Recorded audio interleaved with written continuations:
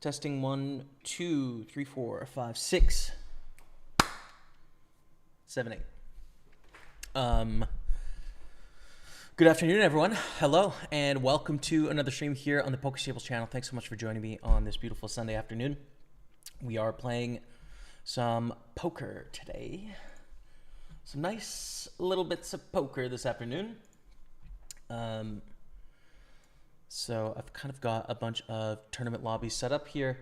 We're going to be playing the 215 Big Sunday, the Super 320, the Super 215, Super 55, 55 Masters, and Super 33. Those are the main six. 109 Sunday Party will follow pretty closely after that. Probably some $100 spins as well. The three-handed sort of turbo spins. That's going to be the plan. So looking forward to playing today. It's been a second since I've seen you guys. Last two Sundays, I don't know. Last Sunday I was just feeling a little off. Didn't end up streaming. Wasn't sort of like up to it for whatever reason. So happy to be here today. And actually it was weird because today didn't have a great sleep last night. I don't know. Woke up at like 6:30 in the morning. Couldn't sleep. Usually I sleep till like 9 or 10. So woke up, had some food, went back to bed, and then slept like pretty late. Slept into like 12 local time. So yeah, sleep's a little weird, like thrown off today, but we're here anyways, and we're gonna fire away and hopefully get some good stuff going on. Looking forward to playing. The main event has been going on social media, so it's been fun seeing all of the main event hands that are going on, having some good debates about some of those on social media. All fun and games, you know. But I've enjoyed that. So no FOMO on the main event, but it has been fun sweating it from afar. And that's what's up. So let's get some tournaments going here. I'm going to start with the 215 Big Sunday. And then sort of make sure that I have everything in place. So let's start with that there. I need to turn off the sounds. When I'm not streaming, I play with sounds every time. Just FYI, if you're wondering. And I need to open the calculator as well, so I can just have a general idea of how we do today. Okay. So 215 Big Sunday, coming in with the big blind being 18K, that's fine. Next up, we're going to get the Super 320. We're going to put that on table 5.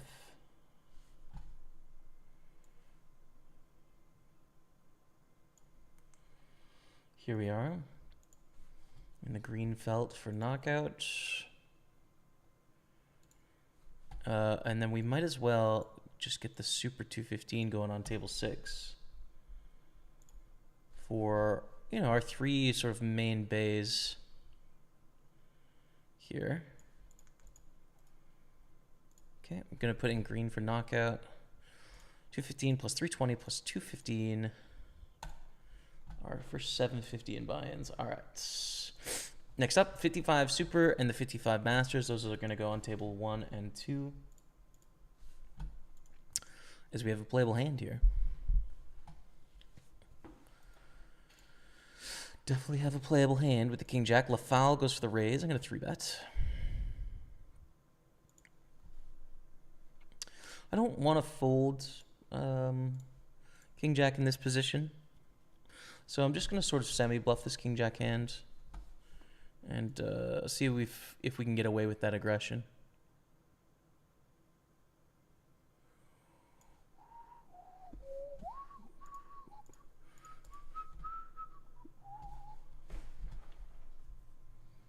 Okay, sweet. So the stream should be starting right now. I just got to start the Facebook. Pop up the chat and we're good to go. So we 3-bet get called from the foul. The bet here.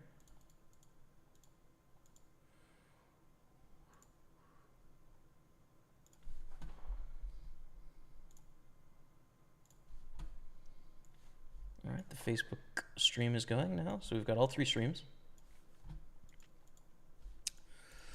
We get check raised from the file, and I think we should fold. Here with the aces, we raise, we see bet flop, get called, turn is a 7. I keep betting for value here with our aces. Nice hat. Thanks, Rebecca. What's up? Mon chéri, Rebecca. Mon amour, I think. My love, mon amour. I think so. What's up? All right, plus 55, plus 55. 860. We're going to raise up King Jack here. PGD in the house. I've heard about some sports betting for fun between PGD and B-Car.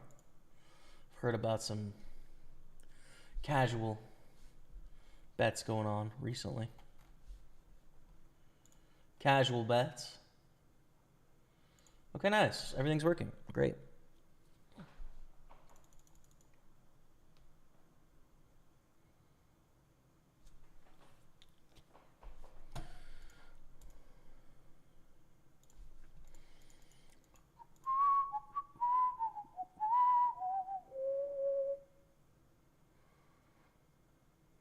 Do we want to bet against Bong Lim 123?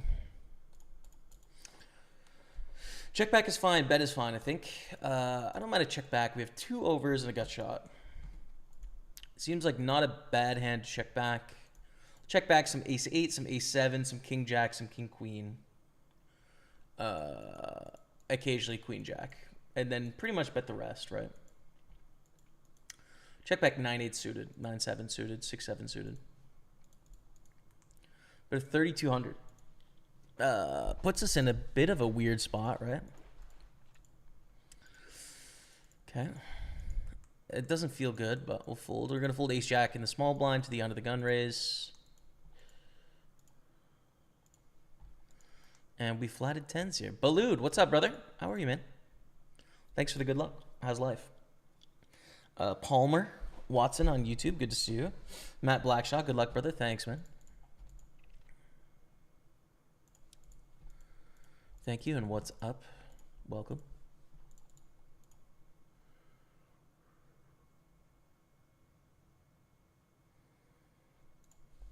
Check back here. This is not so good. What has just happened? The ace is a pretty bad card. We're probably losing. Can we bluff?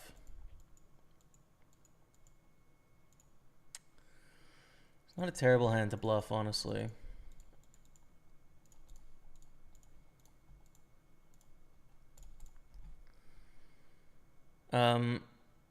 Kings would be a little bit better, but yeah. And then on the river, we don't have to bluff anymore. It's too thin to get value, but we beat like ace queen, ace jack sort of stuff. Ace 7. Definitely trying to bluff a hand like ace 7. Right, like I would actually expect a7 to think about folding there. We flatted under the gun +1. We go for a bet. Yeah, we're gonna have some bluffs with like 10s and 7s, 6s, 5s, right? But yeah, they're giving me a lot of bluffs, essentially, in my range there. In the 320, we bet. They check raise. We call. They overbet, shove the turn. We fold, of course, when the flush completes. It's already like borderline in the first place with our top pair, whatever kicker. What's your starting stack at the 215? $1 million. Yeah, just a starting stack. Most like big main event tournaments on PartyPoker start with $1 million. And then a lot of the daily legends start with 50K.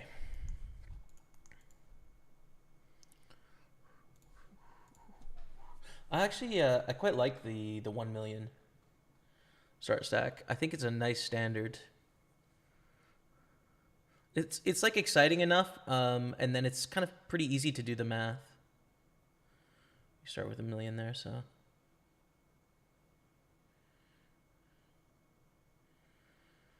Wouldn't it be nice if England won the Euros and Canada won Copa America? One big piss up at your house. Yeah, that'd be crazy. I'd love that.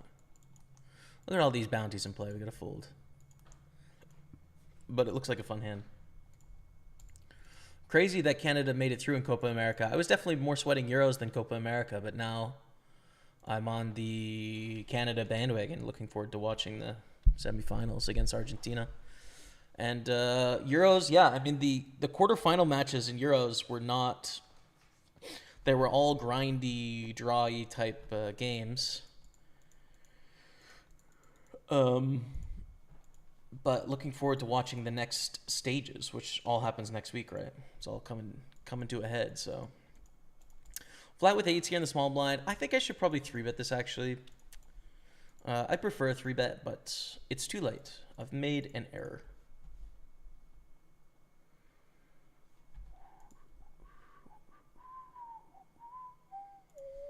And we fold.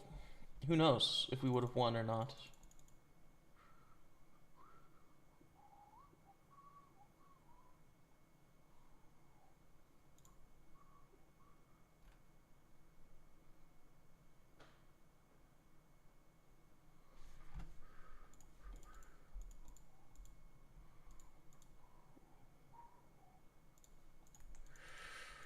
So, going to flat here because I don't want a 3-bet call on the stack depth, and I don't want a 3-bet fold either. So we're kind of in the middle with this hand.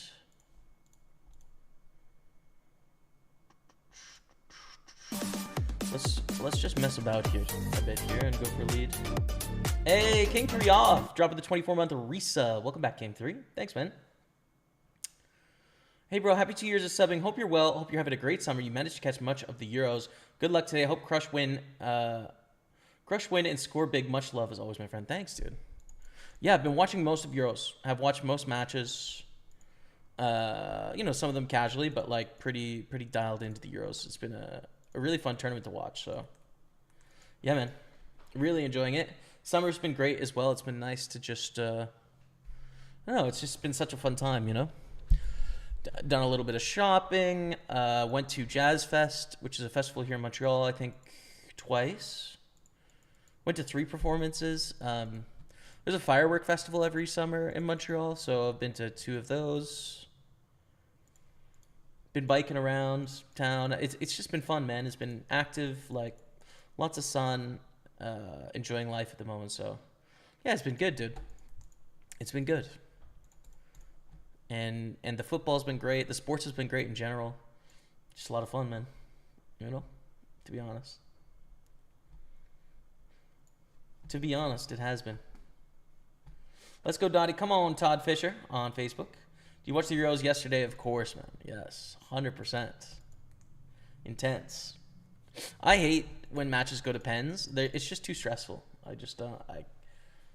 I don't know, man. It's like, the thing is there about it is I think, you know, obviously you're going to score your penalty most of the time. So it's like all downside when you're watching pens, right?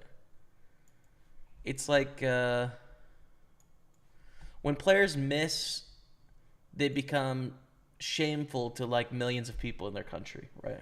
Like they let down millions of people. And that's such a brutal thing. Just because of the way, you know, you make 80% of them or what, 75% or whatever. So yeah, it's just like watching people develop shame for the rest of their life. It's like brutal. It's sick. I don't like watching pens, dude. I don't like it. It's tough. But yeah, excited to see England go through, obviously. And I remember the pens from the World Cup, right? Like where England just really shit the bed on pens and the abuse that came from that. It's just not a vibe. They bet 1/10 of the pot here. We're going to call the 4s. So we're going to fold, you know, in theory land, we're going to fold about 10% of our range, approximately. So any ace high, any pair is not going to be part of that 10%, right, to that sizing. Now they bet half pot, and again, in theory, we're going to fold a larger percentage of our range now, to where we're pretty close with 4s, I'd say. but we'll fold. Just in theory, again, right? Like, it doesn't have to be in practice. You can adjust, you can exploit, but that's what theory will have you do. Where are the 3 streams? Facebook, TikTok, and YouTube? No, Twitch, which was always my home for streaming. Grubbucks is asking this on Facebook. Twitch, YouTube, and then Facebook. Yep.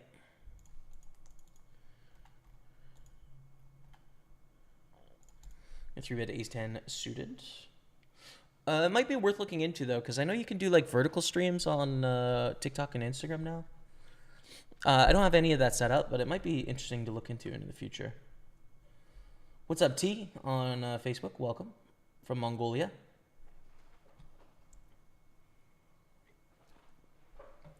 Sunday party tonight. You playing? Good luck, man. Yes, sir. I'll be in the Sunday party. I will be in there playing 100%.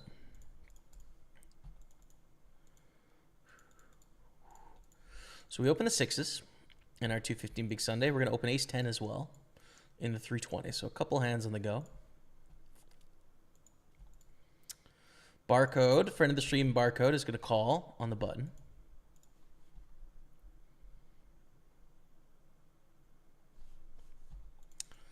LaFowl squeezes, we fold. Open ace 10, call, and then a squeeze jam for 20 blinds. Now this is a half stack with 1 bounty, so we need about 8% less equity than normal to get it in here. Heads up, I think we have that, right? In that we're going to be dominated by other ace-X quite often. The thing that makes this tough, though, is this flat, right? Like, this is going to have some hands that definitely beat us. Once this player shoves, I think it's fine to fold, but really close spot with ace 10 there because of the size of that bounty and stack. Seems like the edge, like ace-jack is obviously an all-in. Good illustration of, like, you know, we don't need much equity, and he actually would get it in ahead here. King-queen wins, though, against 8, so it doubles up to 44,000. Balut, 31 drop of the 51-month resub. Gets the love of the chat for your boy. Balut, thanks, man. Thank you very much. Nikki Nevin. Hi, mate. How you doing? Things are great, Nikki. How about yourself? How about yourself? Yeah, things are good. Open the 6-5 suited. Thank you, Marion Kozma, for the good luck. Hello. Welcome, welcome, welcome. So we have room for one more table. Might as well get the Super 33 going as well. I'm going to add that up on table 3. Get us to a full 6 tables. We're going to fold the 3-8 here.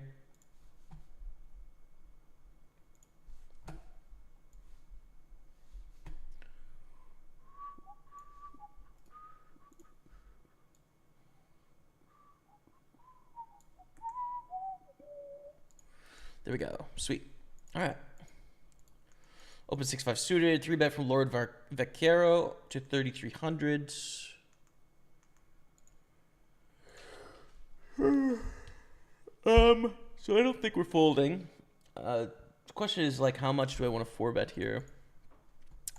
Probably not a lot, I would say. I mean, in theory, some, for sure. But I'm just going to call this time. Flop is 3-7-9. A kind of disguised good flop, right? We have a double gutter. We have 8 outs to make a very strong hand here on a flop that our opponent is not going to hit very often.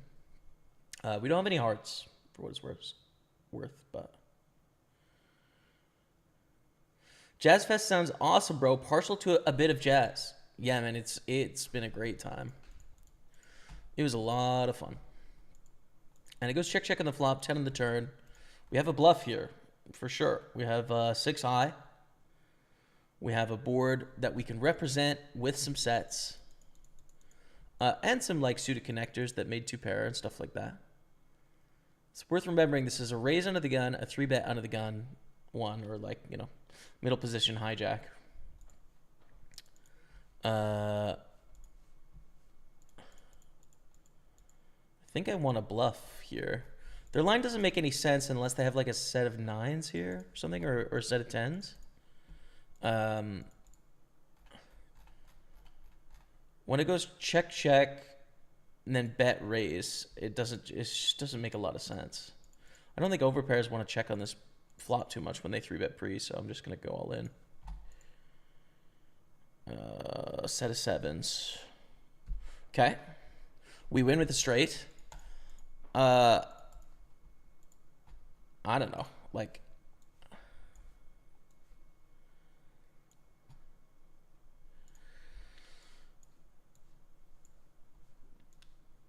I think it's a weird line. Is there a justification for it? Maybe.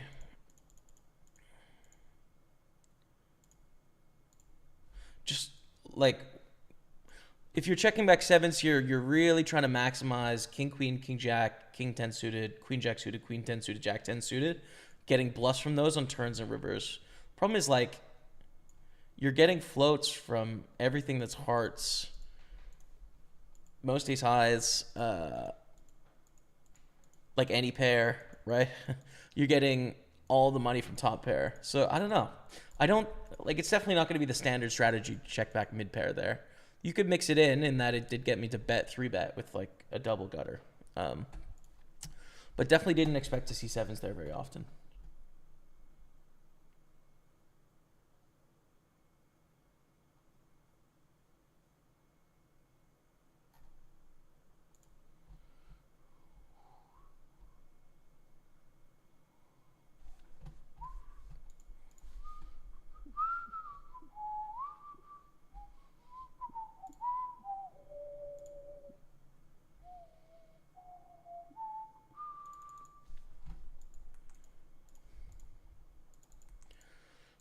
We got a 4-bet here, especially with this bounty in the big blind, for sure. It means this opening range is wider. It means this 3-betting range is wider. It means ours get to be wider as well, you know? Hi, Jamie from Mongolia. What's up? Genbatar. How are you? I am using OBS Studio, yeah. 10s against Queen 9 here. Queen 9 has made a strong hand. We're going to re-enter for another 320 bucks there, unfortunately. Back at it again with the white vans.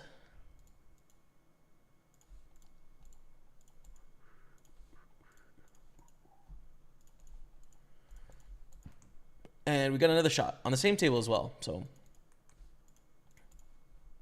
bounty shot. Yeah, Jazz Fest was really fun, Ben. There's a bunch of free outdoor shows, which we ended up going to. I don't know, maybe like 8 or 9 free outdoor shows. You know, you pop in for an hour, they do a set, and then you walk somewhere else, and someone else does a set. So it was a lot of fun.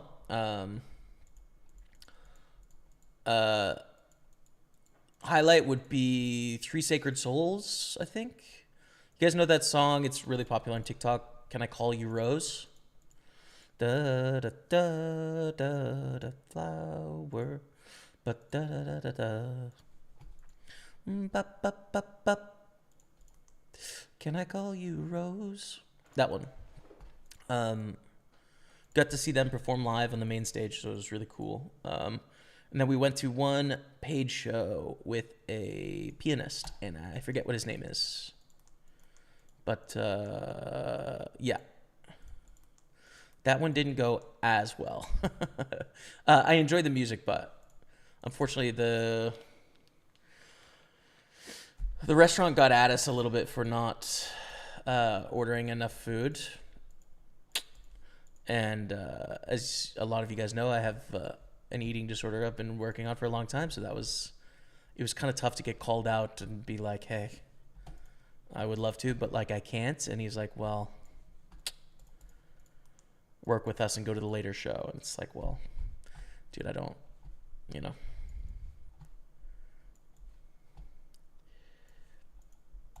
Yeah, it's just tough. It's tough to get confronted about your eating habits, you know, especially when there's such a big thing that you work on. So that was a little bit of an uncomfortable environment for sure.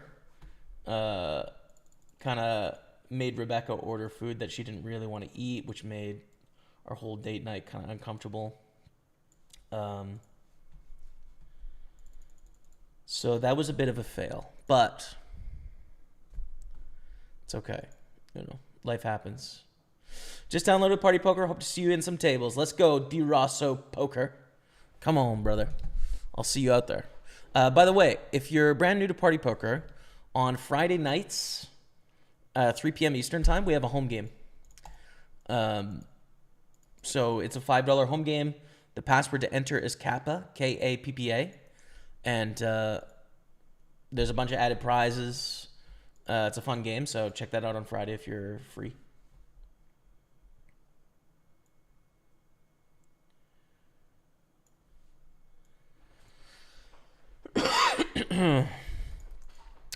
For the 10-5 off, ace 9 is going to be a raise.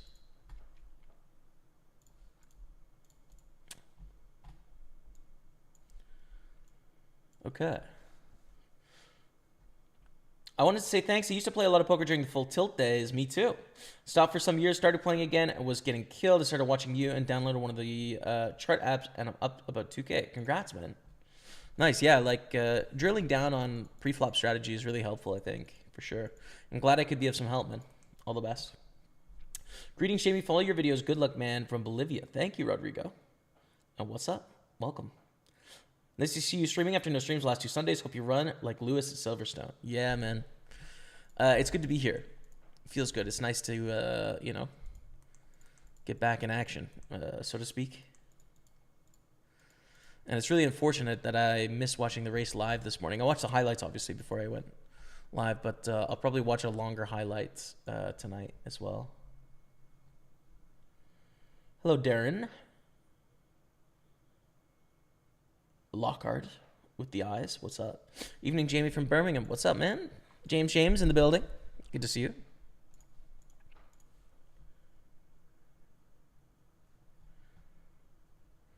Hope you had a good 4th. Thanks. I'm Canadian, so I don't celebrate, but I did. And I actually watched fireworks that night. There's a firework festival I was talking about a little bit, and there's like 8 or 9 displays of fireworks. They're all 30 minutes long, and they're huge, right? Like the really big fireworks. And there's different themes to each of the nights. So the first theme was like musical groups. The second night was Japan. So I think it's a Japanese crew that put it all together and put on the show. And that was on the 4th. So I went to see some Japanese fireworks on the 4th. There's actually one tonight too, which I'll be going to at 10 p.m. local time, which is in 8 hours, unless I, you know, final table something that goes super deep. Jackie's suited. Do I want to raise here? We're really on the edge. I think a fold is better. L'International de Feu Loto Quebec, 37th edition international fireworks competition.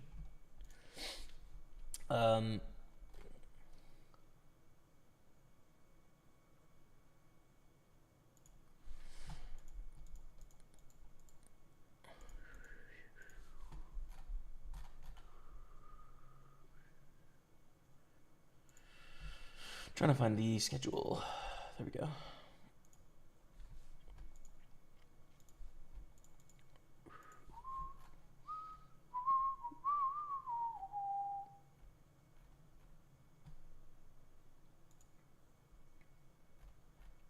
So yeah, first one was tribute to boy and girl bands, which I thought was a weird, I don't know, like category, but sure. The fireworks were great. It was Japan, and then tonight is Italy. Italy is the country that's competing today. Austria next week, then Mexico, then Canada, then France, then a tribute to Coldplay to close out the festival. And that's what's up. So yeah, some Italian fireworks. I don't know about you guys. So my family had a cabin growing up, and we would spend a lot of our weekends and like our whole summer out there and stuff. Like it was really a second home, and I spent about 4 months of my year at this cabin out of 12. There's 12 months in the year, by the way, just in case you missed that. It's true. And fireworks were a thing that often happened for like special events, you know, for holidays and stuff, there would be fireworks. We wouldn't often buy them, but like our neighbors would often buy them, and we would set them off when it got dark. You know, and Roman candles, like just little tiny fireworks. So I've seen them a lot, and I don't know. I don't find like small fireworks that interesting. Maybe because I've just seen them a lot, but I think they're also a little underwhelming, you know? So I'm like, whatever. I'm not going to not see them. I'm not going to not go from like next door, but it's just not really my thing. These are a little different, right? Like these are huge spectacles. They're absolutely massive. And I think, you know, barring you having issues with sort of like loud sounds or flashes or anything like that, they're really impressive. Like, and honestly, you know, I know the meme of taking a photo or a video of fireworks. I've got the newest iPhone, but I took a few like short videos, and objectively, I think like, wow, this actually captures how mind-numbingly big these things are, right? Like how all-encompassing they are. So I don't know. It's actually quite enjoyable, man. That's the thing I feel like with fireworks, they have to be big enough. If they're like really small, it's an underwhelming experience. But if they do it huge, it could be great. So yeah, that's how I feel about it. We're gonna 3-bet the kings. What do you guys think about fireworks? I'm using OBS, Jules Alexander, to stream. Yeah. I need my proof of address to reactivate my account and come play against you at Word. Yeah. Every poker site's got that stuff nowadays, you know, just with the way it is. Thought you were a Brit, but since you're in Montreal like me, can I invite you for a beer? Yeah, man. I'll be out and around for sure. I'm not a huge beer drinker, but I'll definitely have some wine or some gin with you. I'm down. Down to hang.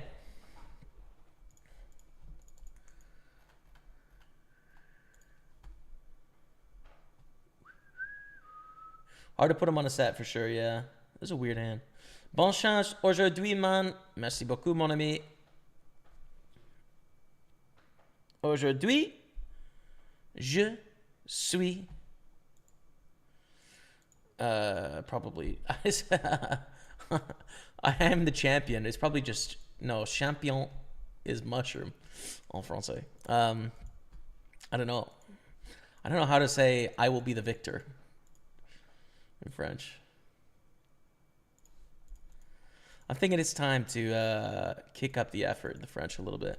It's time for another class here in the fall. Just need a little bit more info on what's going to be happening with Party Poker, what schedules and series we got going on, but I think it's time for another class or at least some intensive study. Ian from Manchester. What's up, Ollie? How are you, my friend?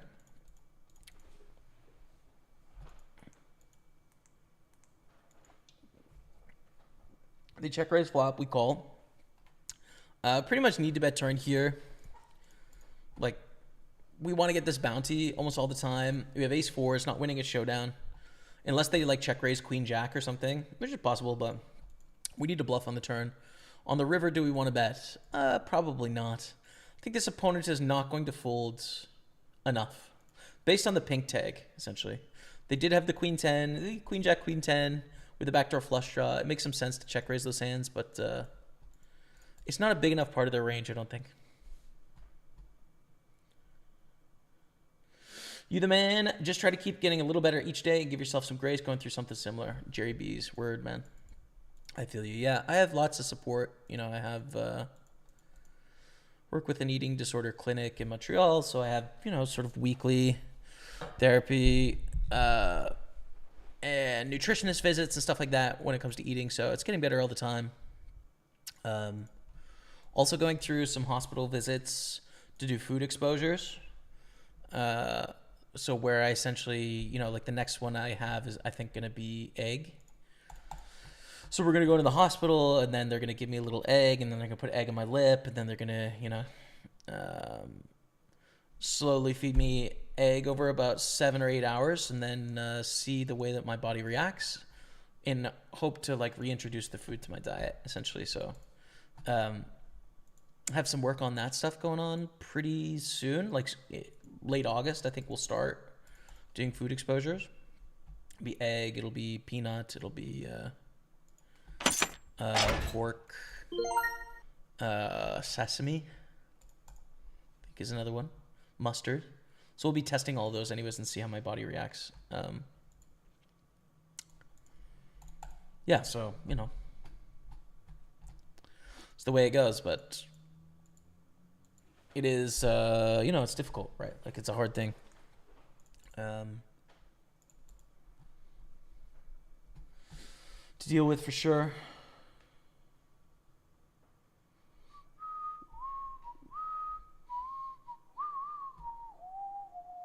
We spent the 4th in Key West, Florida. That was awesome. Nice. Hope it was great. I'm going to bet 8,800 here on the turn with our open-ender. How do you play so many tables at once and manage to concentrate properly? A lot of the thinking, I think, of most poker hands ends up being like pre-flop decisions, right? You're not actually in that many post-flop decisions at the same time. So most of the time, you're dealt a hand that is just not playable, and once you see that, you could throw it away immediately, and there's no sort of thinking that needs to be done. So just when you practice and you get pretty good at playing a lot of these spots and sort of knowing a standard pre-flop range, it makes it easier to sort of play. Do you want to bluff here? Probably not, right? Like, we're not going to successfully bluff ace high in this spot. And we can't value bet a king high, so we should just check. And then probably bluff when we have like a non-king or ace high, right? That's what I would think. Okay, we're going on a 5-minute break, but I don't need it because I have a drink. I think Rebecca's going to make lunch at some point here soon, and probably Rebecca, who is listening to this, I'm sure. If you just don't mind bringing me down a drink when you bring that down at some point, then I'll just stay streaming, I'd say.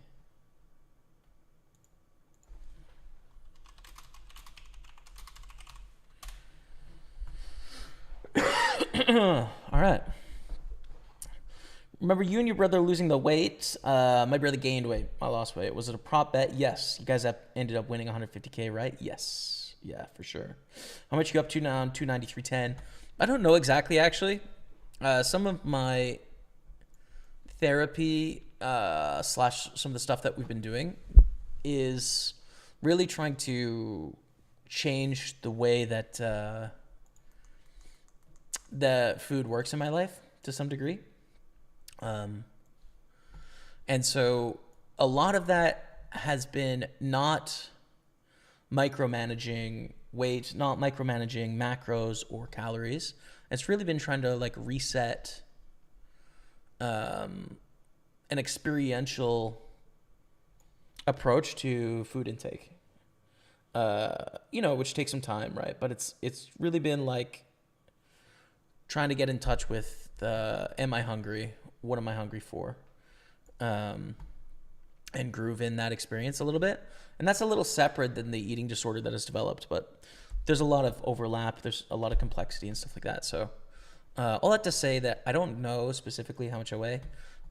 And being overweight is not a metric that, well, I don't enjoy the weight that I'm at, but the process to being holistically from all areas healthier, the approach doesn't come with tracking.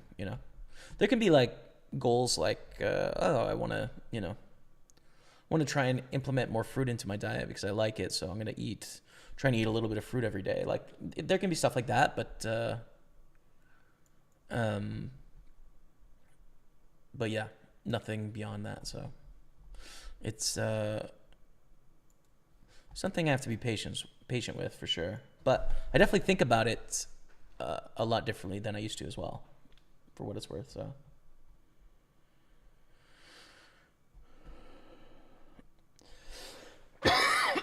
Excuse me.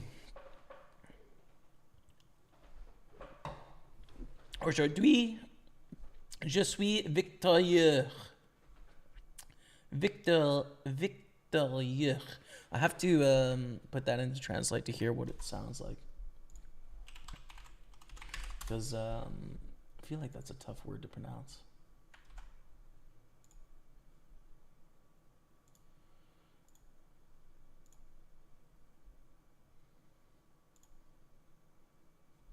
Victorieux. Victorieux. Aujourd'hui, je suis victorieux dans le poker.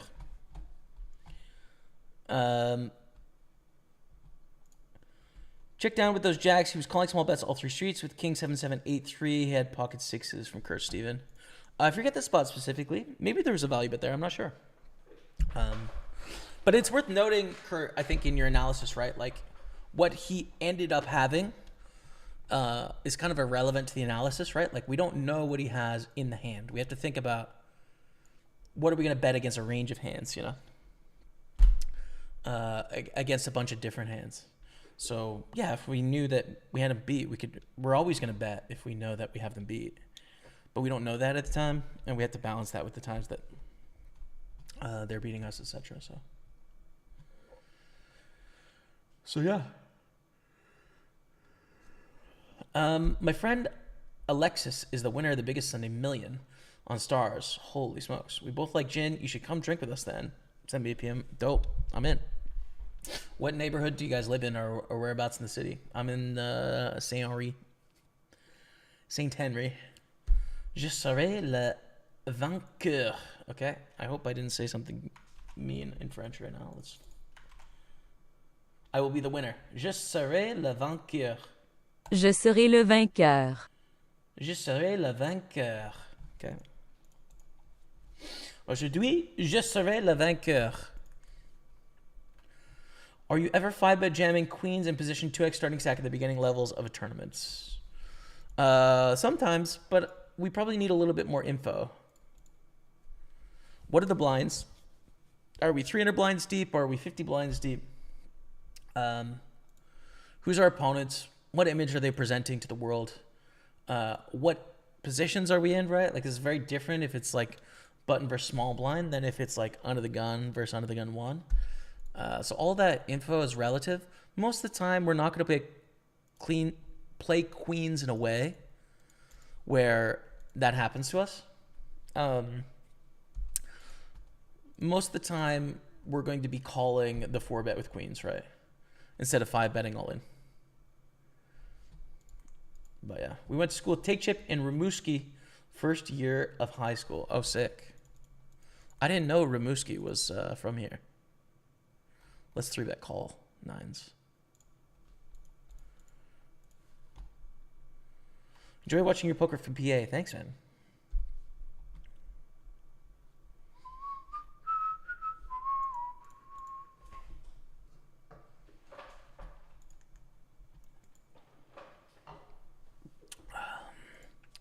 So we're 110 blinds deep here. We cover for a bounty. Do we want to get this in pre against a big blind 3-bet? I think so.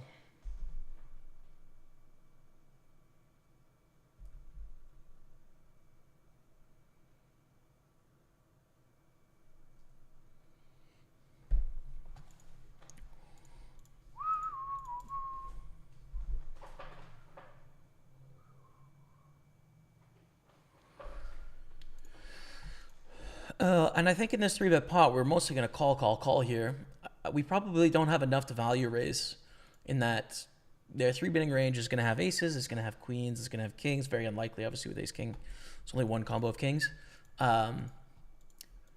There's not going to be enough like king-jack where we can like raise for value and then call off, right? So I think it's just call, and then call on the river for sure on the ace, and then just lose to queens because like people don't bluff. But yeah, we're calling. We don't know if people don't bluff, right? Against some people, we could just fold the river because they have queens every time. But you can't do that against the population, so we just call. And lose to our 5 combos of sets, you know. And there you go. Sometimes it's 7-6. It be what it be. It do what it do. We get the bounty. Beautiful stuff. For the king deuce.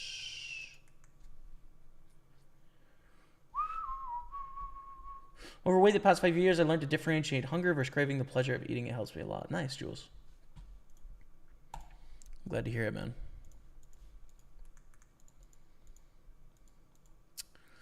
Yeah, I think in my history, like my food history is like really complex, and I think, you know, obviously if you are on social media, everyone's got ideas about ways to lose weight or to manage their health in various ways, and through working with this clinic I've been working with a lot, they tend to generally disagree with a lot of it, a lot of the general advice.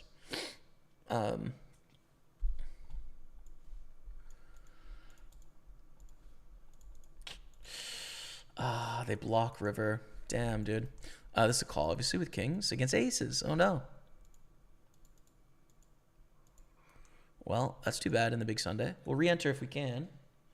Looks like we can, and I think we have to fold the river here. D. Williams dropped the 29-month resub. What's up, D. Williams? Thanks, brother. How are you, man? 100. It's not 29 months. It's 104 months. Yeah. What am I talking about? 29 months in a row. D. Williams, an absolute OG, was here in the very beginning months. Has been through it all with us. Thank you, brother. Appreciate your support. 104 months subscribing here. Granted, right alongside you today, buddy. Let's kill it today. Let's go, Kayla. Come on, man. Let's go. Let's go. Kayla is some interesting lore. A lot of people watching the stream won't know the Kayla lore, but some guy said, hey, my girlfriend's name is Kayla. Can you, she's sleeping, so can you whisper? I was like, Kayla, we have aces. Right? That was the story. Kayla, wake up, we have aces. I think it was General Stonewall, but I don't know. I think it was, no. It was someone else, right? Okay. But then later on, that girlfriend cheated on him, and they broke up.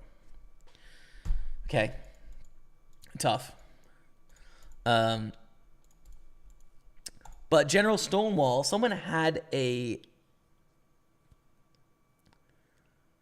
I think it was a sister that was blind, I think, which obviously doesn't make a lot of sense. But we changed the Kayla to that Kayla. We swapped out the girl and put in a different Kayla, and that became the new Kayla. So that's the old lore on that story. That's going back 9 years now. That's an old one. It's true. Maybe 8 years for that story, but true. We lose here, right? We fold. It's a full house. We're a better flush. We lose. What's up, David? Good luck today. Thanks, man. On Facebook. Appreciate you. We fold. We lose. We must lose. Yeah. 9-8, ace jack. This is crazy. You can't be doing this. What is going on here?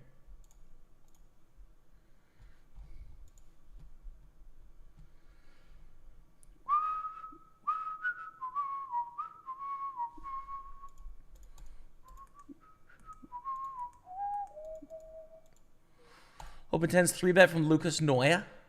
Call. I'm going to call as well.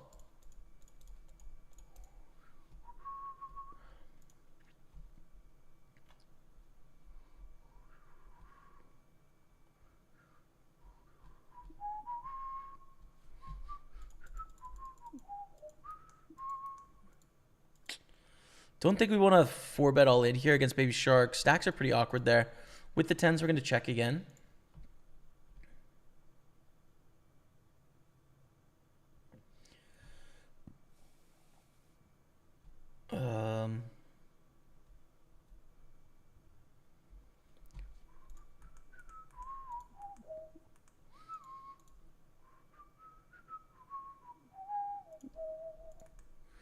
These King Jacks. Well, we were doing pretty not good there.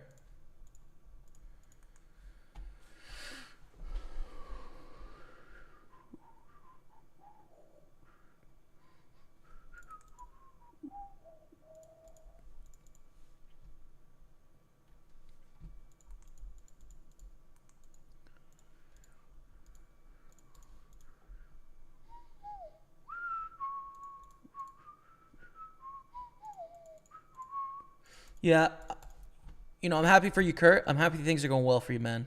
Kurt with a lot of messages on Facebook about his own, or on YouTube, sorry, about his own journey when it comes to health, stuff like that. Like a lot of the things that I am trying to implement from this clinic are exactly counter to like the things you're mentioning, right? Which is like, you're talking about cutting out, foods. That's like a big no-no for me, especially with my eating disorder of ARFID, where like I cut down my food to about 5 or 6 ingredients. I have an extensive history of like extreme diets, dating back to when I was very young. So like none of my approach comes with cutting anything. Which, it's like counter to, everyone is essentially like micromanaging their own sort of diets. And there's a lot of ways I think to find success doing that, but I think our approach is trying to sort of retrack the body and the mind to where it like micromanaging through the use of willpower or controlling your environment is not the end goal, right? The end goal is like a very sort of long-term, sustainable sort of relationship with food. So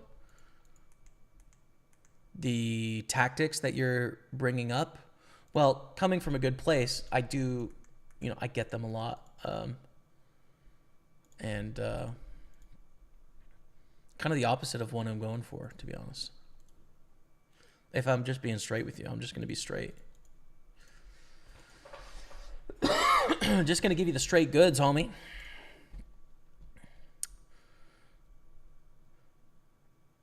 Yeah, the Kayla story might be one of the best stories. Yeah, it was pretty legendary. DG14, let's go, Jamie. Happy Sunday. I hope you had a good session. Thanks, man. In progress. We'll see how it goes. I feel like it'll be good. Why not? Why not us today? Hope you win from Denmark. Thank you, Mikhail Rasmussen. I'm reading a book right now that's somewhat taking place in Denmark. It's called Scattered All Over the Earth, from a Japanese author, Yoko Tawada. And it's like a sci-fi kind of book. I don't really read very much sci-fi at all, so it's rare for me, but it's in this Japanese book club, and it's in this near future where Japan is a lost country.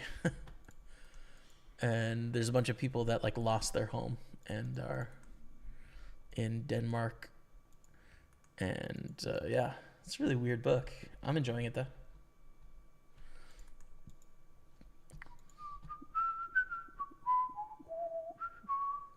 Maybe next year we can plan on doing the WCP. So here's the thing with the WCP, honestly, right? Like, man, it would be fun to go to the World Series of Poker main event because there's so many of your peers down there, right? Like, there's so many people you can chat with, hang out with, grab a drink, grab some food, whatever, right? Like, the social environment at the WCP would be great. Taxes as a Canadian is you're taxed 30% on your upside. It's just not a good deal, right? Like, I think it's plus EV to play the main event. I think you will make money even with that 30% tax on your scores. But you have to want to do it, right? Like, you're not making a lot of money. After your expenses, you're breaking even probably, if you are real sharp in the field. And yeah, so it's just like, I don't know, dude. At this point in my life, I don't have the desire to play the main event. If I'm just being honest, I don't. I do have the desire to play like EPT London, right? Or like a WPT in Japan or something like that. Like, that would be a lot of fun. I do have the desire to play live events at like Playground Poker, or Niagara Falls or whatever. But yeah, I don't know. The draw just isn't there for Vegas for me, and like, it doesn't make any financial sense, right? I'd rather go to so many other places. If I'm honest with you, I just like.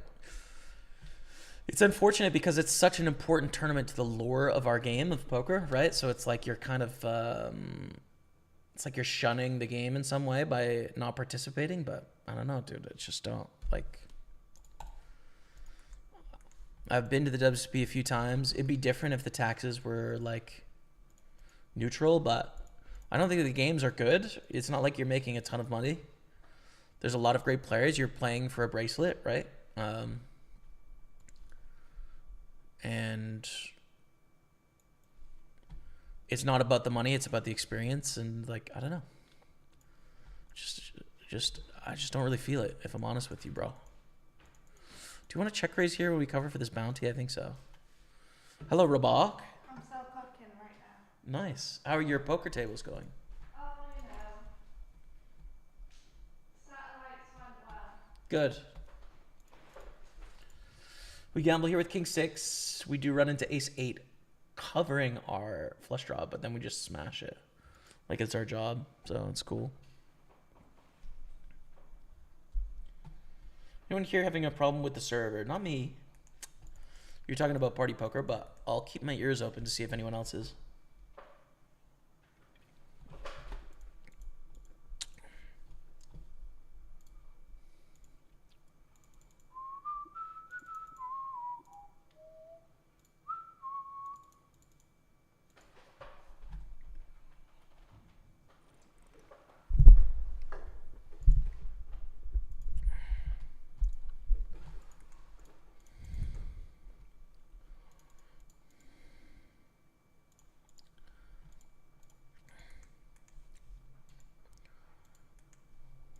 Wow, nice.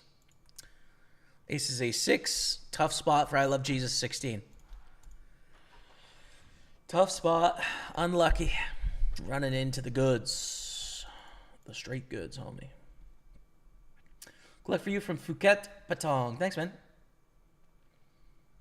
Thank you very much.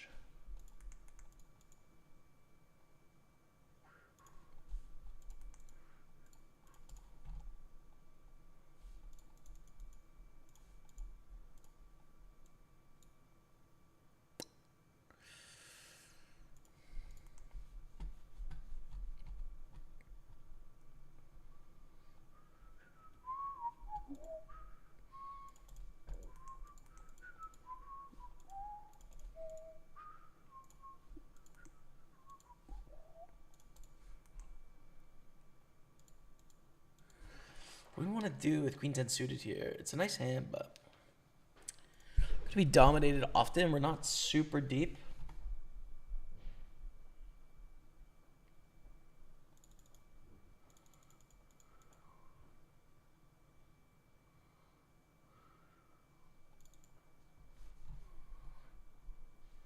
Good luck from Croatia. Thank you. Thank you very much. Dynamo 89. Speaking of places I'd like to travel to, I want to go back to Croatia, man.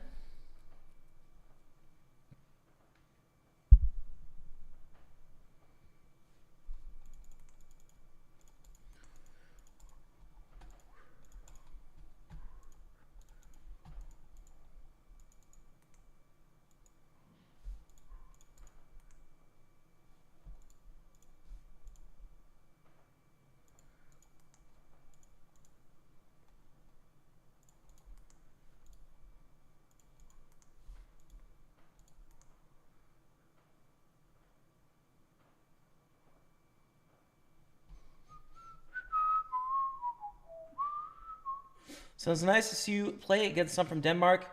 You're a good poker teacher. Thanks, man. Yeah, I do play against the Danes regularly.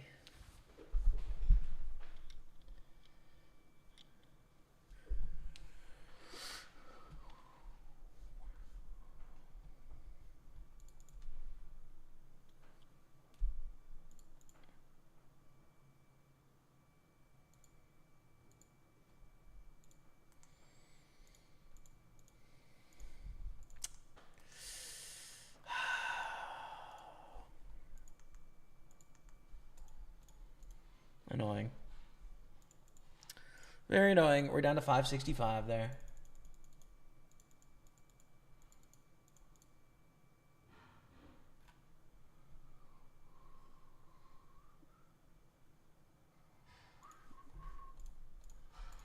French elections today. Big moments.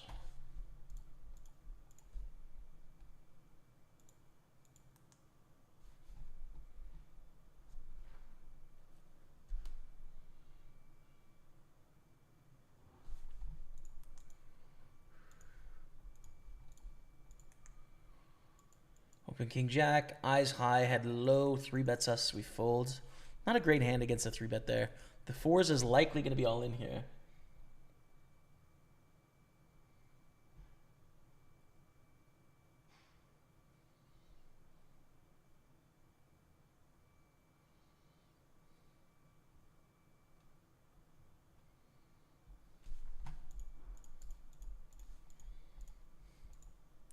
Here we go. Beautiful. We got a bounty in play.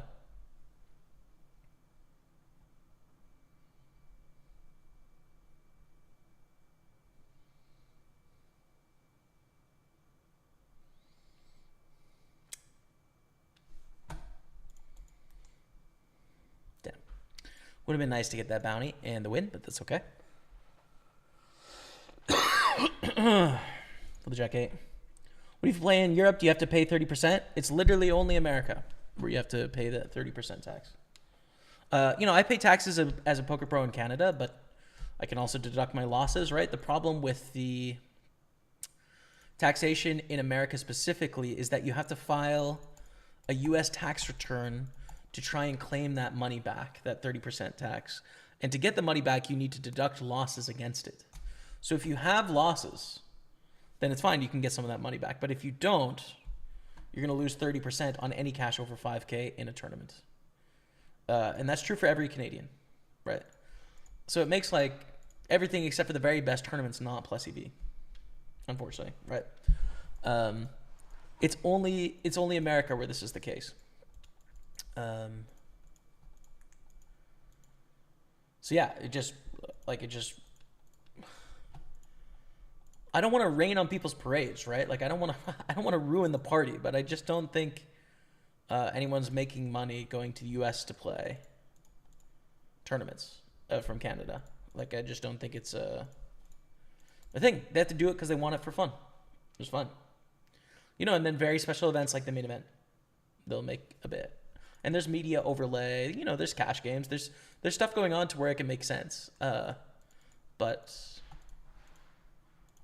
if you're doing it for money, like literally any other country is going to be a better choice.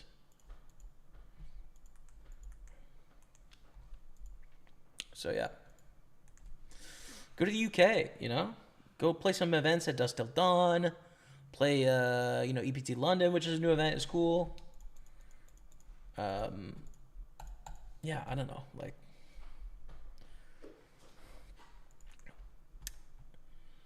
that's why I think about it anyways. That's how I think about it. What's up, J-Man? No WCP this year. Yeah, we were just kind of talking about it. Don't really have a desire to go. And then also taxes are brutal as a Canadian at the WCP, at any U.S.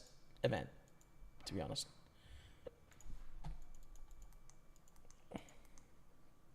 Ace-Jack's pretty good.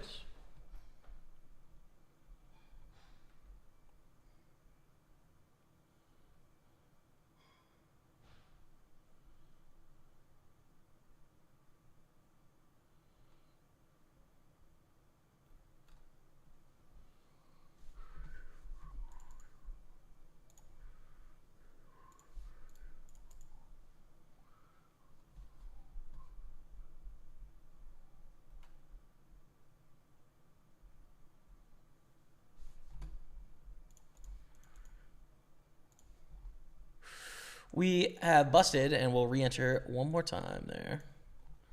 Unfortunately. Don't enjoy torching my $215 in there time after time, but here we are again.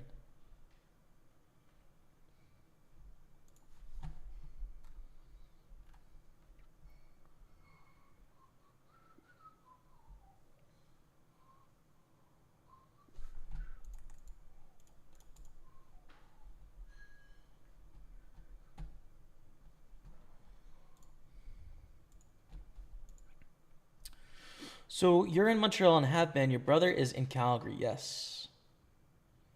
He's in Calgary, yeah. Where in Canada did you guys grow up? In Lethbridge, which is 2 hours south of Calgary. It's a town of about 80,000 people in a province called Alberta, which is like central west, basically.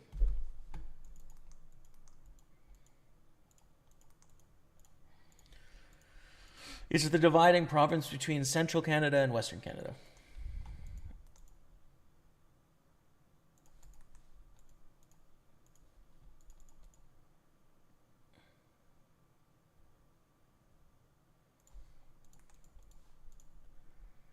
I don't know. It's kind of like the way that Canadians talk about the country and split it up. There'll be the maritime provinces, which is like, the 4 provinces, in the eastern part of the country, that are sort of on the ocean.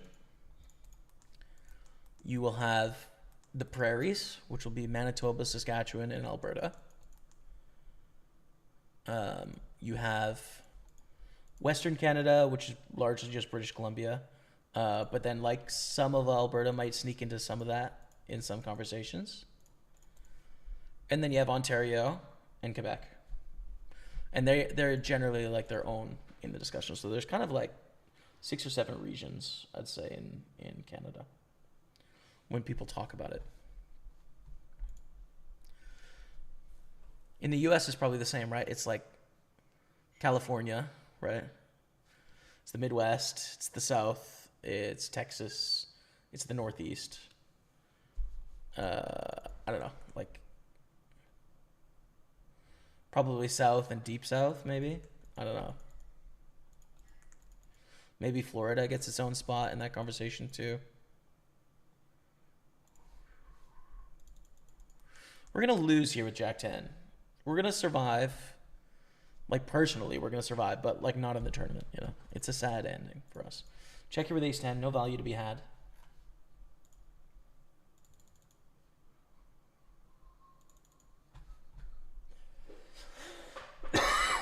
$15 USD hot dog, yeah.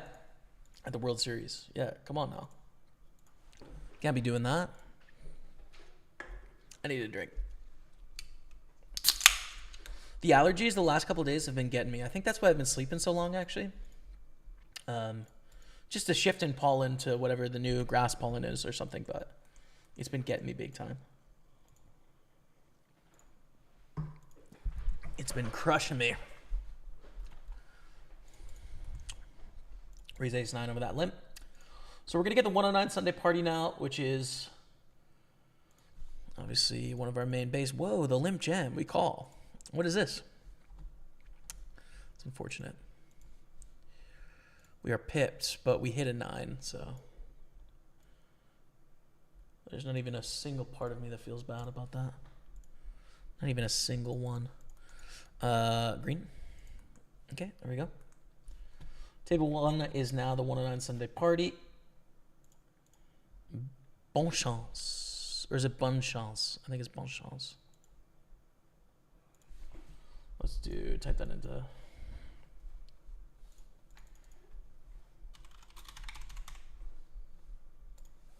Oh, bon chance. Works, right? Or is it bonne chance? I don't know, man.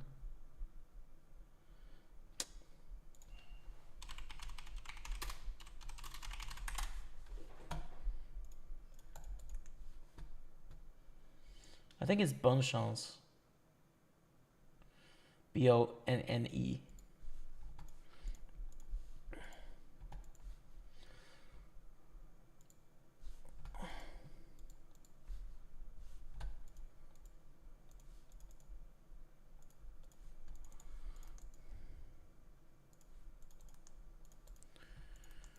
3x raise. We're going to call with queen 8. It's not a great hand, but we're 100 blinds deep. Probably can make it up against the cutoff, Probably.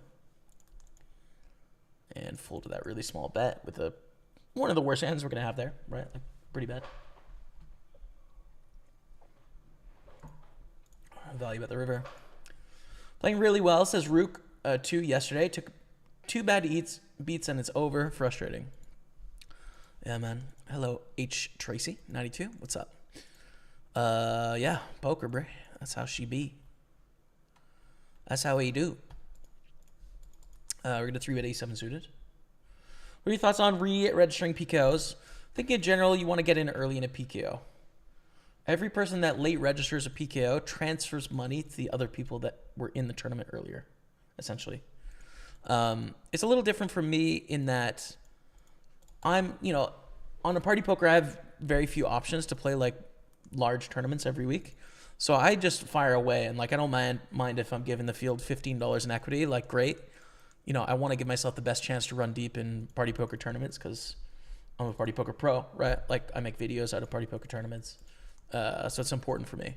So like you'll see me re-enter PKOs at max late reg. When it comes down to just like pure dollars decisions, I don't think it's a good decision. I think in general you want to be in PKOs pretty early. First level, first two or three levels if you can. Doesn't mean there's never a reason not to. Like you could still be profitable in a tournament even late registering. It's just not the best option. But it's a decent rule of thumb. Like you want to be in there. Yeah. Fool the river. Oh, we just can't get anything going in this big Sunday. Just lose every pot we play. It's too bad. We're in a good spot here in the Super 215 though. Great spot, you could say.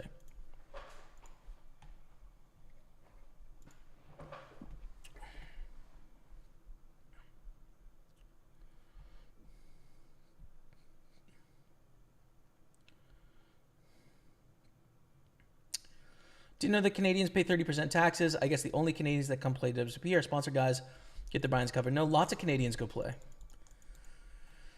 They just don't really think about it because they're like, well, if I win the tournament, I don't mind paying 30% tax, right? But it's, it's a short-sighted mindset, I think, right? But lots of Canadians play, not just the ones that are sponsored. I mean, like hundreds and hundreds, like thousands over the series, of course. But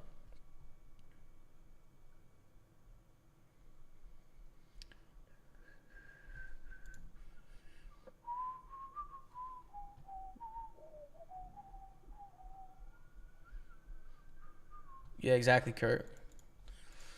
Exactly, man. I mean, you just have so many other options. Like, I pay tax on poker income in Canada because poker is like my business, right? So I wouldn't mind paying 30% tax in the US on my poker income, but I would need to deduct it against my other, business expenses, right? Like, I don't want to have to pay double, essentially, right?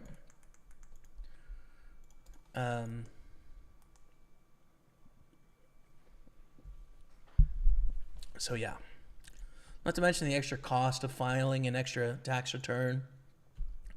You're not going to do it unless you're going to get like, I don't know, 6 or 7K back because it's going to be expensive. You have a 1.5 year wait time on getting the money back. It's just makes selling action a huge hassle. There's just nothing useful about any of it.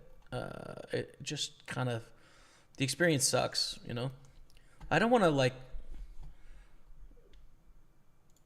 crap on people's parades that love going to the World Series and it's like the poker dream for them. Like, go for it. Do it, man.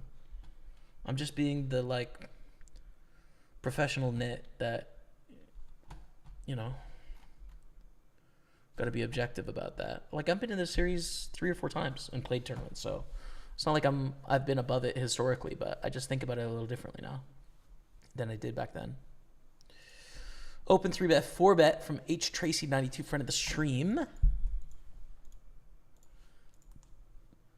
I don't know, we probably gamble, right? For 90 blinds, 83 blinds.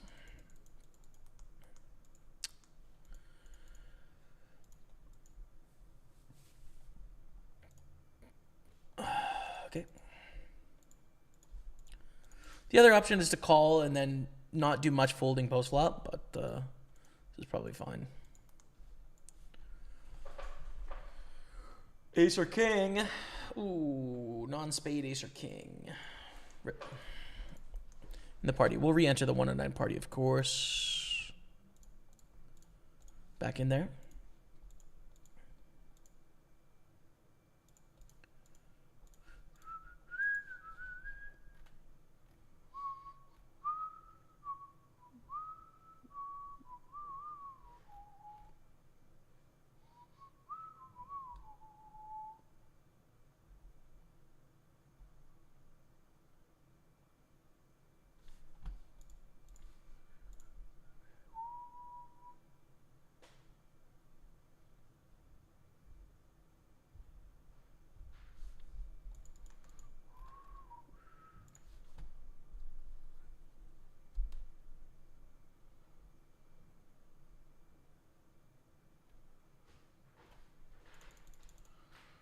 Oh my goodness. Guess what time it is?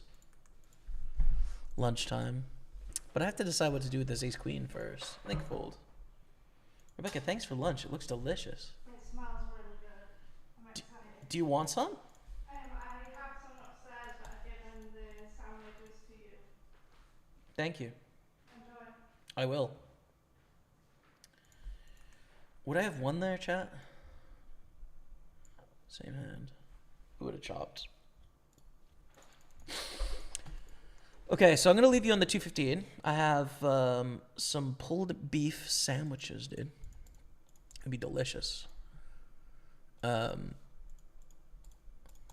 I'm gonna eat that now, so we can get focused for the rest of the session. I'm gonna take off my face cam here. I still will see your chat, and I'll catch up with the chat after I have lunch. I'm just gonna chew away in peace, okay?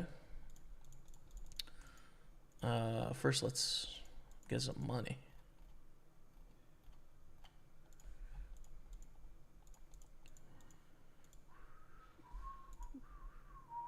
It's a really bad turn.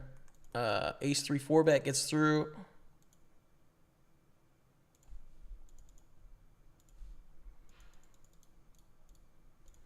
The river.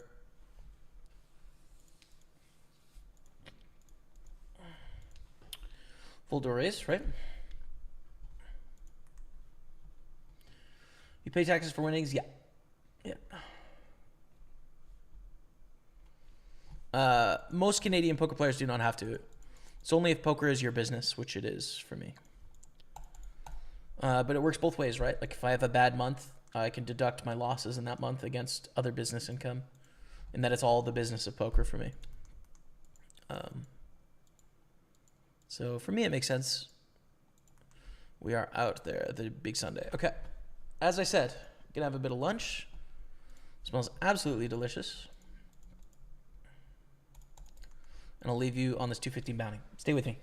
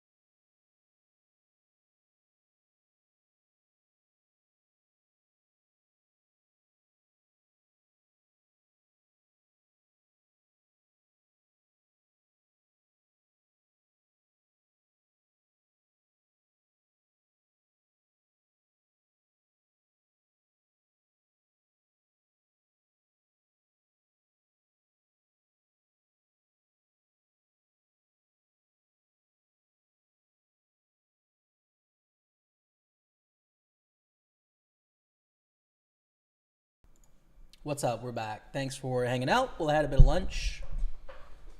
It was a big lunch, to be fair. It was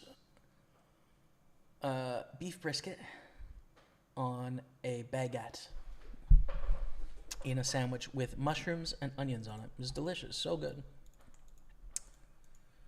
So tasty, but, you know, chewing a baguette,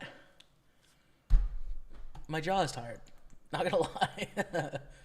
LaFowl goes to the open here. I don't think I want to 3-bet all in, so we're just gonna fold. Still a good stack in the Super 215. We have 4.5 stacks in the Masters, which is great.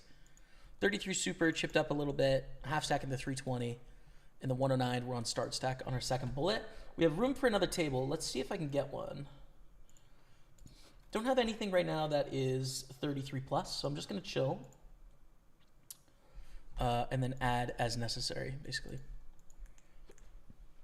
Excuse me.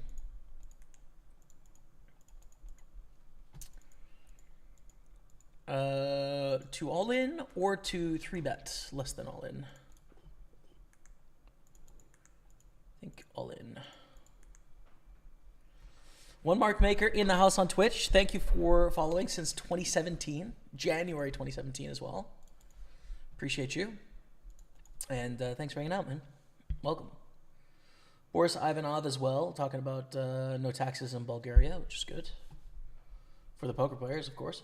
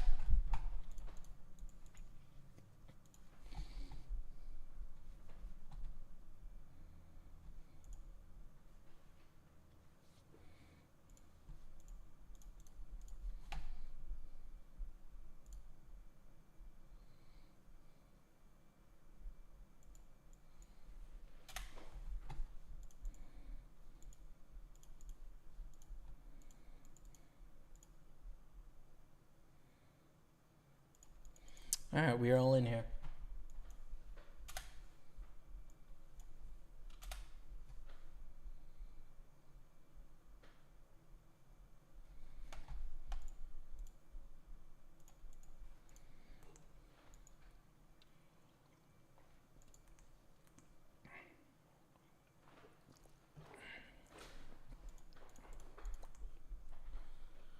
I don't think we're going to win. It's an interesting flop, right? GG. We're out of the 320. Until next time there. Sayonara. The Jack 10. Let's go back to our 215 Super here. Super duper super.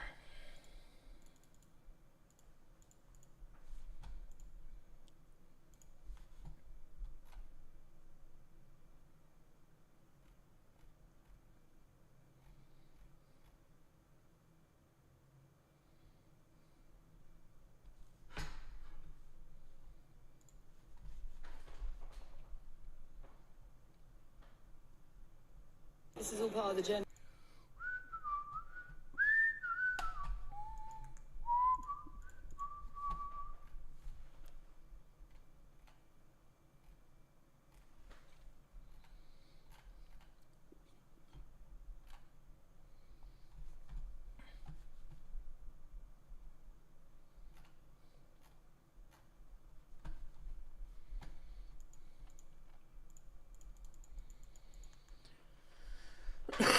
Excuse me.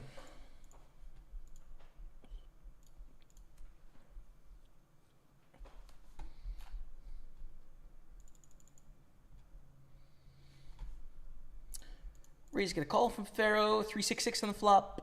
They're gonna have more sixes than us. Do we want to bet King 8? Probably not, right? The hands we don't want to bet are hands that aren't gonna get much better hands to fold. King 8 is kind of in that category, I'd say. They pot the turn. All right. We're out of here.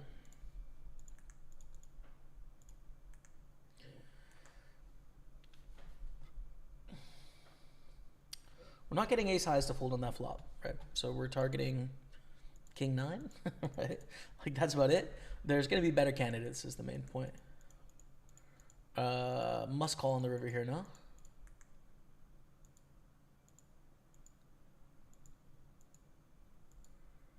Yeah, must call. Must call, must call. Range is too wide. We chop. I don't know if they're bluffing or value betting there. I don't know. Can't tell you. Raise 3-bet. We 4-bet all in. $50 bounty in the Super 215. Come on. Against Ace King. We love being in flips when we cover for a bounty. It's great. It's such a great deal. Let's go. Beautiful stuff. Okay. So $50 bounty coming our way. Is that our second or our first? It's our second. So we have $100 in bounties. And we're up to 184,000, 3.5 stacks, which is great. This opponent bet really thin last time, you got to remember. Very thin.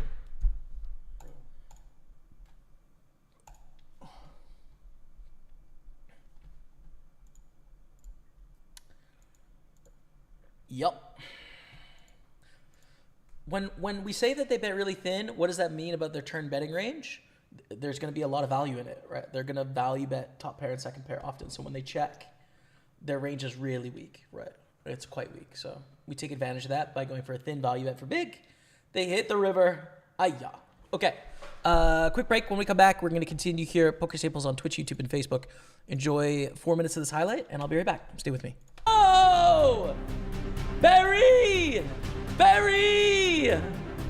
We survived! Barry! You know, I was a streamer at the time, which made things a little different in that my incentives were to play exciting poker tournaments, not necessarily like figure out how I can maximize my dollars on the table. Oh, huge suck out for 50 bucks. Let's go. Good luck. Jacks against fours for a lot of chips, to be honest. Just frankly, quite a lot of chips. We get it done. Beautiful. 280 in the 215. And ace queen suited. 13 pay, 11 to 25 in this knockout. Having a big stack's pretty important in a knockout too, so likely willing to play this pot unless something crazy goes on.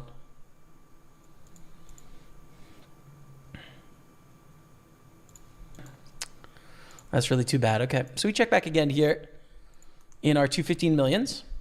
One of our two 215 millions. And they bet 9,000. I think we could raise for value here. It's going to be some queen jack, queen 10, queen 9 sort of hands. I think we can try and get value for that. Guess what, Maria? I've got the goods. But do I want to flat or 3-bet here? 3-handed.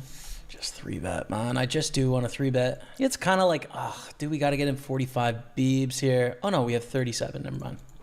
We're good. Rumble in the jungle.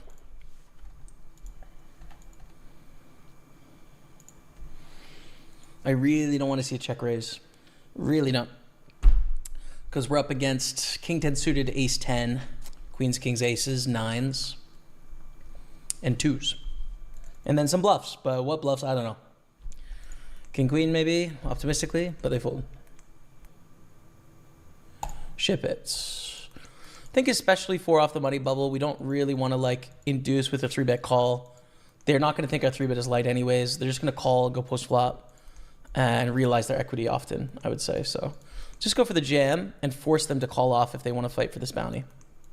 With ace king specifically. And in the big blind specifically, it's different in the small blind as well, for sure. We're on the bubble here, soft bubble, 3 off the money, 12 of 16, 13 pay. My brother Matty Ice is still in here too.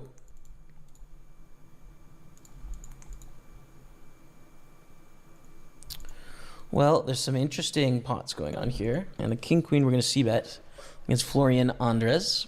They call in the big blind. So queen 10 possible, queen deuce suited possible, 10 deuce suited possible, deuces possible. The rest, they don't do this. So I think we want to fast play here and that they're going to have a lot of king jack, jack 9, heart draws, and then just bluffs here. And we don't want to give free equity to those hands, I would say. Yeah, we fast play. Good luck. Take it. Sweet. Ooh, we are 2 off the money bubble here. It's a beautiful hand. I don't think we can fold, but like I don't enjoy opening this because they can just slam dunk it on me. We do get dunked on, so we have to fold. We 4-bet all in with ace-king for sure. They're going to 3-bet fold often in this bubble situation, so that's fine. At least we're back to 350 here, which is good. In 10th, we fooled that. Oh, we made the money, by the way. I missed the bust out, but here we are.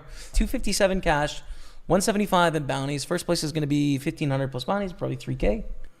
Call for 16. Sheesh. Look at that 243 bounty, dude. How do we get it, though? We just can't, realistically. We can't get it. Like, you go pot, it's just like always a 10 at least. It's just not, like, we're just not going to balance that with bluffs. I wish we could, honestly. I wish we had that in the bag, but I don't think we're going to be able to sell it. I think we're all in against Florian. We cover for a bounty. A really good reshoving hand here. Good luck, us. Please fold, Florian. Please, folds. I don't want to bubble this final table, Florian. Folds. Thank you. Let's go.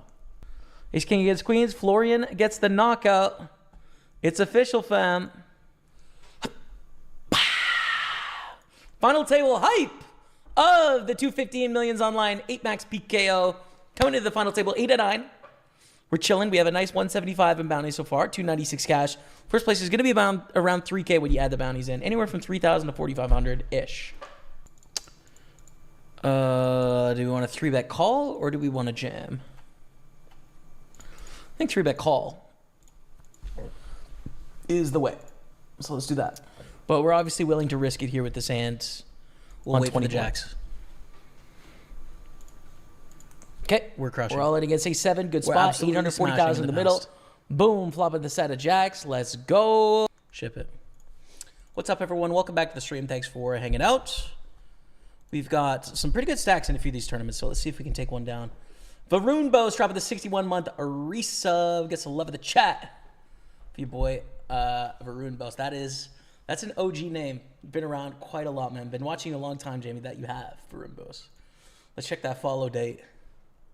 July 22nd, 2018. But I feel like it's even earlier than that, to be honest. Hope you're happy both mentally and physically these days. Good luck on the grind. Thanks so much, man. Thank you. Yeah, things are pretty good. Of course, there's always room to grow, but no complaints at the moment.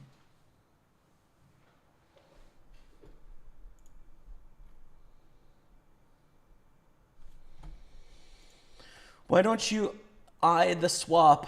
What does that mean, Motig? I'm guessing WSOP, something about the World Series. Didn't want to go, really. Taxes are bad for Canadians, and kind of just preferred to do other things, if I'm honest with you. Which I'm being honest with you. I'm being straight with you, brother.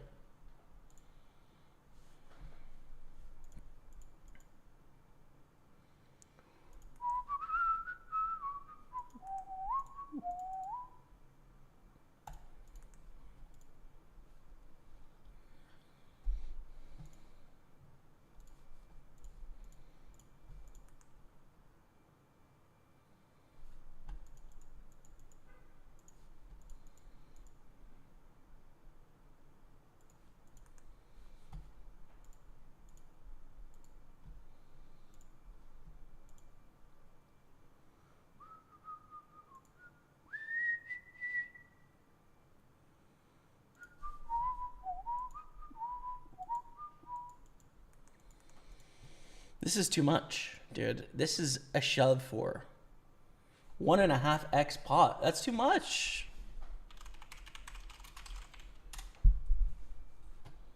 Simply too much. Sorry. Can't cope with that.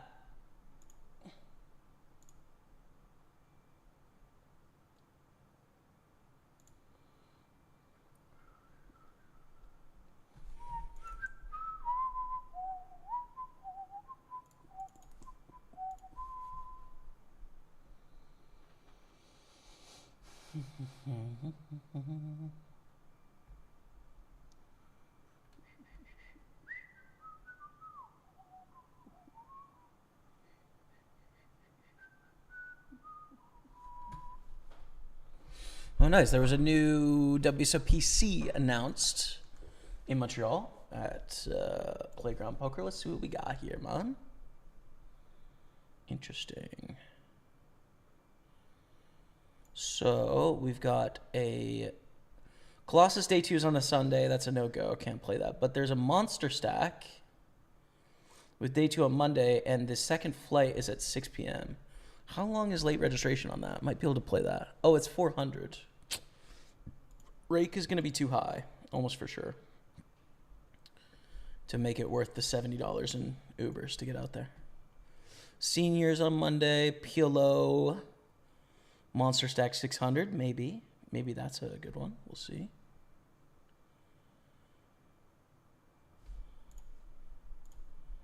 What else we got? Mystery Bounty Tuesday at 11. I always got so much going on Tuesday, but Tuesday and Wednesday, possible. 800.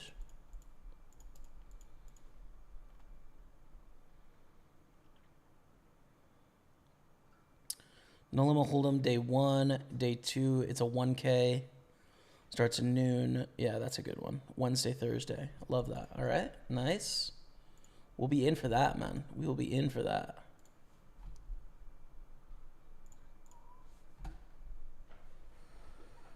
And then the main event is Thursday, Friday, Saturday. I'm guessing Sunday is Day 2. Yeah, can't play the main. So it looks like there's an 800 Mystery Bounty and a 1K on Tuesday, Wednesday, Thursday. And then a Monster Stack on Sunday, Monday. But that's a 400. There's a few things. Anyways, there's a few things. There's a PKO on Tuesday, September 3rd as well. Oh, there's a high roller. Beautiful. We can play the 3,300 high roller.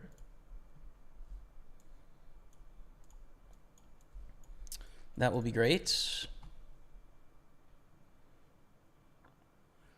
Nice. Okay. So we got a few events there. The end of August playground.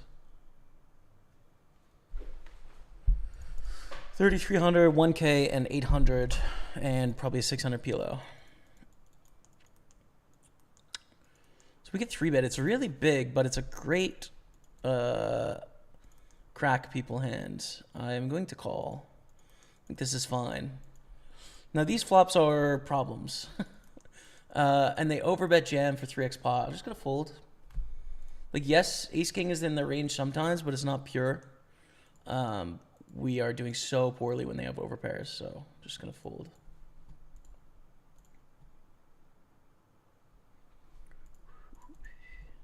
We might have been bluffed. We'll never know, but I don't think it's worth the risk there, I'd say. Even flopping top pair, I think it's just pass and move on. All right, nice. We have a 109 bounty, 7 max.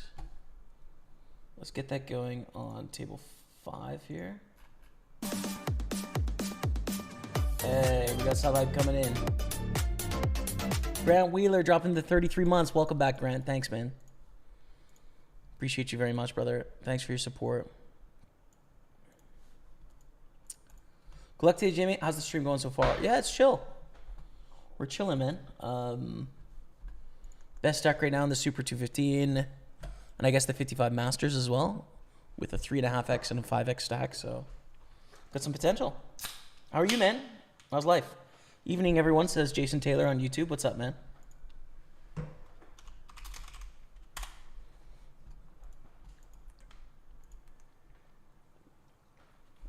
All right.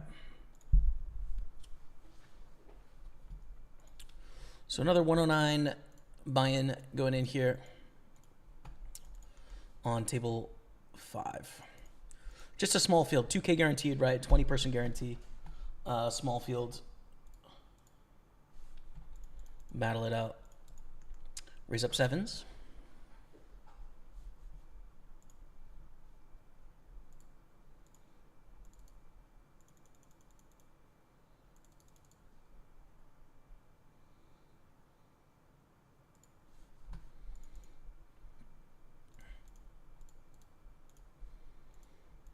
And we get a lead from Pharaoh.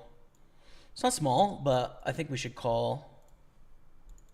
I mean, mathematically, we should definitely call, right? Like, there's no question about that. Against human beings, it's... I don't know if people bluff like this, you know? It's a little weird, for sure.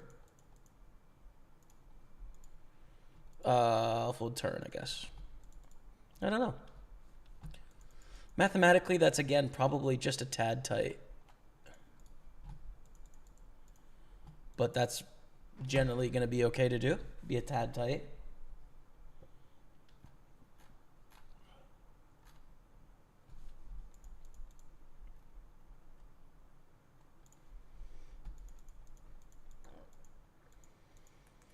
Oh, an all in for 4 blinds and then a call directly behind. We're going to fold. If this person opened in this position, we'd fold ace-10 offsuit, right? So when they jam for 4 blinds and then they call, it's still a fold against this early position. Just makes it look more enticing because they're all in, but I don't think it is, so.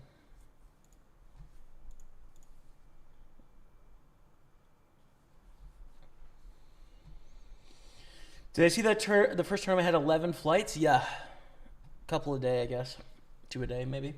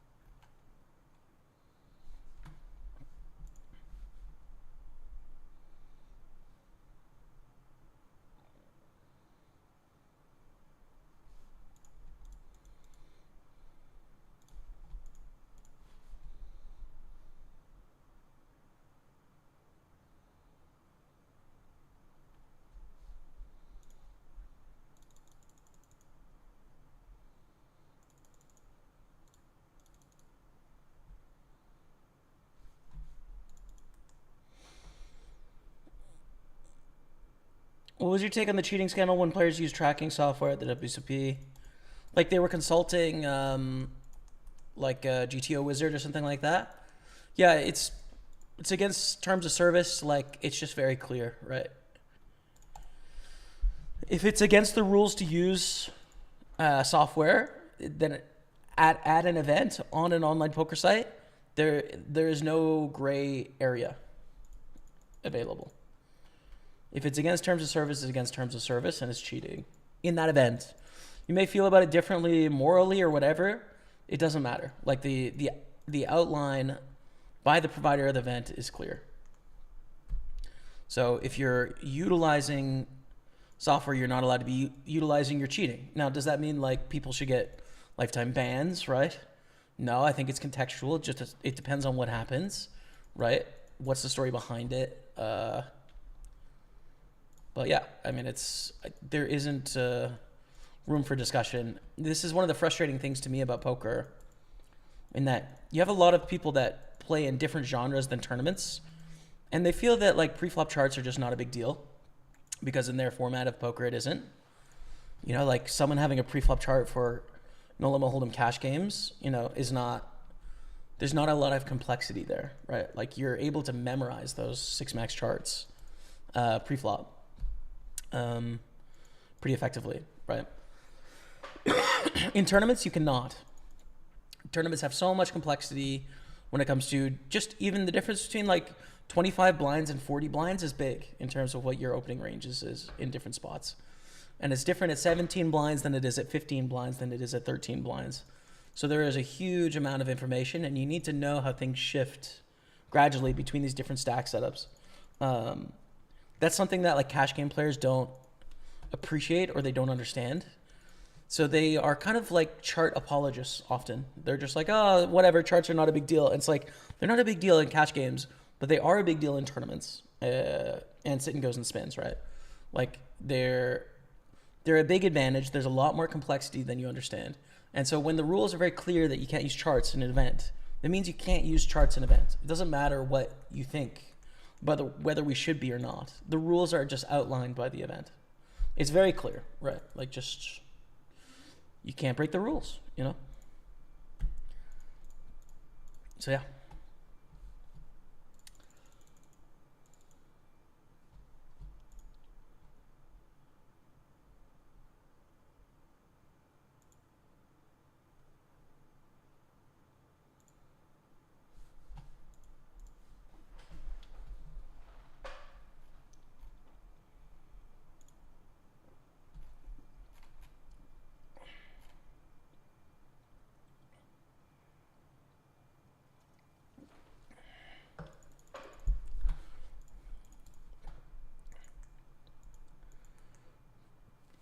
Life's Good had a really good series a few weeks ago. In Australia, total profit for the week was 35K, so my best ever series. Let's go. Ship it, man. Congrats. Only thing I don't like, how much rake the series in Oz takes 20 to 25% on a 2K buy-in. Oof. Yeah, man. It's tough. It's tough. The rake is just creeping in so many places that you really have to like pay attention. It's tough, man.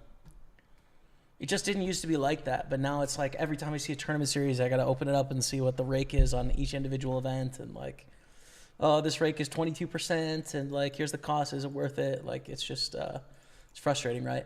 We're going to call Matty Ice here with 10-4. He shoves for 4 blinds. Yeah, 10 high is just good enough. It's just good enough for 4 blinds.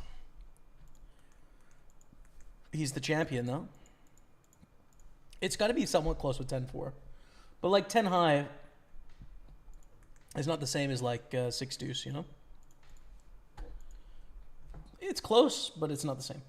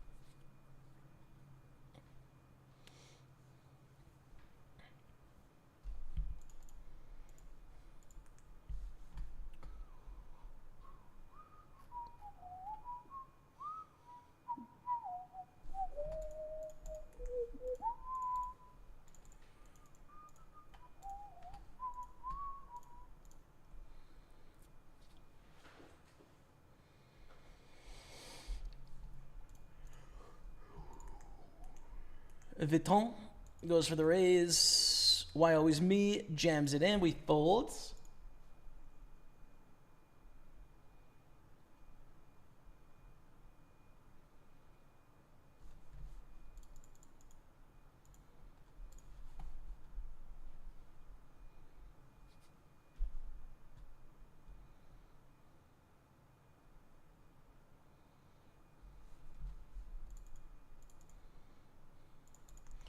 And this is getting very fun. Flopping the top pair with flush draw against a small raise. Small bet on the turn. What is this, dude? Is this Queen Jack blocking? Probably Queen Jack block betting here. Hope it's not like Ace 10. That would suck. King Jack, King 8. Okay. Just their sizings is like clearly not strong value, right? But like we don't need to bluff with our hands. The sizing makes that hand like really apparent what's going on, basically, I think.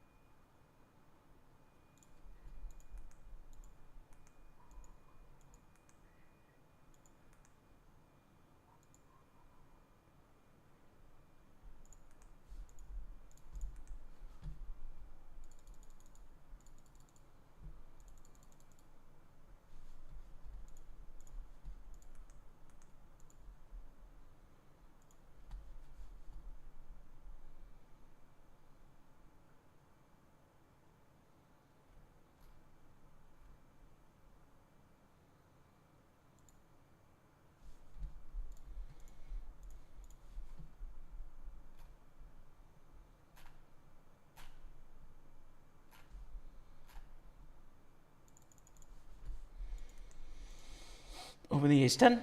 Get a call from Suel Bola de Fogo. Seems right. Check on king 9-9.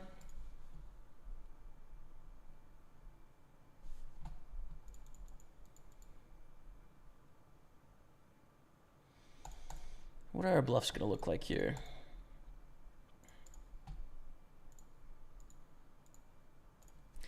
Probably not ace-10 or ace-jack.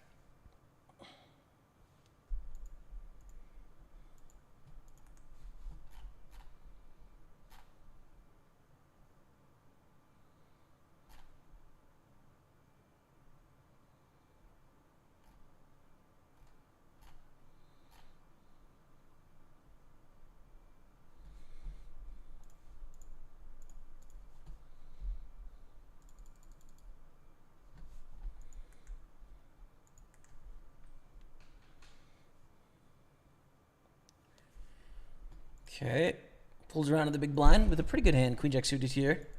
And King Jack suited. I think we're going to call. Don't love a squeeze with this hand. Go to a flop of 9-8-7. Check back. This board favors them a lot. Obviously, with our hand, it's not too bad, right? We've got 2 overs, a gut shot to the nut.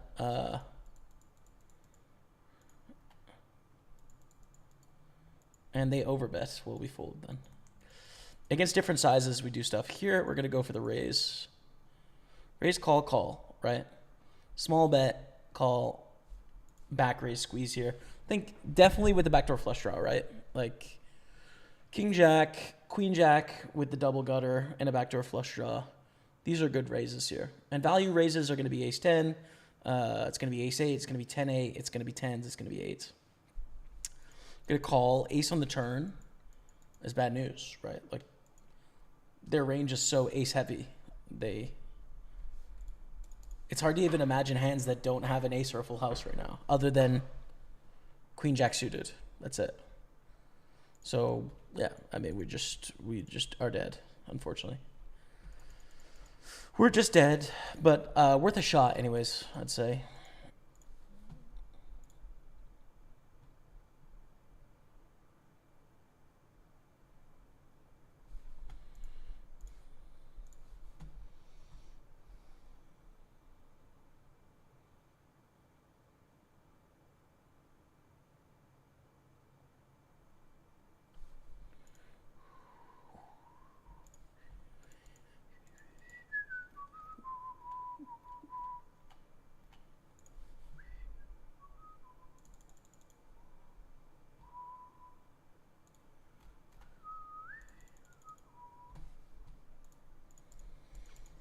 Three make it a call, deuce 8-9. Not the best board in the world, but I think we want to see bet still.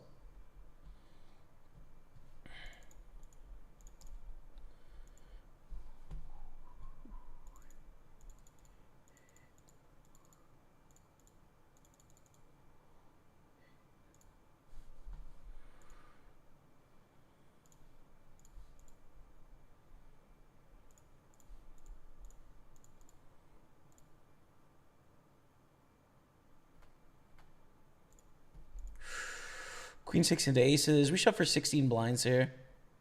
Blind versus blind. Covering for a bounty. Pretty straightforward, but no dice. And it goes check, check at the turn. Deuce on the river, which makes this awkward because we chop against other hands. No.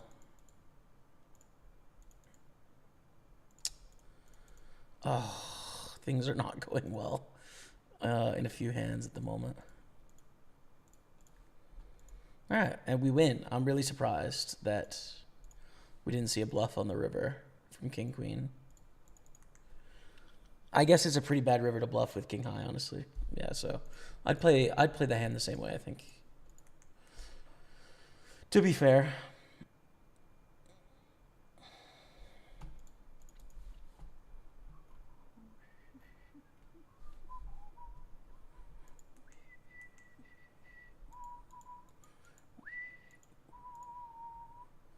We are out of the Super 33. We got 2250 in bounties, though. So don't call it a 0. 2/3 of our money back in bounties.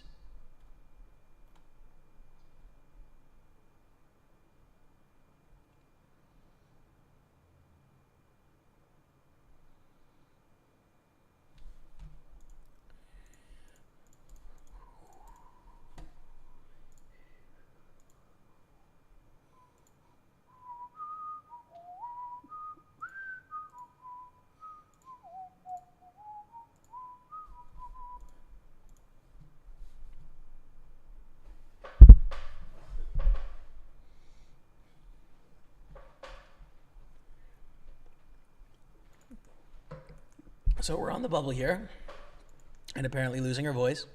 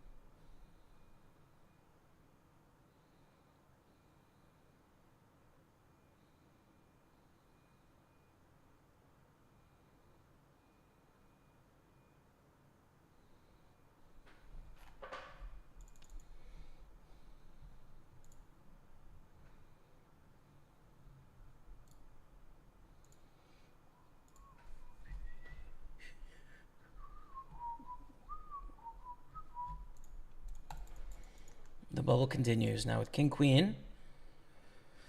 Divingminator, whatever that means.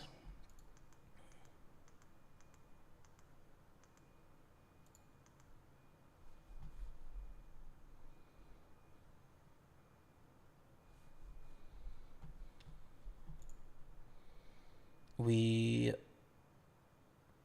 squeeze is an option here with this 29 blind stack. Yeah, I think I'm going to go for it. Reason being here as well is we're so rarely dominated. Right? They're not going to flat ace king or ace queen. They might have ace jack, they might have ace 10, they might decide to go all in and we have 40% equity. But there's a bounty on the line here as well. And most of the time they're just going to have like middling pairs or whatever ace high suiteds, right? A couple suited connectors.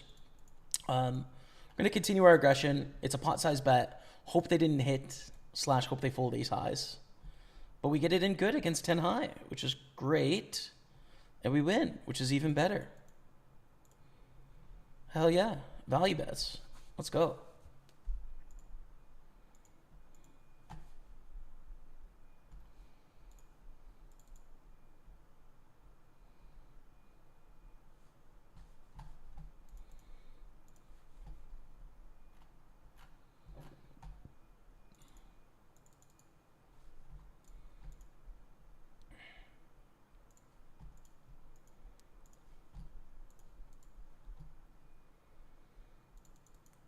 Straight.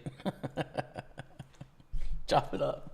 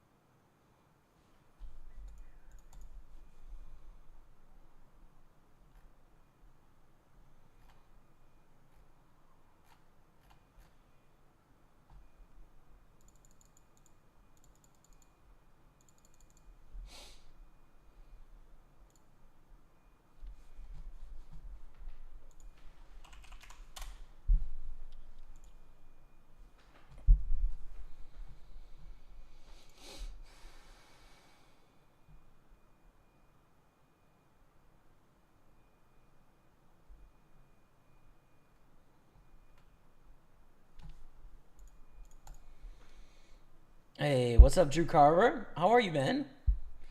Dropping that prime sub. Hope all is well. So yeah, things are good.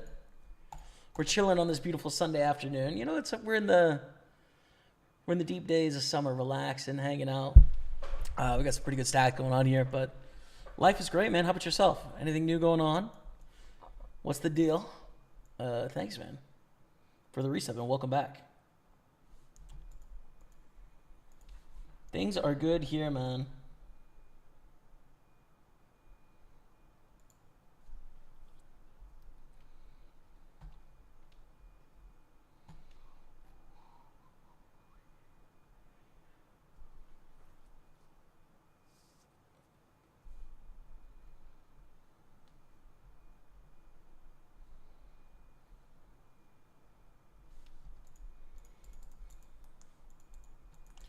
We are in the money. Redfeld hype confirmed.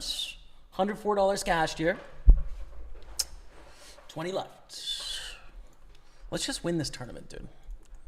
Win the Masters would be nice. $1,100 today for the win.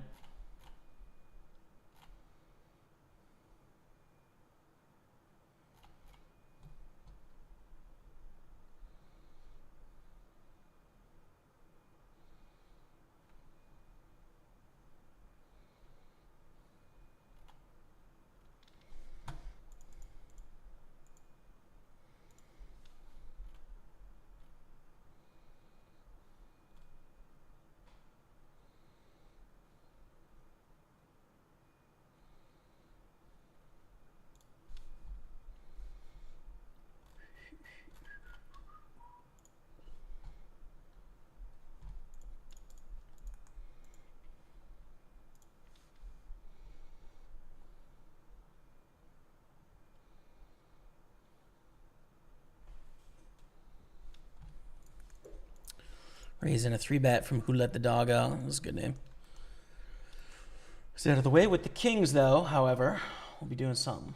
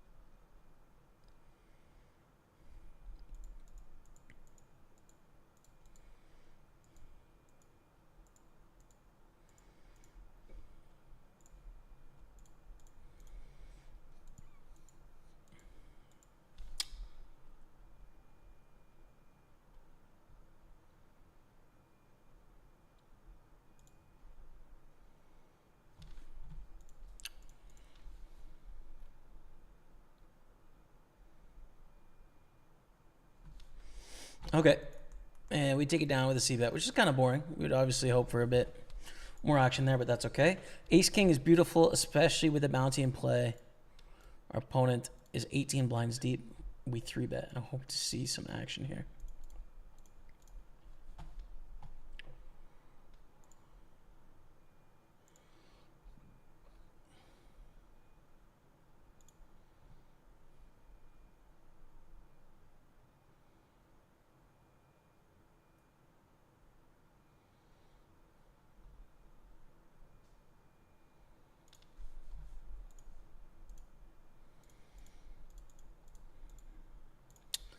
We don't fold. This is pretty strong, but we don't fold ace king in this spot when they're all in for a bounty with 17 blinds. We need 4% less equity than normal against them. That's also true of this hand as well. So get it in. Aces are going to get bong lim, and we're going to lose quite a bit of chips there. But we're still okay. Pot against Monsieur Matty Ice.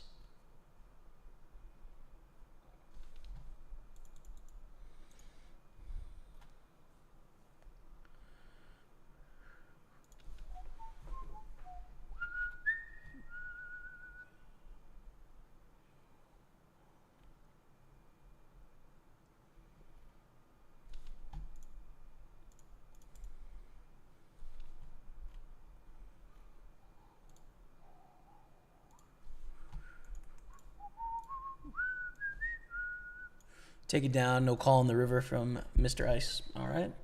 All good. Glad to hear it, Drew Carver. Glad to hear it, brother.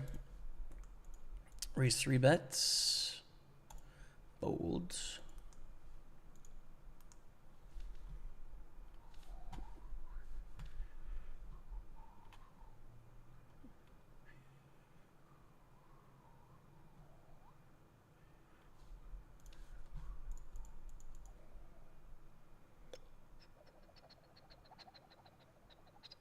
To 3-bet or to call here? 3-bet.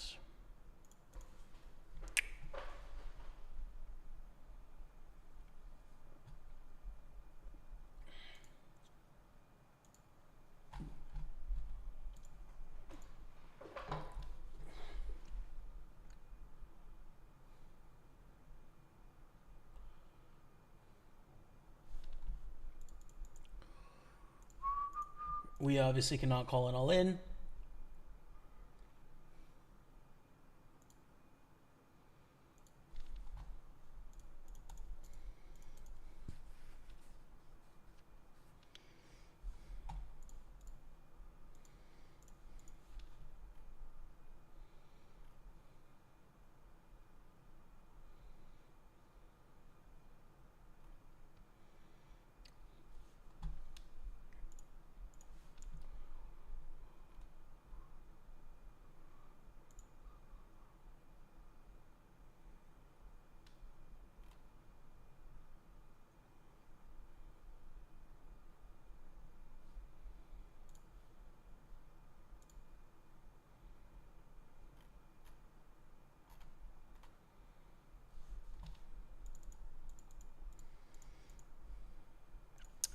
I think we want to start with a check call here with our aces. Board is not great for us. It's not going to be a hand where we can get multiple streets. Definitely not 3 streets. Maybe 2 streets, but even that is quite thin. I think we check call, check call.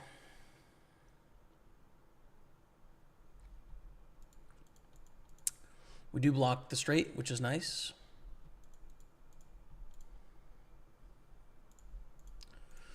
I'd say that's a decent river in that it makes it less likely that they have 2 pairs. We do beat a king-queen if it decided to check back the flop as well. This is a jam, I think. Yeah.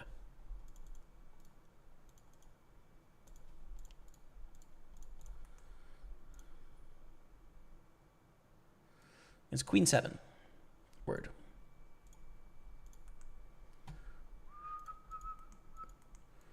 Ace jack loses to king 4 that Mighty Ice has.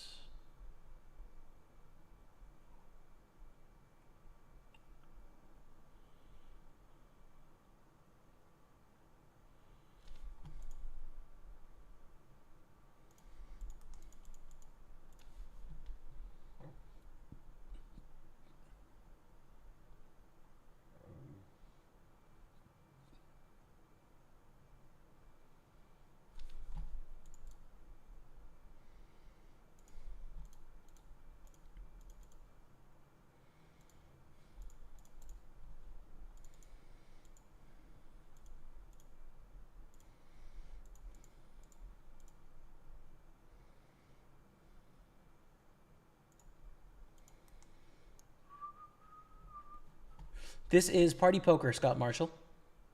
And welcome in.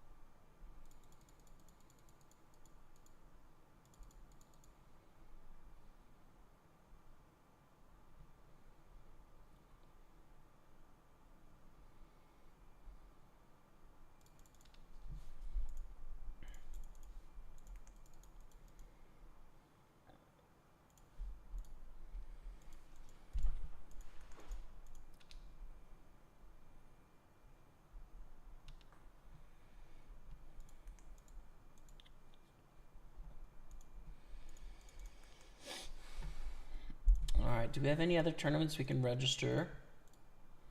There's a 109 6 max turbo. I'm gonna late reg that one, but I will play it.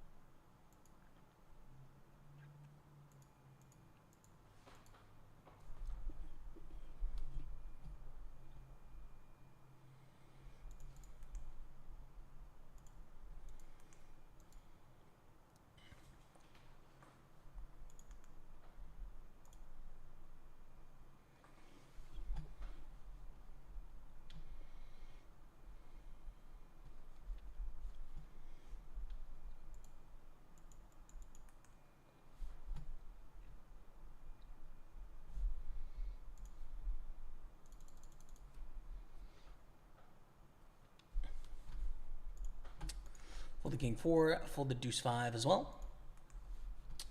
Pretty trash hand.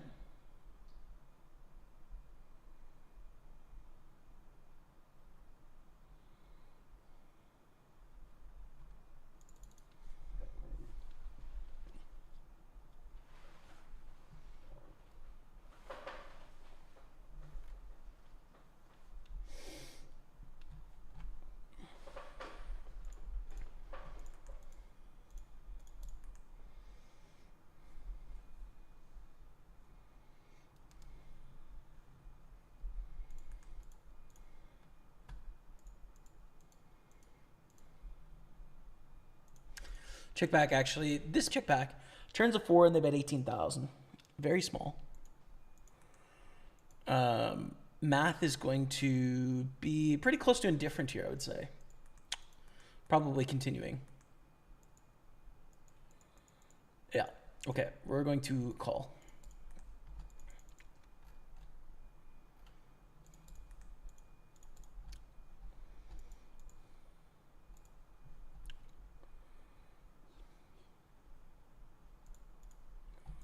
Fold to the big bet. Kings against queens. It's a nice hand to see.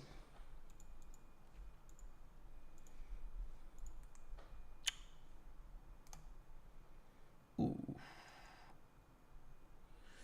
Okay then. Well, let's re-enter.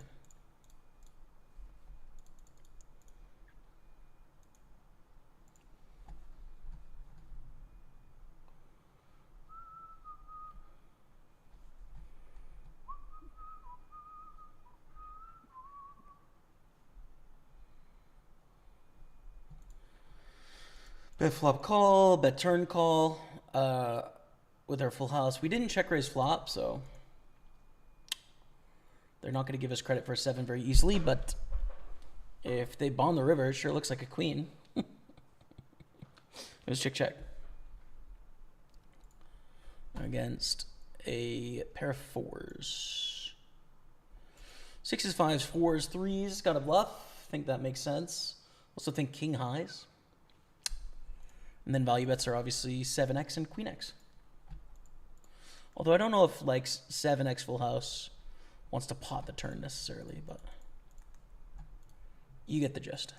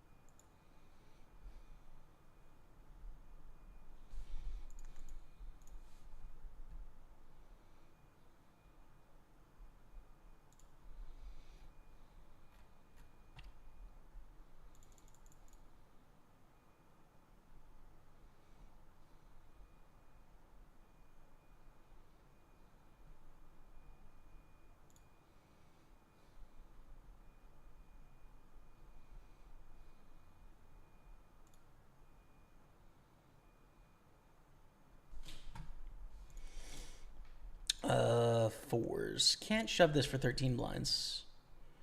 Against Miss Your Ice, we're going to raise the king 5, especially covering for a bounty here.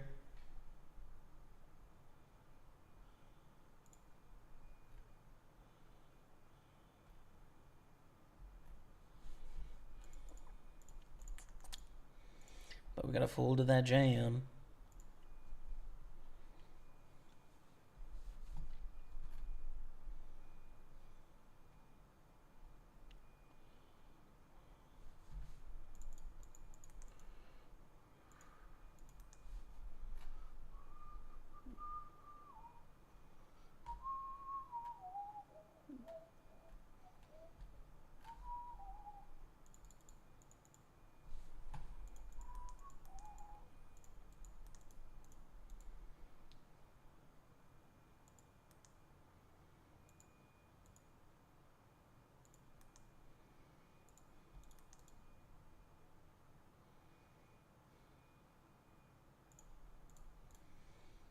Call the flop, turn the top pair of ace.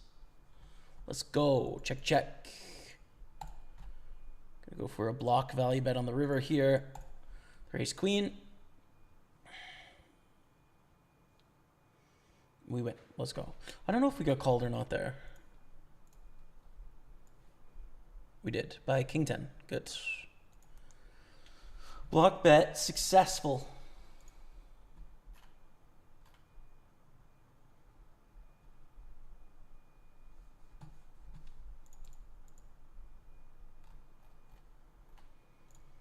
Squeeze.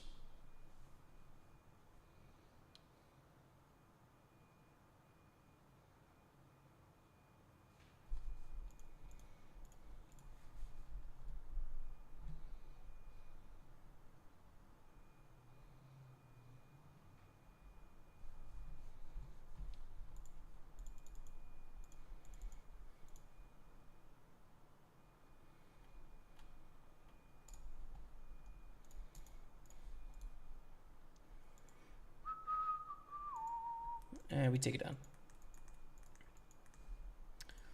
6-5. Not going to jam this year.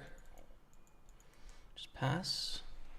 What a cooler. The kings versus queens? Yeah, not ideal, man. Not ideal if we're honest about it. But it'll happen sometimes, you know?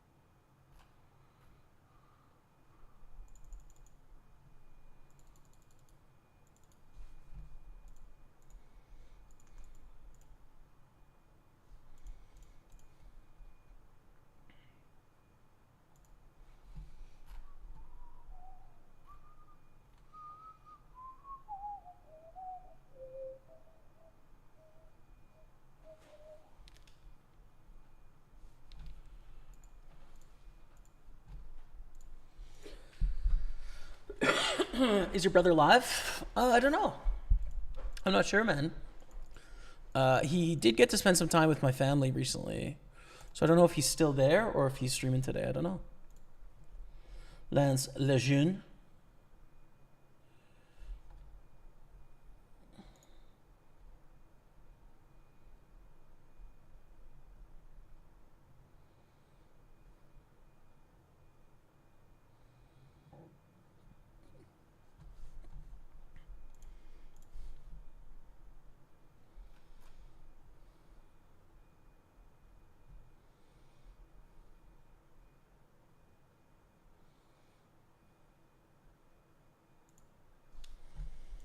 Ace 3, Ace 8. This is bad news. Oh!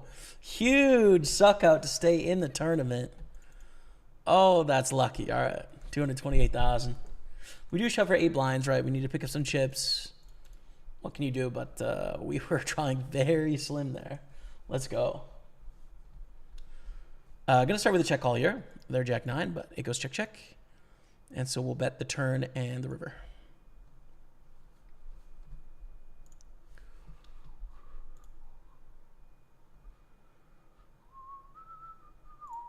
I'm gonna get this 109 6-max turbo going as well. Put it maybe on table 3. Let's go with that.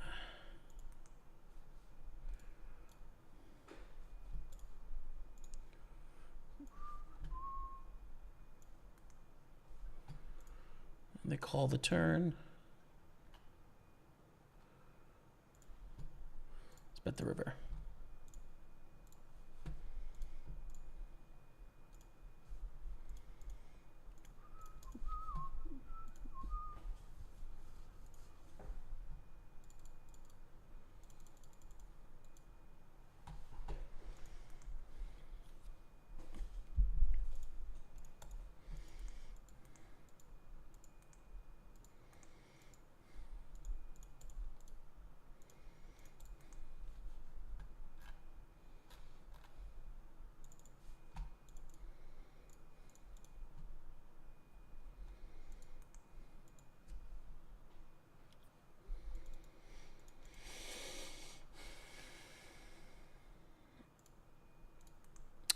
Call the 3-bet with king queen. This is very bad flop for king queen though. They check, we check. Even the check is bad news. Like I think it's pretty protected when they check and they don't see bet on this sort of board. We're just losing here, frankly. We're just losing. Here we might get a bounty though. Let's see. Let's check at the turn, ace on the river.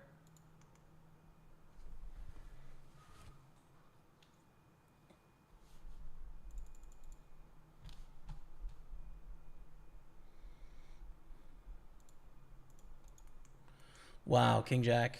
That's crazy. We win. Very surprised. And it goes check, check. It's very thin on the end here, but I don't know what else to do, man. Do we check? Like, check to induce? Yeah, maybe that's better. It's going to be tough to get paid by a worse hand by betting. Quick break. You're watching Pokerstaples on Twitch, YouTube, and Facebook. Be back in just 5 minutes. Stay with me. Awesome, baby. And we're now in this thing. Maybe we should bluff queen 10. And we don't beat that much at showdown. Yeah, okay.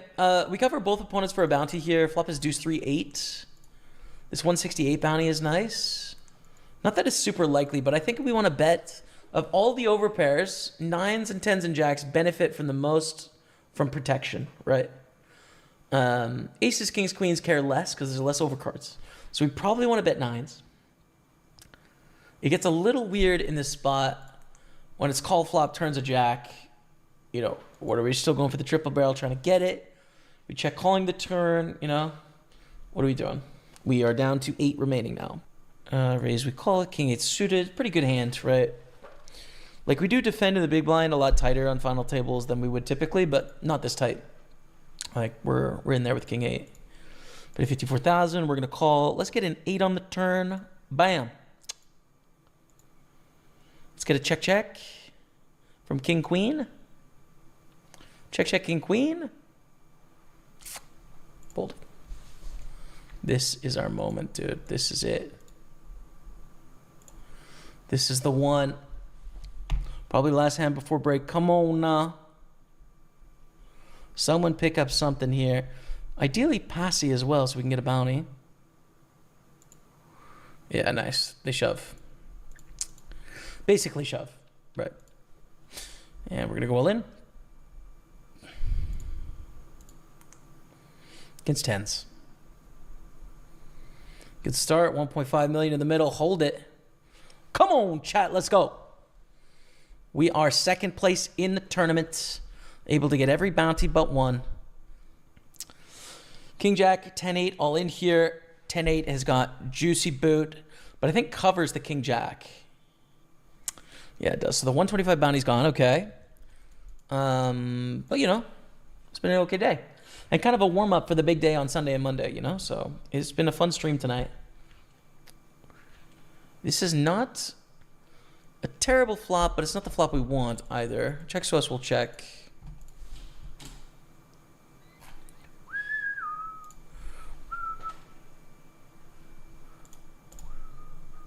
King, queen, damn.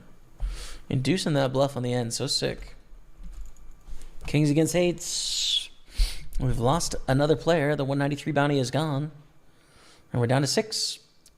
Haven't got our bounty spots. All right, king jack, interesting.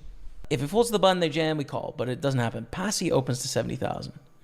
If Mattias jams here, it's an interesting spot because it's 5.5 stacks, but for 9 bounties. So we need 7% less equity than normal. But they fold, which is chill. How do we want to play this? I think call. You could also, by the way, shoving is just an option here. Like just boom, ship it. But I think call is better. This hand plays fairly well post-flop. So we can just chill and play it for a call. If their bounty is bigger, we probably do want to bring that jam into play. Especially when the shorter stacks they're raising into have folded. So that bounty incentive is gone for them. Which is, you know, going to change their calling frequency. But king jack's a good hand. So check, check, king in the river. We are going to block. They're just going to bet ace-x on the turn so frequently, right? Check, actually, though. Check. Complete spades, complete some straights. We block both those with the jack, but it is tough to get called by worse. Jack 10. See, it's tough to find a call from Jack 10. Maybe King X, though. Cash game is just like try and pick up chips, you know. Like, that's it. It's just $1 equals $1. And so if you think you're the best player, then cover. Here we go. Huge pot. 450 bounty in play. Massive, massive pot. Queen on the flop. Oh, it's for a lot of cash, man. Because the thing is that 450 on the other side gets added onto her head. And at this point, with 5 left, we're going to win some of that too, right? So that is sick. We are up to 628 in bounties, 525 cash. We're down to 5. And we've got... Hello, chat. We are back in action on the live stream. Welcome, everyone tuning in for the first time. We're back for the millionth time. It's a pleasure to see you as always. We are 9 of 14 here in the 55 Masters. 8 of 22 with 13 paying in the 215 Super. 109 bounty, just above starting stack. 109 6 max turbo, just above starting stack. 109 Sunday party, just shy of 2 stacks. And that's what's up. Thank you all so much for being here. Just hanging out today, chatting about whatever, and playing some cards. What did I miss in chat? So Leo says, hey Jimmy, I've been watching hours of your videos the past few weeks. This will be my first live viewing. Just subscribed. I'm learning lots back here in North Wales, UK. Amazing. What's up, Lee? That's a region of the world I haven't been, North Wales. I spent a couple months in Cardiff. Lived there for a while, which was cool. Enjoyed Cardiff. But I've never made it to the north of Wales, and I'm sure I'll fix that at some point. Thanks for hanging out, man. Thanks for watching the videos. Welcome.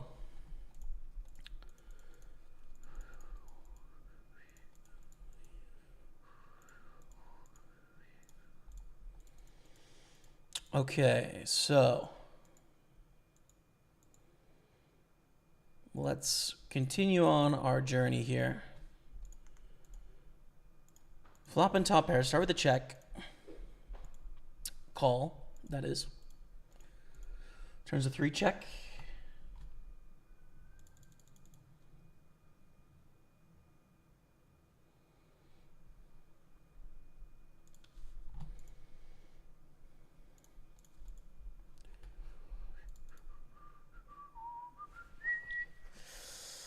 Turn is really close. They go for block bet sizing, which makes it okay, I think.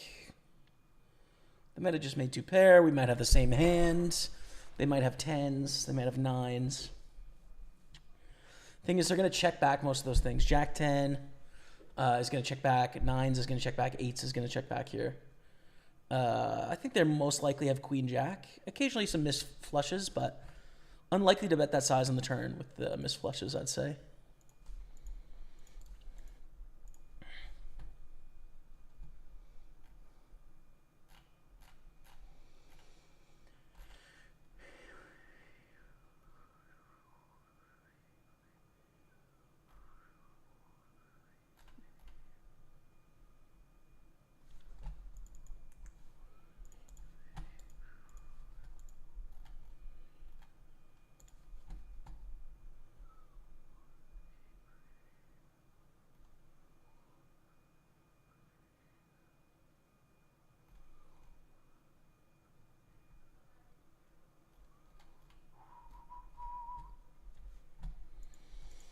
3-bet, get a call. Flop is 10-8-3. Pretty bad board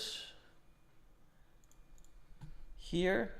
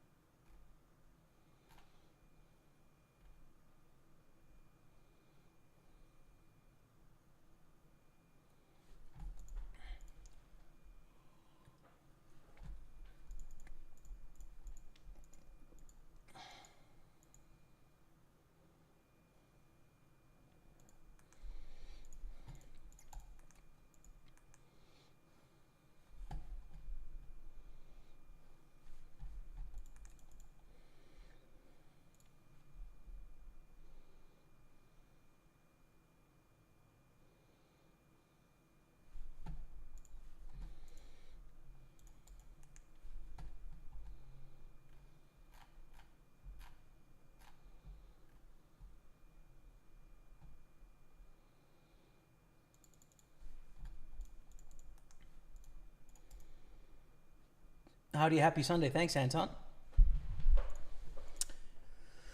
And welcome, man. Yeah, it's been a good day. We've been chilling. Got some decent chances here to go the distance. And see if we can make it count. 12 of 13, 10 of 20. These are sort of the main bays, I'd say, at the moment to potentially get some big scores.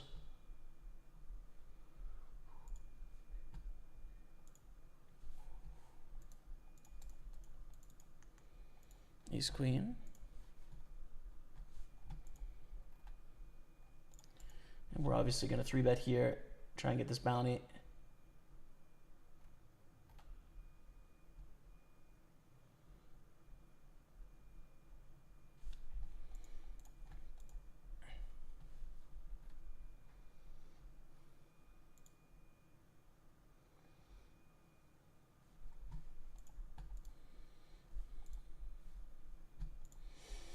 Looks like we're going to have a chance at 2 bounties here with Ace Queen. I bet we have the best hand. It's not for sure, but it's pretty likely. Yep. Ooh. Side pot. Okay. We win 1 bounty for 50 bucks. And we do win chips as well. So that's not a bad result. We're up to 200 earned so far in the tournament. 200 bucks. Money back, basically.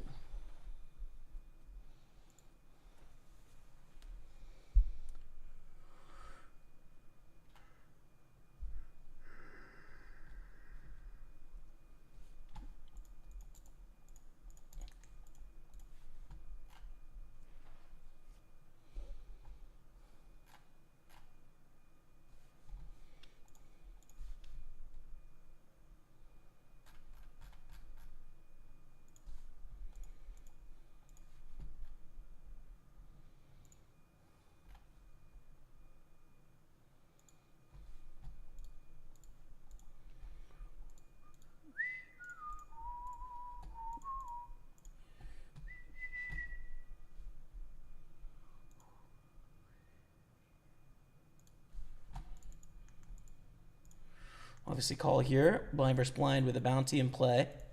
They've got the goods.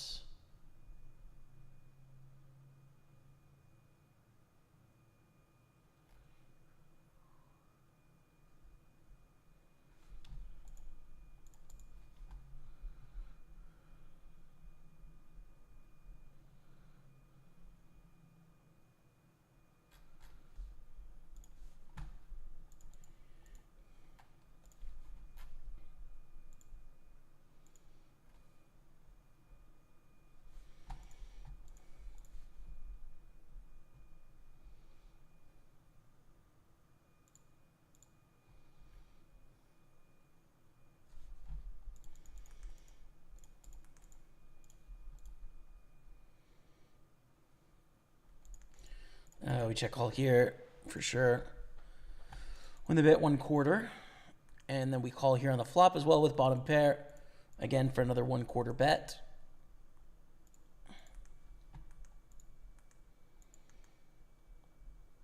Again, they bet 1/4. Again, we call. And here we fold to the turn bet. That's a bigger size. And check, check if we win against, or we lose, sorry, against 10-5. Just joining, I heard you say you lived in Cardiff. Yeah, for a short time. I saw awesome. I'm from and live in Cardiff. Yeah. Let me see if I can get I think it is Tidfill Street, something like that. See if I still have it marked on my map.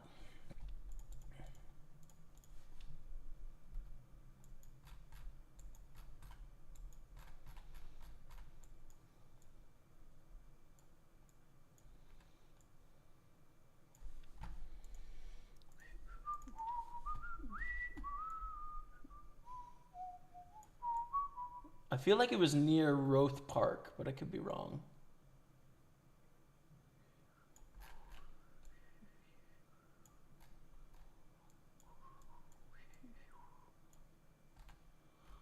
Or was it near Heath Park? I forget, dude.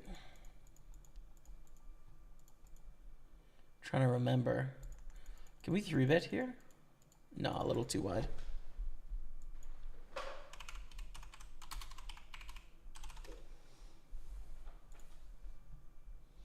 Yeah, that was it. Tidfill Place, that's it.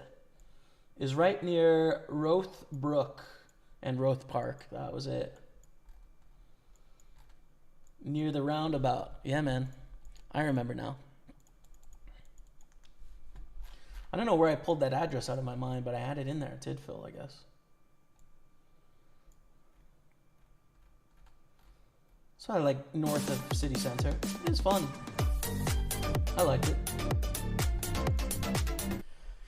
Revel Crew dropping the 6-month resub on Twitch. Thank you so much, Revel Crew. Appreciate you, brother. How are you, by the way? Welcome. Thanks, man. Yeah, Cardiff was a period of life where I didn't have a lot of time when I was in Cardiff. So I remember walking around a decent amount. I met Rebecca in person in Cardiff for the first time. We did a meetup game in Cardiff, which was a lot of fun. I think we had about 120 people come out, which was super cool.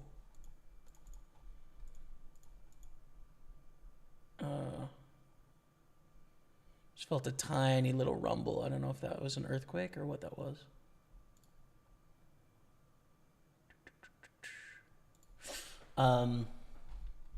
Could be the metro, honestly. It's close enough.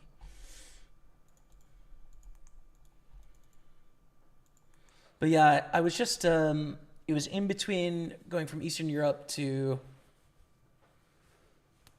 essentially Costa Rica.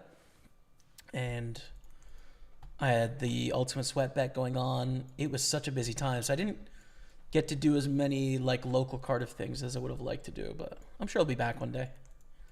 Race call we're going to squeeze here as we bust out Matty Ice with that $25 bounty.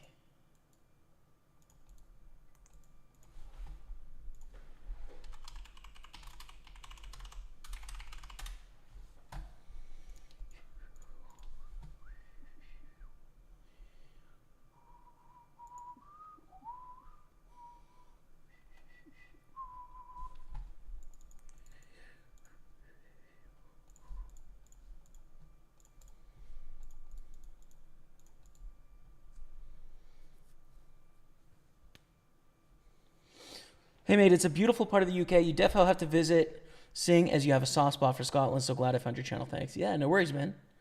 That's North Wales you're talking about. I think Rebecca used to go there with her grandparents when she was a kid on holidays. So she'll want to show me around, I'm sure.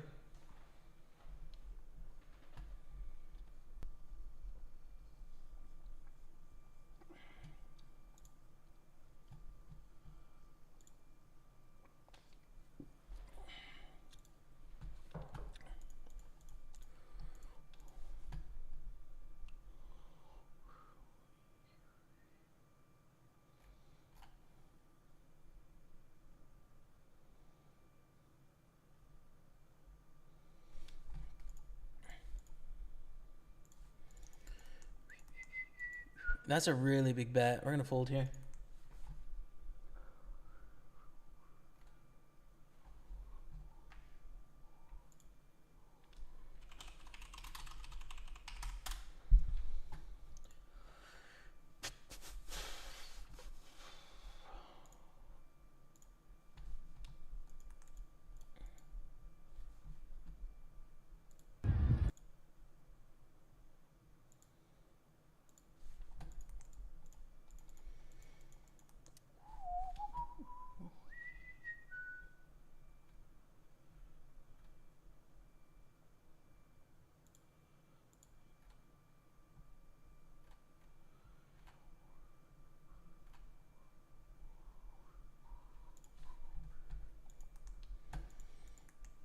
King Queen, definitely a hand we want to play here in the 6-max turbo.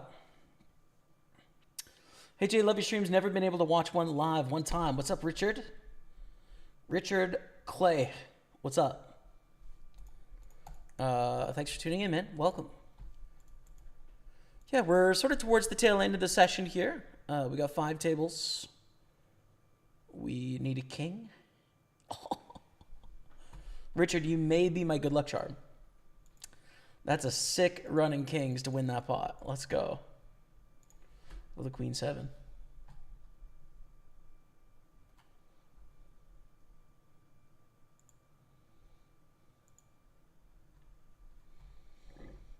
Muggy W, what's up, man? Good to see you. How are you doing? Things are great, man. Happy times. Really enjoying summer. It's beautiful in Montreal at the moment as well. Just warm, sunny every day kind of vibe. So having a great time, man. How about yourself?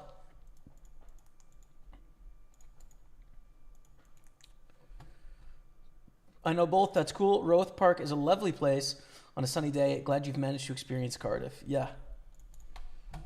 Yeah, it was cool, man. It was cool. Final table hype. Coming to the final table kind of short here. 133. Okay. First place is $1,129, and there's no bounties. So it's just like, basically as the short stack, it's how do we survive till we get heads up here and then win all the chips. That's kind of going to be the name of the game. We need every chip in the tournament, but for a while, survival will be just fine.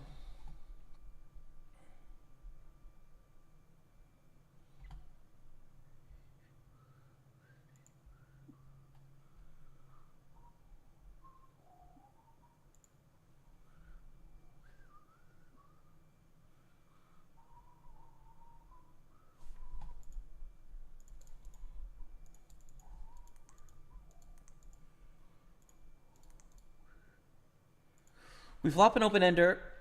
Decent hand to semi-bluff with here, right? There goes check. We make a straight. We want to make sure we get paid. Hopefully they don't have queen-jack.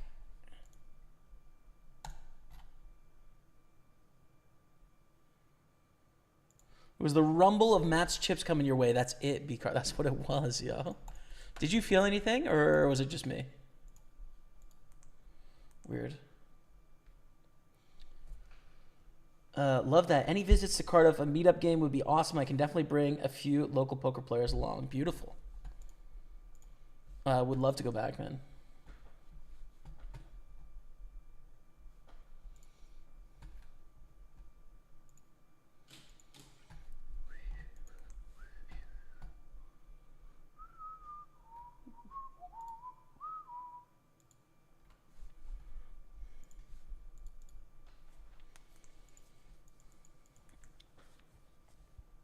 Couple interesting spots here.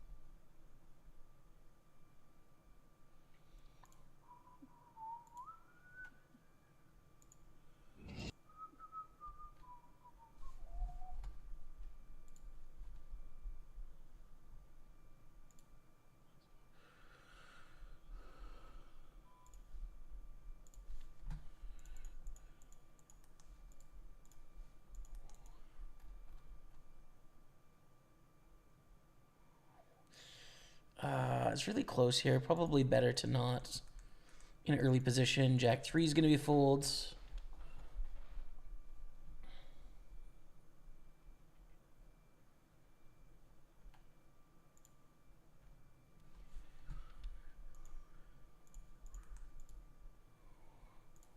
Ace 5 suited is a nice hand, but we don't have any fold equity here. So again, I think I'm just going to fold because we're always going to get called. We're going to be dominated a decent amount. Just try and survive.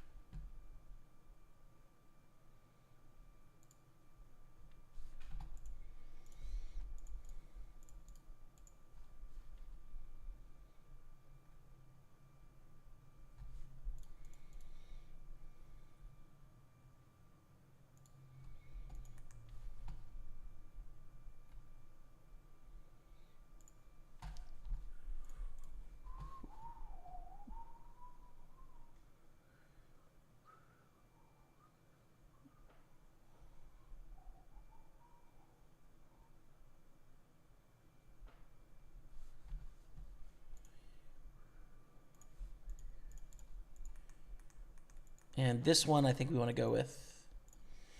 It's a good hand, and this is top 4 stack in the tournament. Ace 10 is a little different than Ace 5 when you're 7 blinds deep. And it's just one of the best possible hands to see, but they hit a king. They hit a king. Ninth place on the final table. GG, $146. Okay.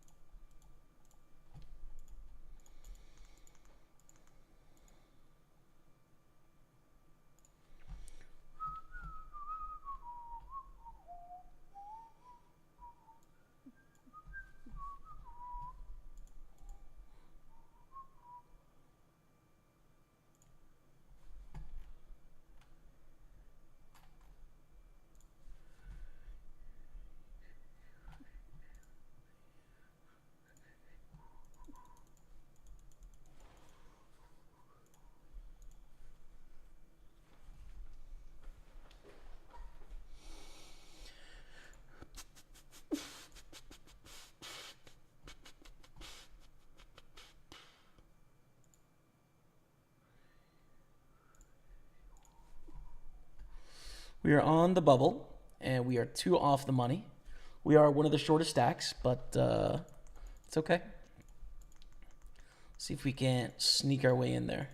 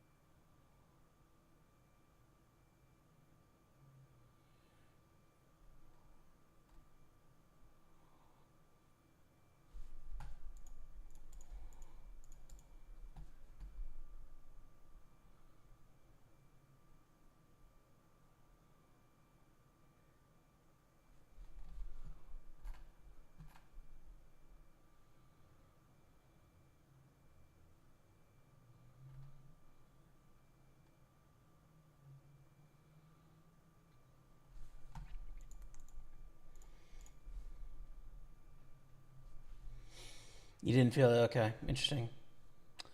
Thank you, Rebecca, for the earthquake update.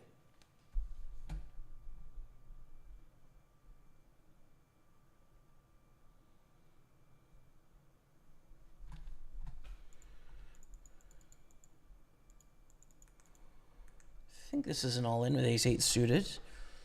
The raise off 15 blinds is a little concerning, but probably not concerning enough to not jam this. I could be convinced otherwise here, though, too.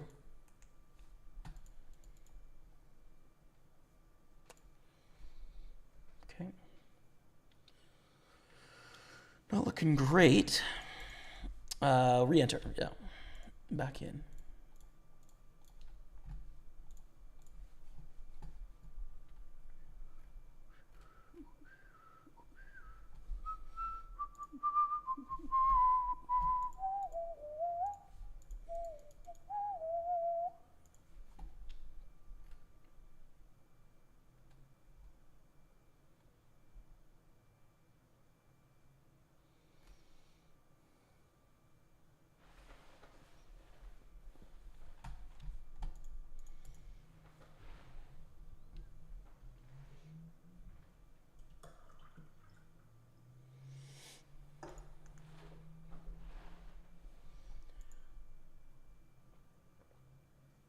Well, they've been doing construction in my streets for weeks now, so sleep-wise, not great.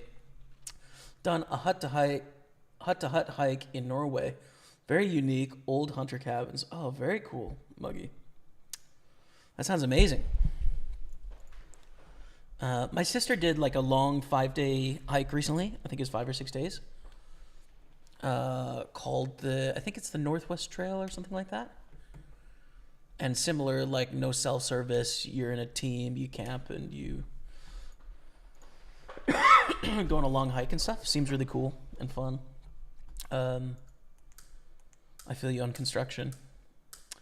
One of the things that Montreal is known for is construction, honestly. It just seems like there's always construction, and it seems like every city thinks they're known for construction, but it's true here of any city that I've been to. And I've been to a lot, you know, maybe 30 or 40 cities around the world. This one has the most construction of any city. Things are always under construction here. I live on a pretty small street, and at one point we had 3 construction projects on our street. 3 different construction projects on our street. It's a small street. Like, I didn't even know it was possible. Yeah, it just seems like things are always getting changed here. But you know, we have some of the best bike infrastructure in North America because we've redone a lot of the streets, and works really well. So I'm definitely for it. I like the construction. I don't like the construction, but I like the effects of the construction. So, but it's a lot. Definitely, man. It's definitely a lot. There's a couple streets closed in my neighborhood right now that are like important as well, and it's creating a little chaos, 100%.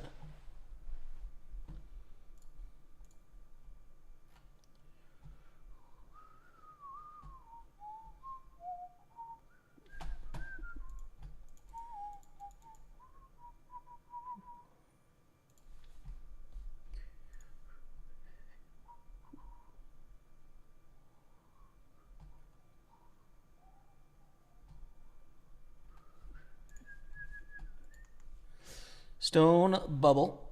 Here's one shorter stacker right here. Let's get this min cash, which is what, $300 probably? 257 actually is the min cash, but we already have a nice 200 in bounties. Oh yeah, this is a 200, not a 300. I was confused. I thought it was the 320 for some reason.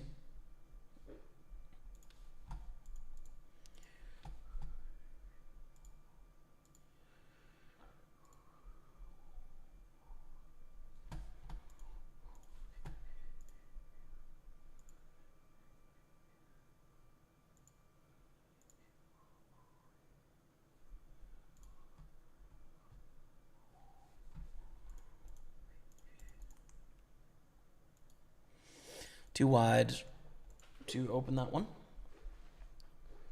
Top 3 pay there, top 18 pay here.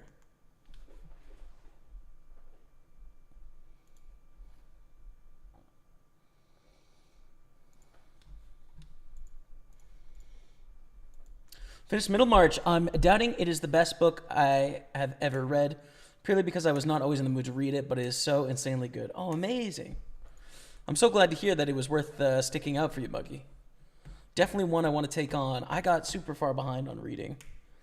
I just, I have this poker book club, which really kind of fizzled. Like, I don't think there's many people reading poker books with me anymore. But I'm still going to read all the books on the list. And then I have 2 book clubs that I'm in, a Japanese book club and a Montreal book club. And then Rebecca and I read some books together, too. So it's like, I've just got all these books piled up, man. I need to continue investing like an hour a day to catch up a little bit to my list of books that I'm currently reading. But it's been fun, man. And we, in one of the book clubs, we're going to read, what is it? Is it Nabokov? Let me see. I gotta find it. The Sound and the Fury by Faulkner, actually. Still in the bubble. Still gonna fold 7-6. Yeah, The Sound and the Fury. I haven't read anything by Faulkner before, so this will be a new experience for me. Looking forward to it.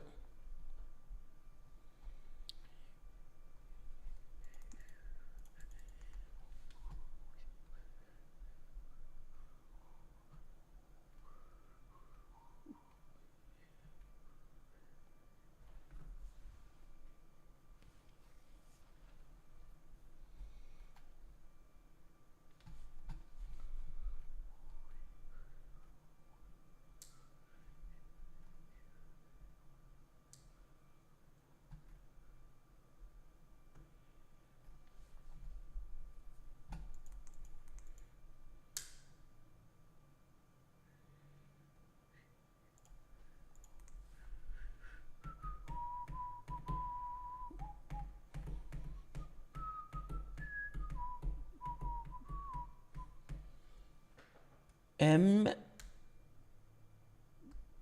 Tillis, run by the mob. What's M. Tillis? Are you saying Montreal is run by the mob? Wouldn't know about that, man. Ooh, 3 on the river is painful. $25 bounty.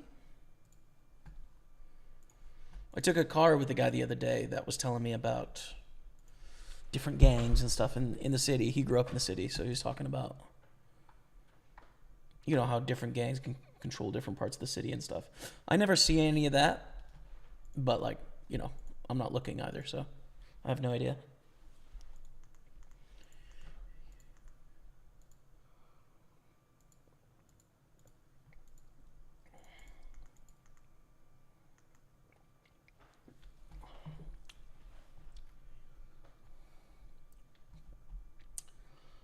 Oh yeah, probably in regards to the construction in Montreal.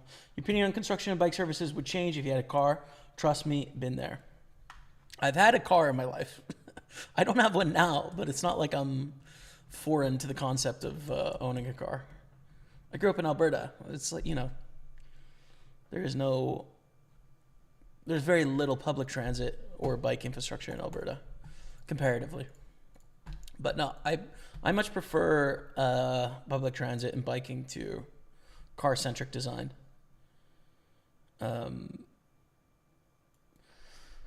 But I also kind of wish I had a car and had a place that I could store it, so that when I go the 2 places where I need a car, 3 realistically, I could do that. But I end up just renting a car instead when I need to do it. But yeah, no, I much prefer metroing and cycling and walking to driving. It's I find it so much better.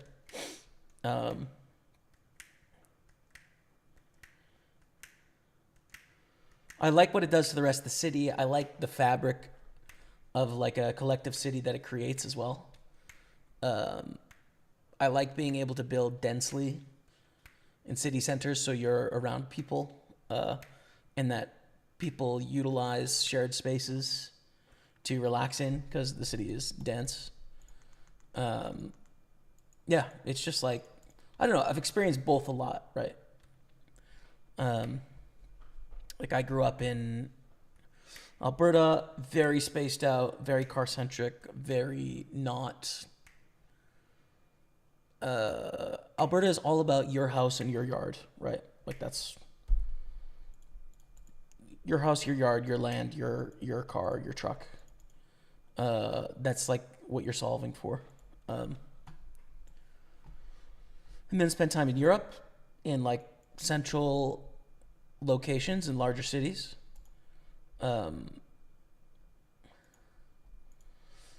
Just think it's more enjoyable, honestly. I really do. I'm certainly not like a cars shouldn't exist kind of person at all. That's not how I feel. But I think in large population centers, it shouldn't be the first choice that people want to make in their own lives. Right? Like in London, the idea of driving to work is kind of ridiculous to most people that live in London, I would say. Right? Like it's, what do you mean? I hop on the tube and then I'm there in like 45 minutes and it's much cheaper and I don't have to deal with sitting in an hour of traffic, right? The people that are like disabled and they don't have tube stops where they can get down with a wheelchair, or, you know, trucks that are driving merchandise around, or, you know, emergency services or what have you, like they should be able to utilize the roads as much as needed. And there needs to be like obviously good infrastructure for these people, or families that have an errand trip with 4 stops, right? Where it's like, okay, it's going to be difficult to take, you know, these 2 kids to this school and then this kid to this school and then this kid to this to uni or something like that. So we'll hop in the van, we'll just do it all at once. Like that's a reasonable option to have, but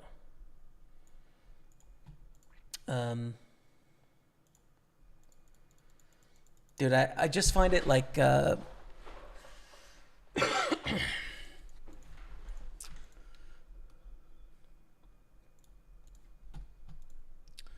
the individualism of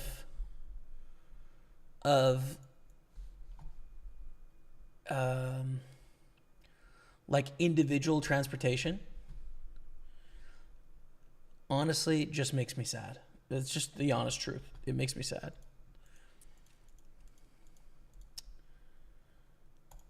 For a lot of people that totally doesn't matter, but to me, I just it's just not the kind of environment I want to live in, to be honest. It's just not. It bums me out.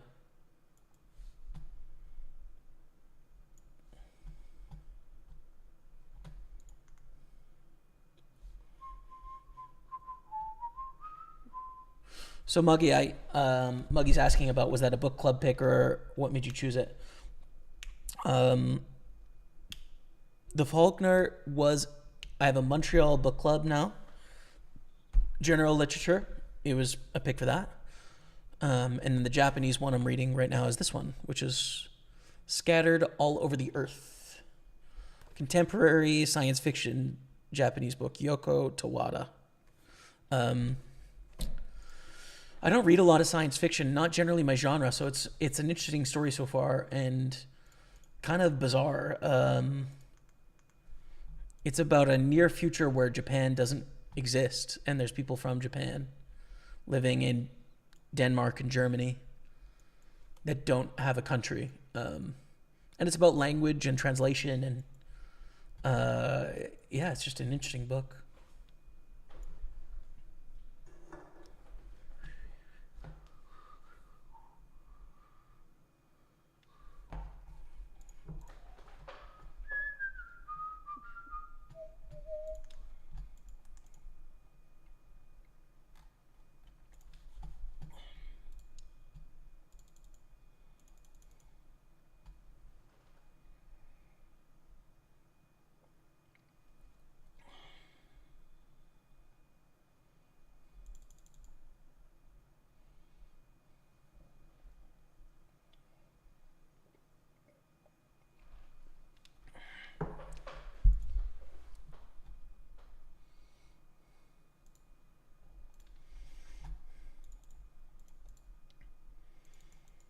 Do we want a small bet here or not?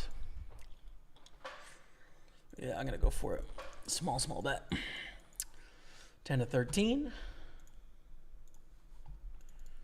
257 plus our 200 in bounties. Pretty good.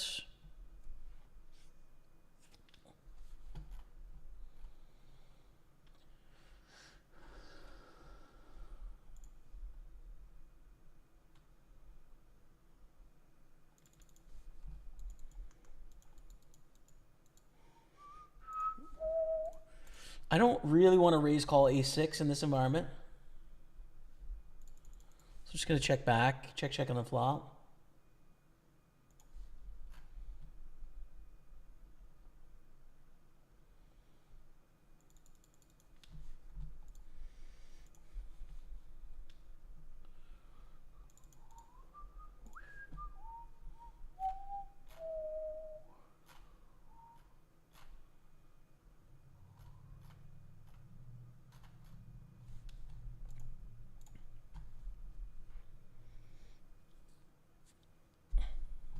Let's go, bro. Good luck, good luck. Thank you, Cody. Thanks, man. Nice. Pair of sixes wins against a pair of threes. We're surviving in here.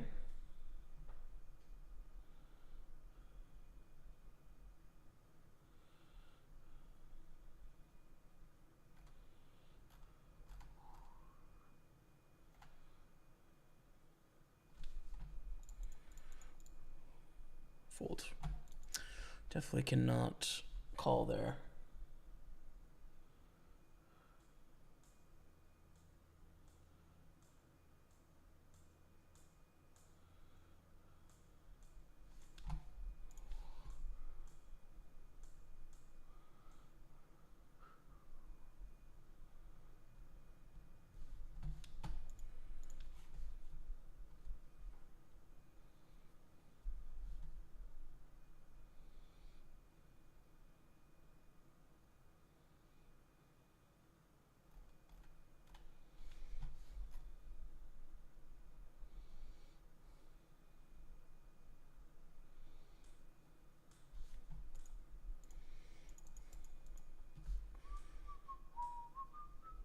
Let's go, bro. Good luck, good luck. Cody Hunt. What's up, Cody?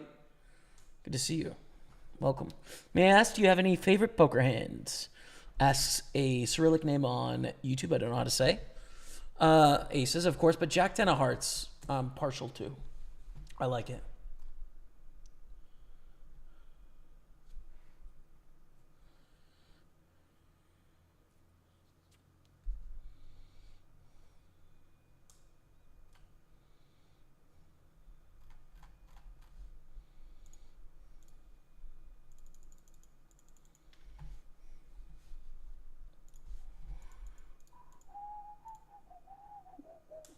It's a pretty looking hand. 3-bet's an option, but I like folding instead.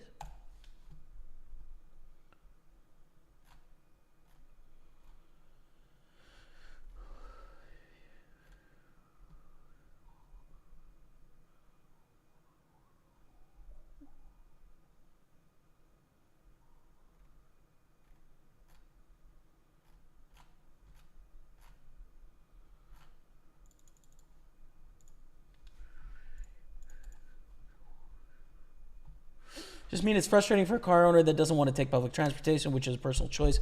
Construction for adapting the city to public services friendly is creating a lot of traffic, taking away parking services.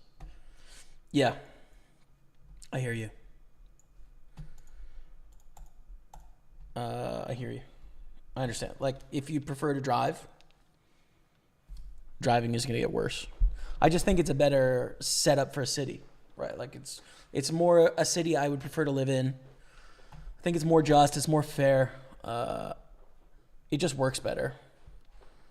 And I think you can look to every successful large city around the world, and they're all public transit oriented. Like New York City, Paris, London, Barcelona, Vienna.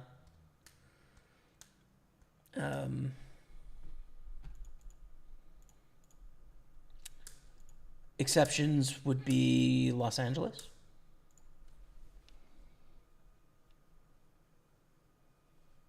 Hong Kong as public transit. Tokyo, of course.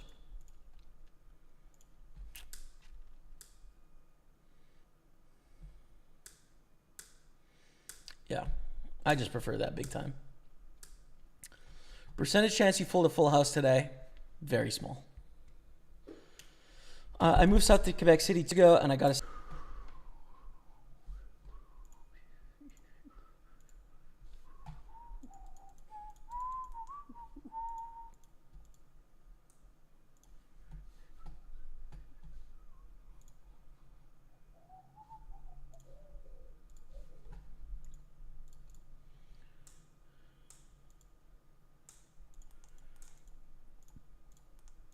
Wow. Open ender, 3 or 8 will give us a straight. Probably a pretty good spot to check raise. Try and get them to fold Jack 10, Queen 10, King. We might be able to fold some junky ace highs too. And of course, when called, we still have, you know, about 30% to win, 33% in this scenario. We don't. So we run into the bad hand we don't want to see, and we didn't get there. Both, right? I mean, the play will make money for sure.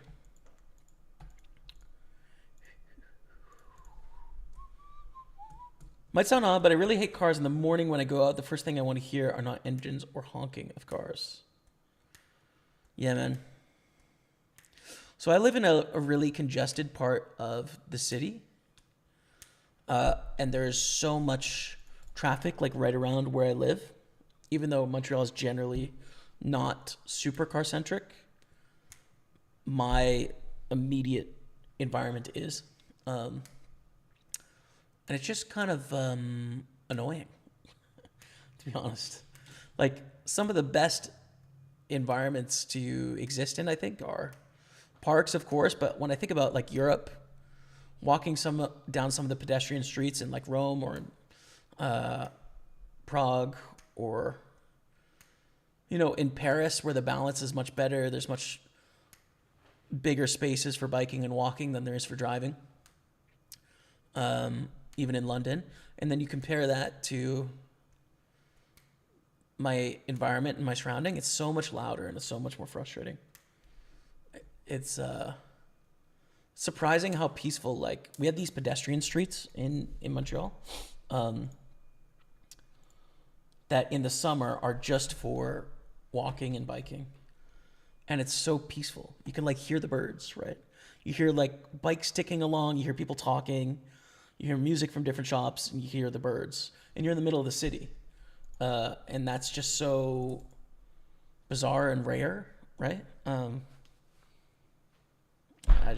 like it a lot more. This is so much better. So much better to me. But how do you like science fiction so far? Yeah, I think it's a nice mix, right? Like, you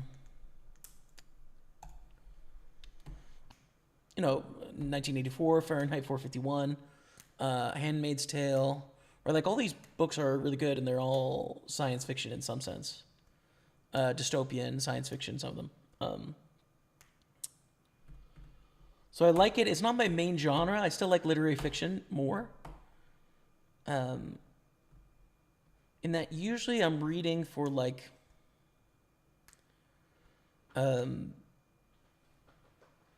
personal growth, but not in like a self-help way of like I need to improve some skills. More so in like I need to broaden my experience of views and perspectives and understandings.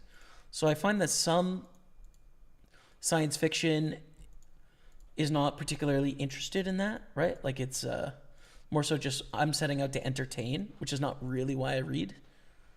But then some of it is making hypothetical arguments and philosophical arguments, right? And those I find really interesting.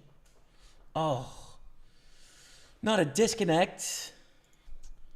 Well, hopefully it reconnects pretty quickly, but the internet has dropped, which is too bad. What are your thoughts on cash games? Do you play them at all? I think they're fine. I'm primarily a tournament player, but I think cash games are fine. I like live cash games quite a bit. I think they're fun.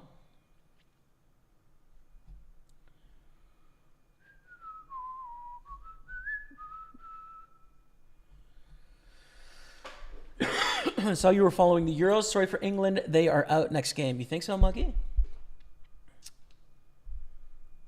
I think they're going to go to the final against... I mean, here's the thing. Spain and Netherlands have looked better in this tournament than England has. England and France have. But I'm still backing England and France to make the final.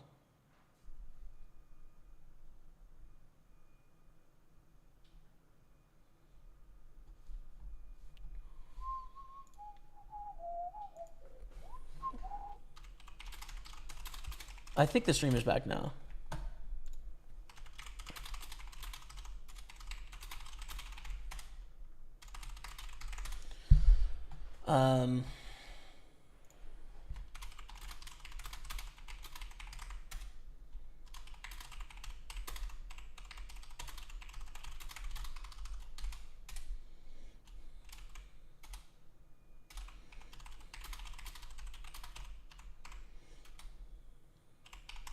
Following Copa America. Yeah, got it on my schedule to watch the match. I'm excited. Did your sister do the Pacific Northwest Trail? Looks amazing. That's the one? Yep. That's the one she did.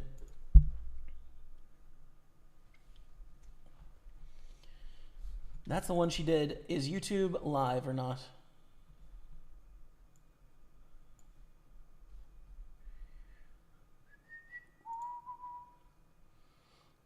We did drop some frames, but I'm hoping that YouTube stays live. It's really, it drops off really quickly. But this is our last table. We're down to 12. It's good. Okay, nice. So yeah, the delay is just about a minute longer, but internet was causing some problems. Been having some internet issues recently.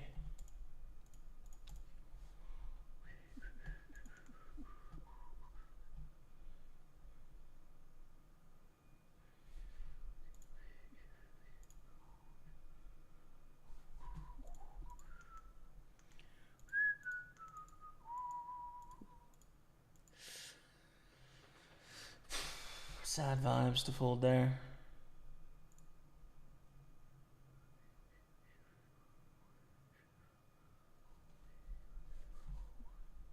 All right, we're going to go on a quick 5-minute break. I'm going to play you some highlights. Pokerstaples on Twitch, YouTube, and Facebook. We are 10 of 12 right now with 457 cash plus bounties with the last tournament of the day. So let's see. Stay with me. Do you want to jam 2 Broadways? First impression is yes. Especially, yeah. I mean, their bounty is not a big deal, but they want a ladder. Well, maybe Queen 10 is a pip too weak, though. Yeah, I'm going to flat instead. Queen 10-0 is maybe a pip too weak for 23 blinds without blockers and stuff, but...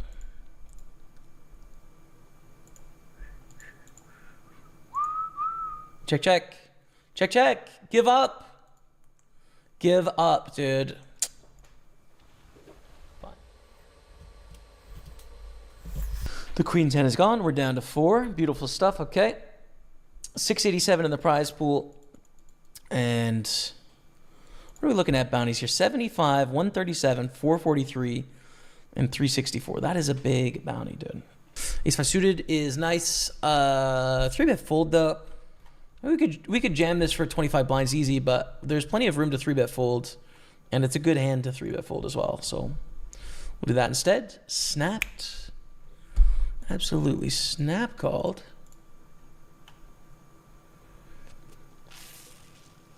I don't know how I want to play this, honestly. It's a weird spot. I guess fold, right? Like, check gating it in, I think, seems bad. And the problem about, like, club draws or Jack 10 or whatever is we're drawing so thin. So I think it's just a fold. It's kind of lame, but... HUDs don't work on Party Poker. We don't allow HUDs, but we also don't have, like, live hand histories, so they are not an option here. And on other sites, I don't use them. Some sites have built-in HUDs. Some sites have HUDs allowed. I play most of my volume on Party Poker, so. All right, and jacks are all in here against Pasi Lannon. Thanks, Rebecca. Yeah.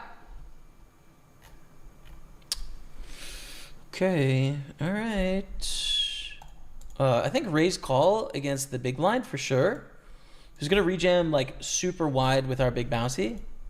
Against the small blind, I don't think so, right? Because they have to fade the big stack behind. So if like Florian jams, then I don't think we want to do anything. But they both call. We go to a flop of deuce 6-8 with 2 hearts. Not a terrible flop for a7, right? I think check back here, but a lot of good runouts for our hand.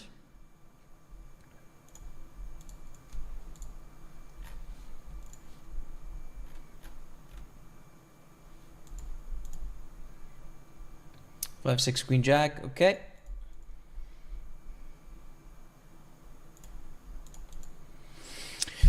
Flop a pair of fives, pretty good. Stefan is opening wide ranges. They bet half pot here. I think we just don't fold, basically. I think they're opening probably 90% of the button. Most of that is missed. So we're just going to capture the 450. If they have an ace, so be it. Queens. Unlucky. GG, guys. That is the end of the road for us. We cashed for 13-15-63. All right, we're all in here. 20 of 20, 13 pay. And we have 7 blinds. We need something to happen to survive here. Get a call from Rodrigo. Not a jam. That's not ideal. Hope they have kings and we have good equity. It's ideally don't have like ace king, you know? Or have king queen if we're going to be greedy. But I expect king queen to rejam here, you know? Okay. Triple up potential. 6s, ace, deuce. Hit it. Oh, king or diamonds or ace. Oh, let's go. Let's go, chat. 232,000. Love to see it.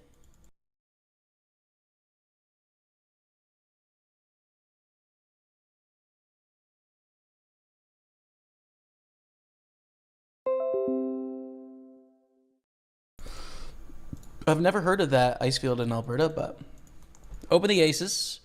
This is big. We're on the bubble now, right? 6 of 16. We have aces. Looks like we're down to 15 and 13 pay, but a really good spot here. All right, massive hand in the bubble here. There is obviously a lot of stacks that can bust us. Do we want a 3-bet jam? Do we want to call and try and induce? Do you want a 3-bet call? You want a 3-bet call. And we take it down. Good stuff. 6 of 15. Someone else is going to raise, but if it folds to us, we raise, covering both opponents here. Oh, it does fold to us. Amazing. So we are the chip leader in this scenario between the 3 of us, right? We get to put the pressure on. So let's see how it goes. Min cash is probably pretty big too. Yeah, it's $611. Check back here against Torben. I think it's fine. Chat, is this stream even working, bro? What is going on with this internet, Bree? Brutal. I don't know what the deal is, but I'm going to try and stream, and it's just going to add to the delay every time that it drops, but hopefully it keeps it together.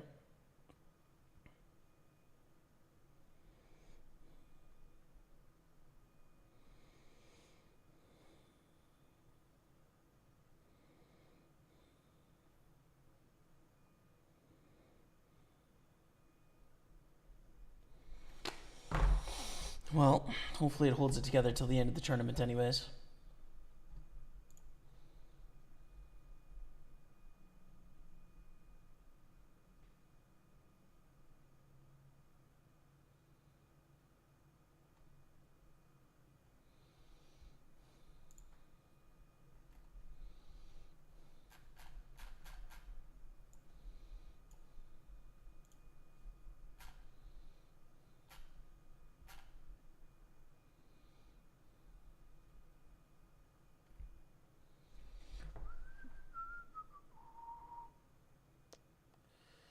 Hold internet.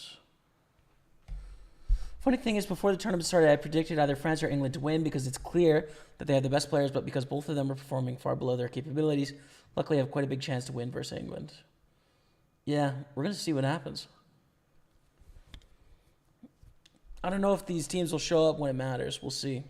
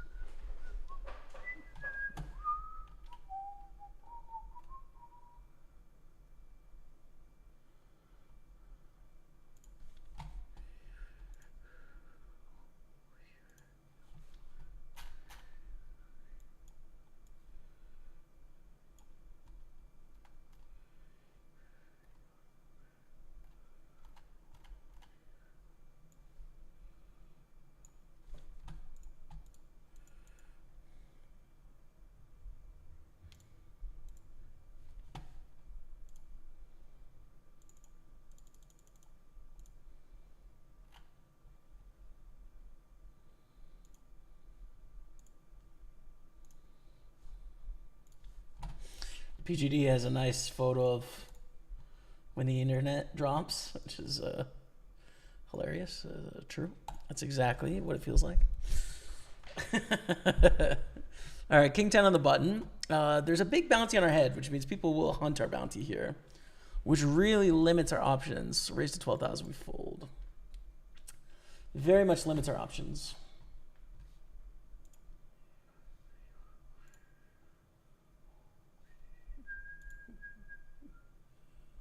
Love your streams. Best of luck from Lithuania. Thanks, man. Appreciate it.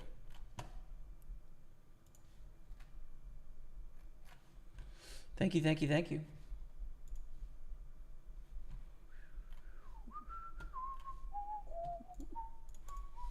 Yeah, I think I've got it on the calendar, man. I've got a really busy week coming up, actually. Very busy week. We have a home game on Friday with 9 $55 tickets added. I believe it's 9. So bunch of money added in the home game on Friday. Definitely would love to see you guys in there. Tomorrow's pretty chill, but Tuesday, Spain, France. Wednesday, England match. Tuesday, Copa America as well. Whew.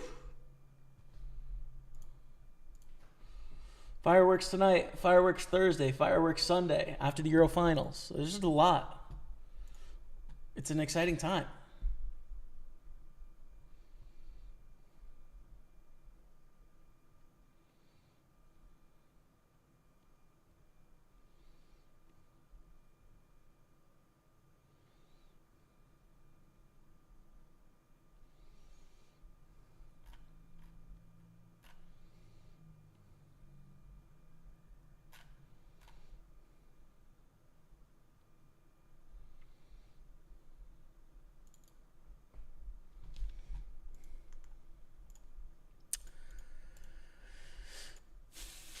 Fold 9-5, nothing to do with this hand.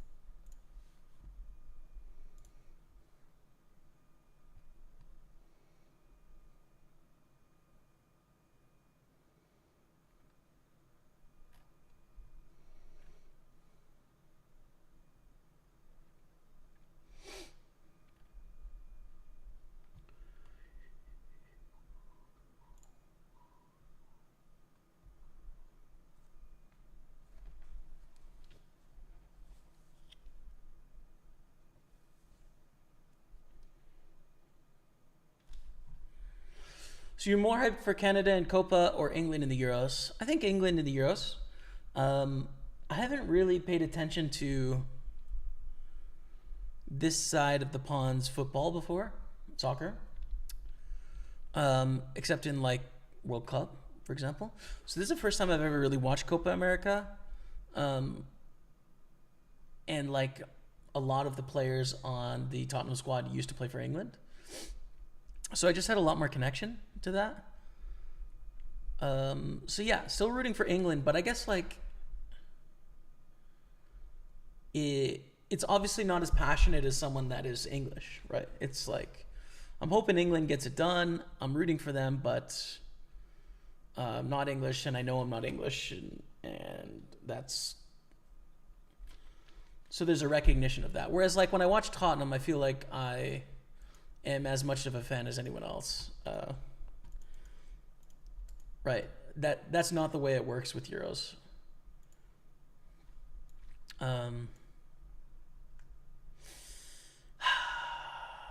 King, queen. Yes, hold. Let's go. So yeah, I don't know. I think Euros, but both are exciting. Tough to pick.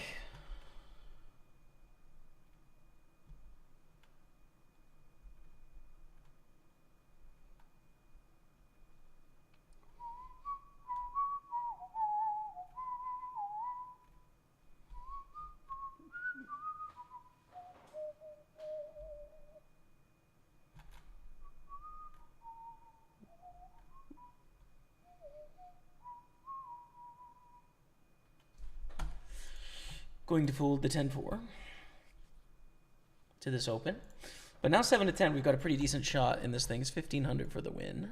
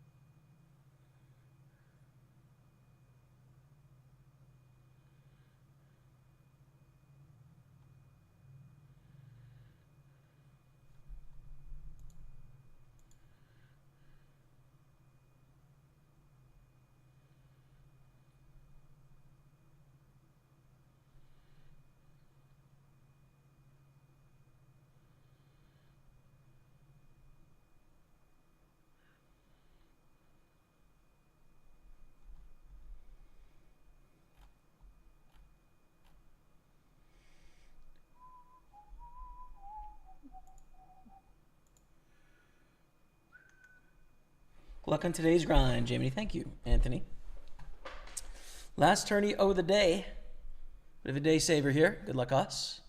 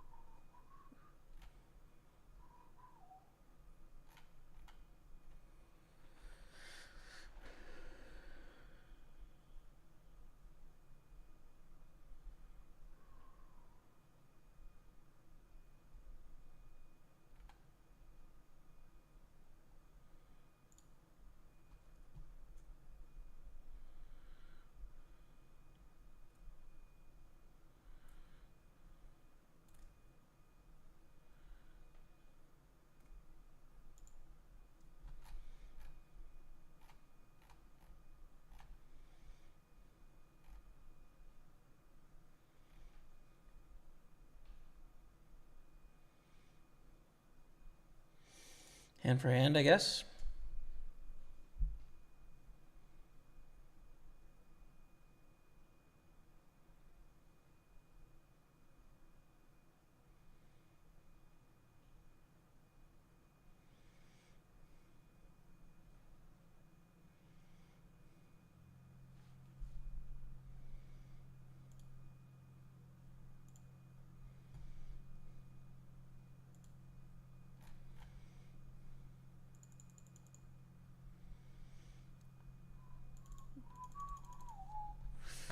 Let's open up this other table, see what's going on.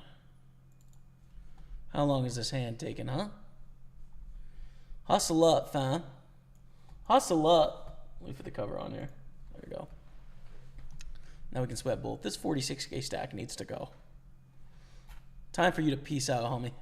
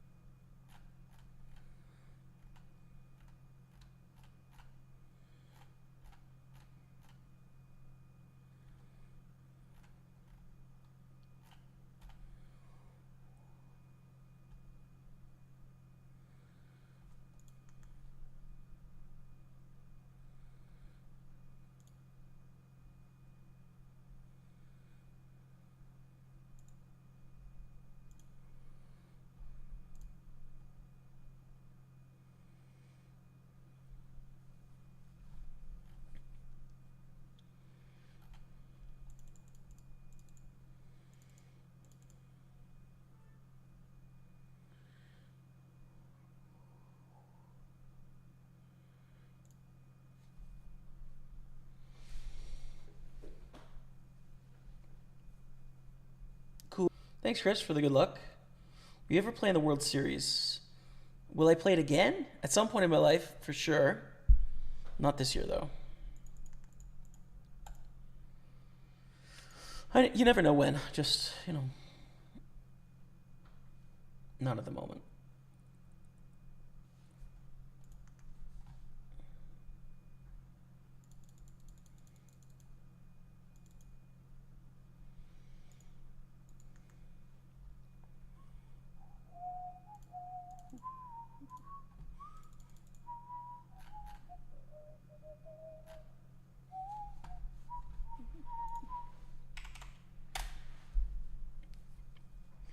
Here's an all-in ace-3 deuce 8.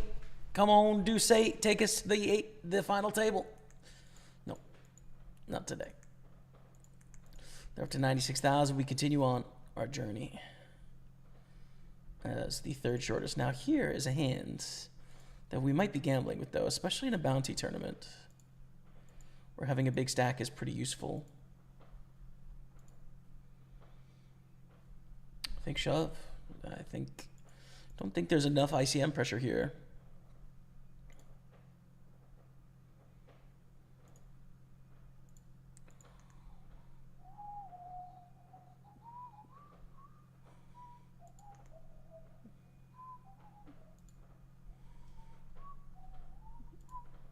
Okay, 184. Full jack down in the button. Would open this in a non-bubble scenario. Not going to here.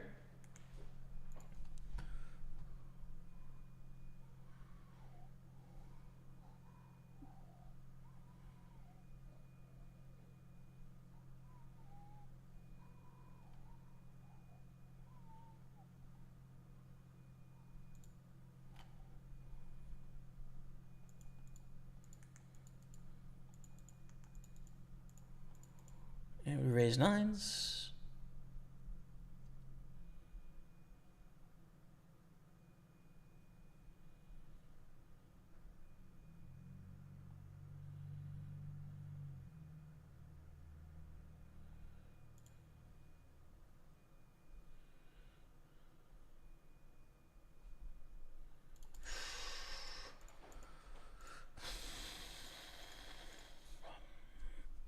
It's a good turn. Very good turn. Haida Gas says it's hard to want to get England to win when they play so absurdly boring. I hear you. It hasn't been great so far. There's been a lot of draws. It's been dry, but maybe they're just waiting to hit their stride, you know? Maybe it's all going to come together at the right time. Let's see.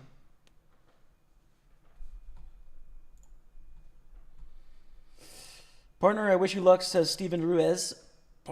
Parcero, le deseo suerte. Muchas gracias. Mon amigo? I forget. I don't remember. Do we call here 175 bounty? Yeah, we do. This is a big bounty. They shove for 11 blinds. We got to get this bounty money, dude. It's too valuable. We're in the money. 1.5 blinds, kings, but they're also gonna have like 7s, 6s, and stuff. We lose, and we are now the shorty on the FT bubble, but that's okay.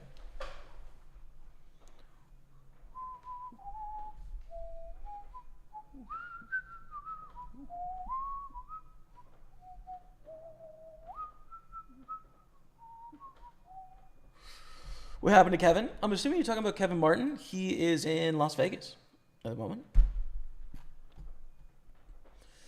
playing poker. Call. Right? Shorter stack? Yeah. Call 7-8. Gutter.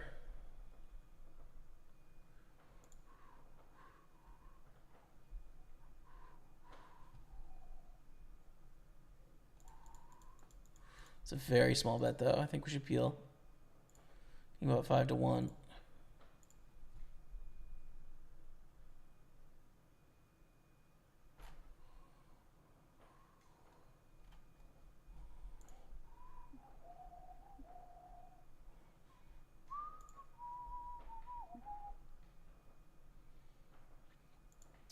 Do we bluff on the river? We probably should. I don't think we want to go too big, though. We're not going to try and get like a queen or a 10 to fold here, right? We want to be able to represent a pair, so we just bet half pot.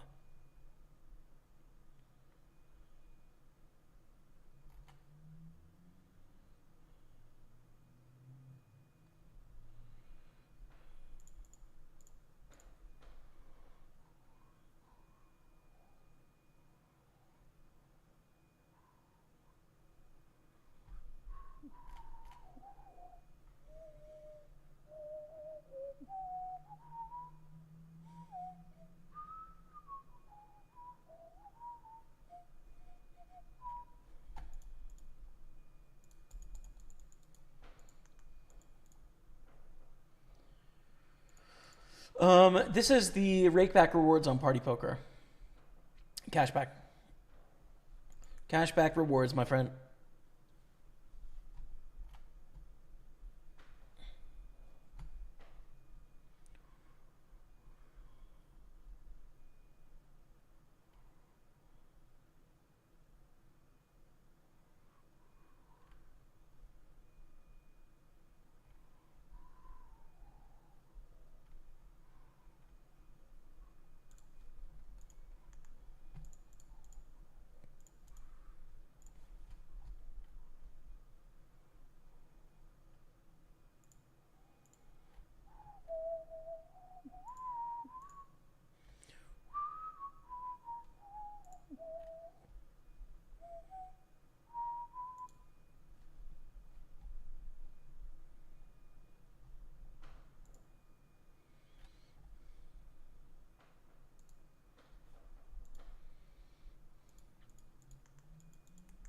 Waiting on this hand to finish before we move on.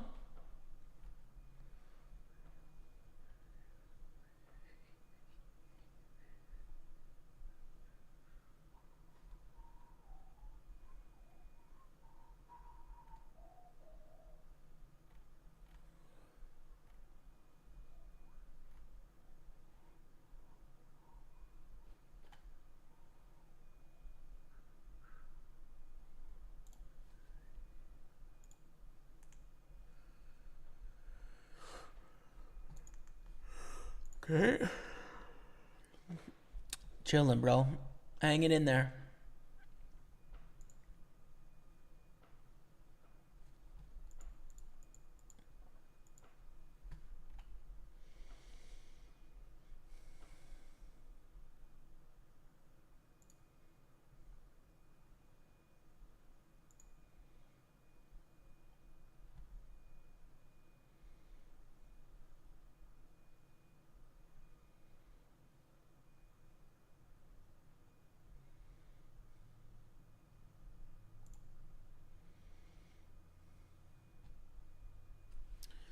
What's your next big 1K pages book you'll tackle? Oh, 1K pages. I don't have very many 1K pages books, to be honest.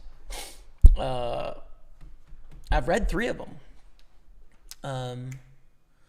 Dude, probably War and Peace. I don't know. Still, like, top of mind to me is War and Peace, Middlemarch, Intro to Philosophy. The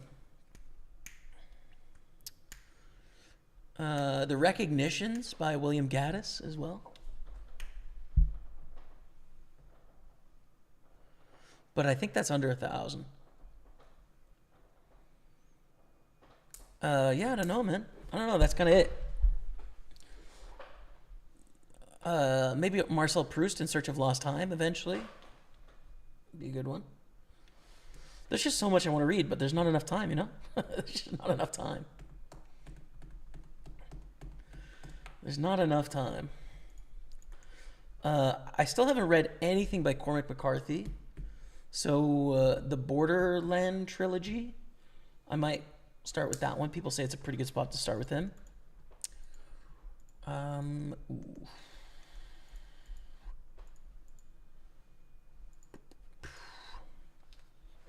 A full day save there. Yeah, so I might try that one out. We'll see. The thing is, I've got 10 more poker books to read this year, and probably 3 or 4 more Japanese books, and 3 or 4 more Montreal Book Club books. So that's 18 books in 6 months. So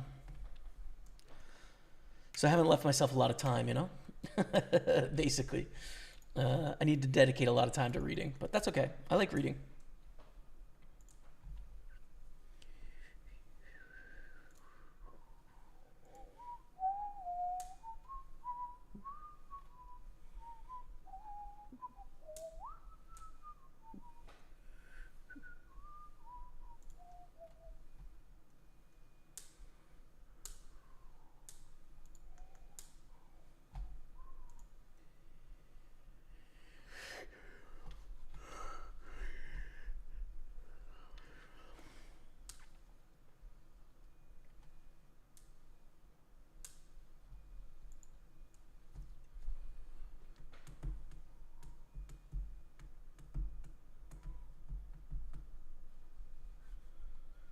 Hello, Jamie. I'm from Romania. I watch you. You're the best. Use you steal. I won little money. Keep going. Thank you very much, Romeo, Sebastian, Seba, and welcome, man. Thanks for tuning in. You know, I've been to Bucharest. I don't know when I'll be back, but I'd like to. I've been playing a lot of Omaha. Do you like it? Says Lance Lejeune. Yeah, I like Omaha. I think it's fun. Very different game, you know. Definitely very different, but a lot of very playable and fun hands. So I'm into it.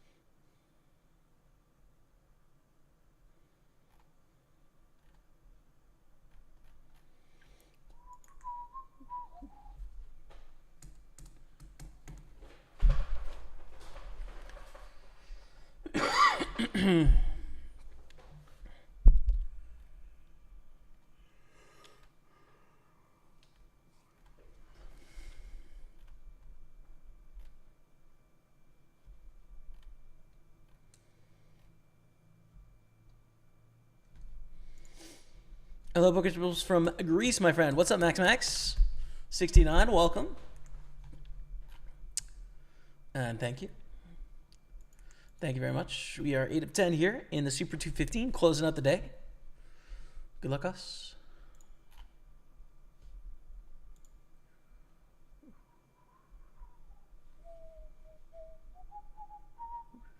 Biggest payout is 105,000. Lewis, Lockwood, 105K. Which was second place in a $530 WPT.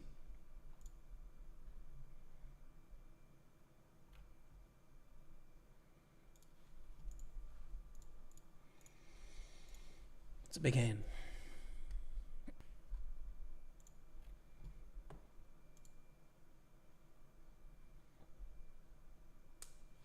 Come on.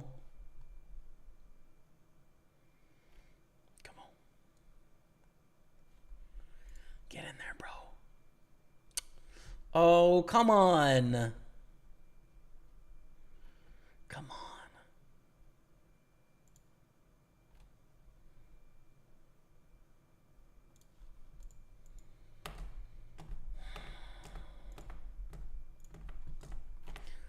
These hands are typically flats under normal conditions. I don't think they are here. I think being a little tighter than standard is the way to play. Being 8 of 10 in this spot. Limp, raise, jam, fold. I'm assuming. Moving on.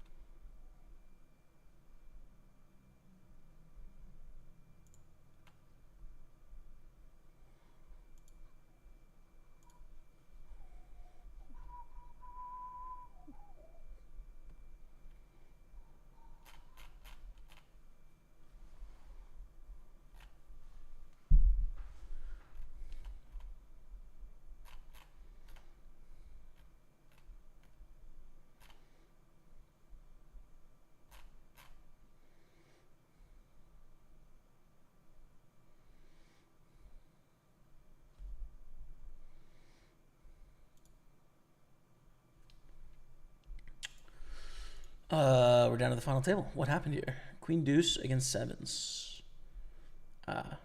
Making 2 pair on the turn. Fair enough. Final table height of the Super 215. Coming in. 7 to 9. But there's no reason we can't win here. There's no reason. It's a bounty tournament as well, so got to keep your eyes out for those bounties. 300 cashed, 200 bounties. Call it 500. Let's go. Let's go.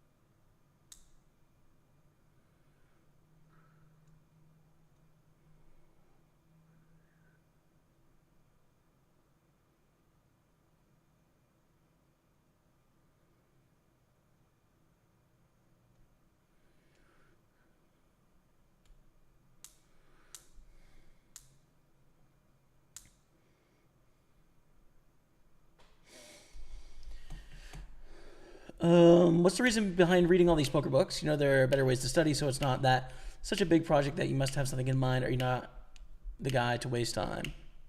I definitely don't think it's a waste of time. Kind of multifaceted. One, I thought it was an interesting way to develop a community around people that are interested in reading books in the poker world. In that, like, reading books is already like a really niche hobby, and it doesn't overlap with poker very much. So this was a way of like expressing an interest I have, tying it into an existing career I have, and bridging those two worlds a little bit.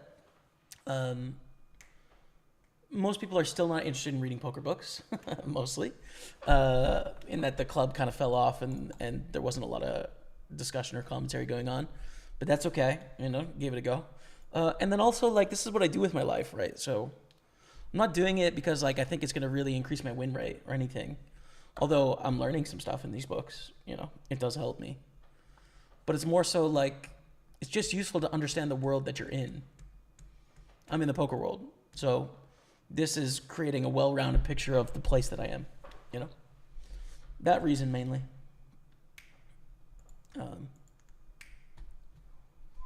Matthew Manuel, thank you very much, man.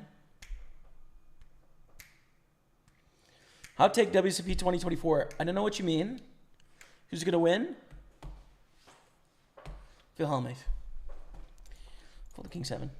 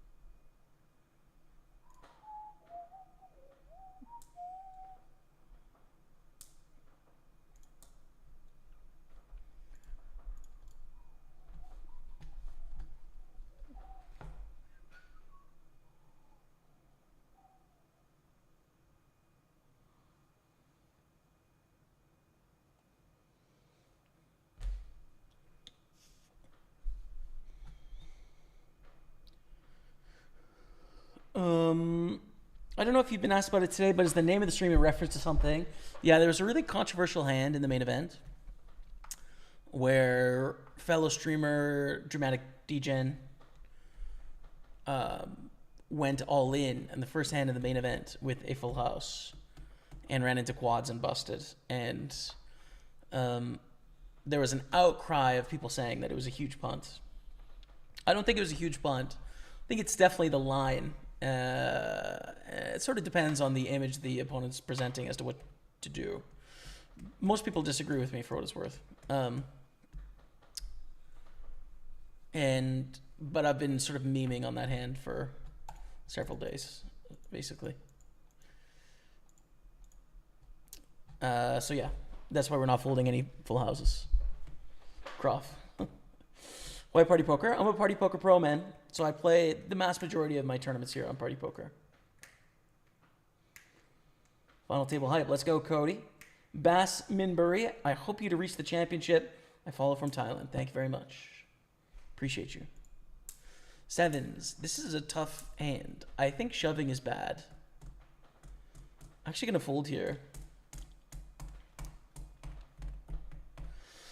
Shoving is bad because they're never going to call with sixes in this spot. So we're shoving into better hands. I would rather shove ace-5 suited than sevens in the spot. And flatting is not really an option on 16 blinds. Gonna get squeezed too hard behind. So this is a final table adjustment, basically, right? Like, of course, Chippy V, we're printing money, but it doesn't win enough to be a profitable move based on payouts, etc. So we fold. So sad.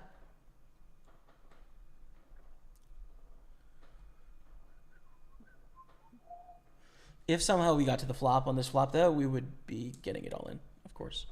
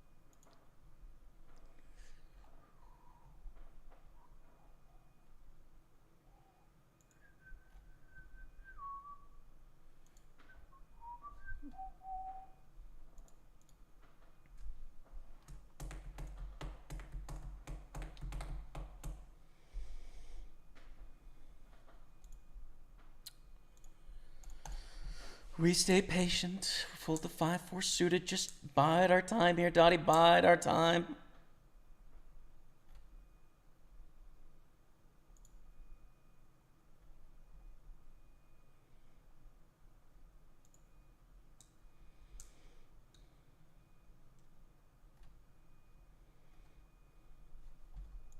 Here we go.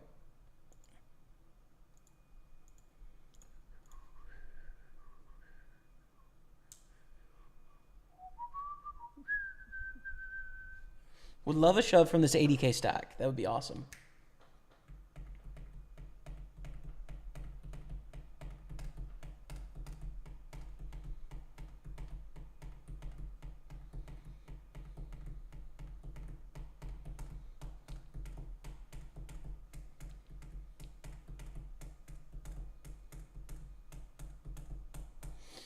Think shove, especially in a bounty. I would probably not shove like ace 10 suited here, but I think with ace queen it's clear. Against tens. Got a flip, queen on the flop. Keep it clean, Dottie, please. Let's go. Let's go.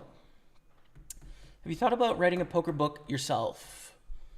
Yeah, I would like to write a little bit, but like I'm not super interested in writing a strategy book just because I think so many people write so many strategy books and they're quite good at it. You know, their ability to explain things is comprehensive and well done. And so for me, I don't know how much I'd be adding to that conversation, but I am more interested in writing a memoir or writing about my own personal story in poker and otherwise, in some sense.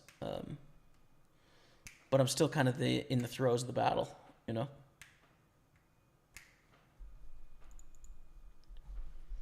But yeah, I'd like to write something at some point.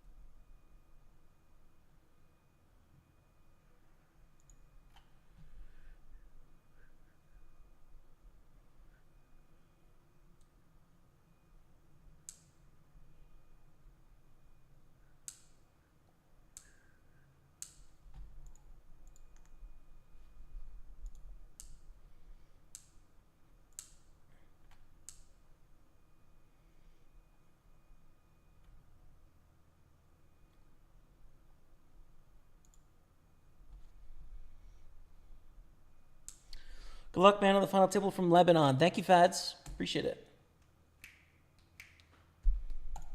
We're in a pretty good spot now to be able to capitalize, so let's see. I must say that I was surprised at how many people were interested in the Poker Book Club. The funnel they have to get through to actually be converted into active participants, apparently very hard. Yeah, I think so. I think also Discord, like where you do it.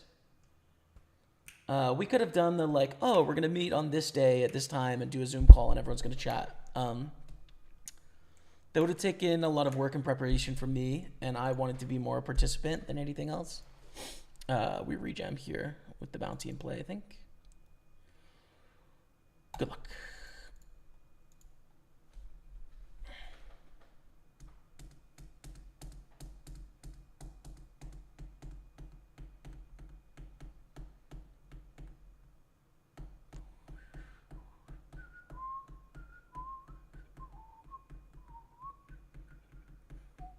Whoa, ace jack overcalling is crazy. Okay. So we are now chip leader. Just like that. $50 bounty coming our way. We're up to 250 in bounties, 327 in the prize pool. And we are in, oh no, we're in second place actually. I jinxed it. It's okay though. The queen four. Well, we might go the distance here. Let's see. Yeah, I think like people just aren't really used to Discord or using Discord app, so they have to be from like an online walk of life to sort of have this regular conversation. I think that cut down the participants too much. I think I kind of prefer an ongoing conversation as opposed to one where you all get together and you talk on voice chat for like an hour, because the ongoing conversation, it's fresher, right? You can talk immediately after you read things. But it's okay. You know, at the end of the day, there was no financial incentive for the book club. It was more so just like, oh, let's try it out. I don't think it's worked very well, but I'll continue reading the books I have, and you know, we could try it again next year and maybe do maybe 6 books instead of 14. Make it a much smaller commitment or something like that. You know.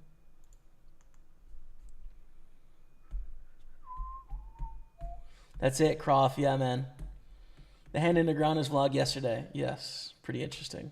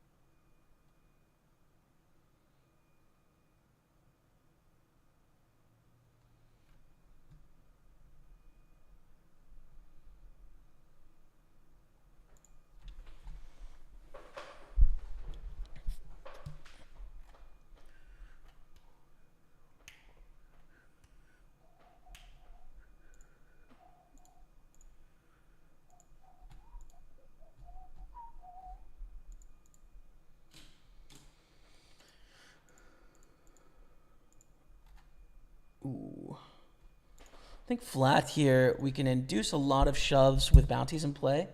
Ace King's pretty good. Let's go Dottie with the queen. Why not us? Exactly, dude. Why not us? It's exactly true.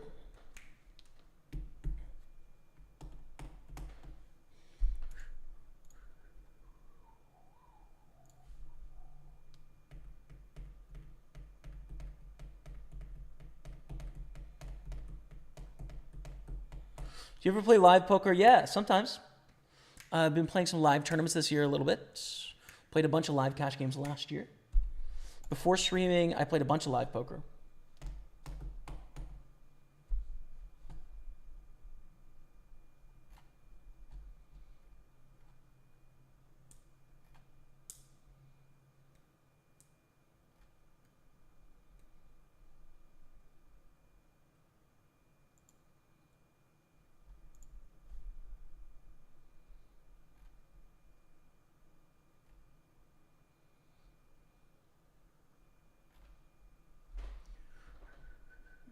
Queen Jack against 3's all in. The shorty doubles up to 110,000, which is good news for us. Probably puts us in the lead, not quite.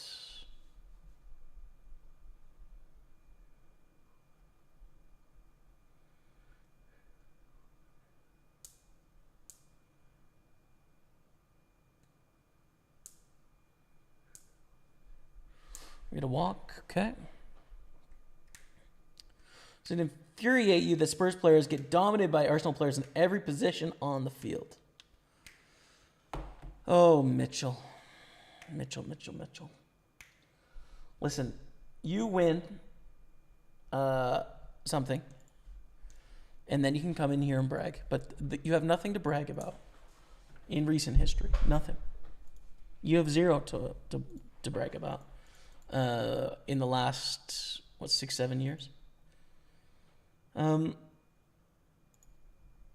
So pipe down. That's all I got to say. Why do you say let's go Dottie? Dottie is a golf announcer and professional golfer named Dottie Pepper. We used to refer to her as kids on the golf course and just kept it going.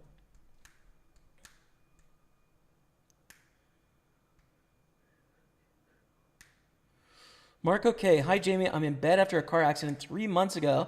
I've shattered acetabulum, hip socket, and tibia, shin bone. Bunch of metal plates inside me now. No bueno. But keeping up hope. Dude, brutal. How is the bed rest? Or do you feel yourself getting better, or what's the deal?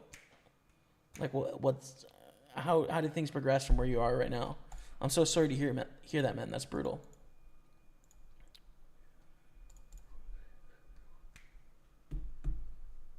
Are you concerned AI will take over poker online?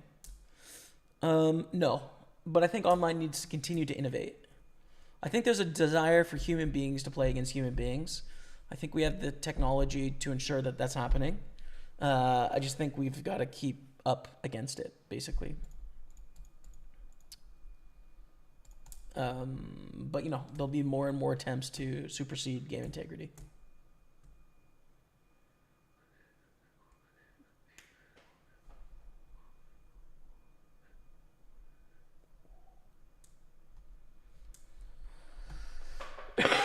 Thanks for the good luck, James McCann. Muggy W says, so basically...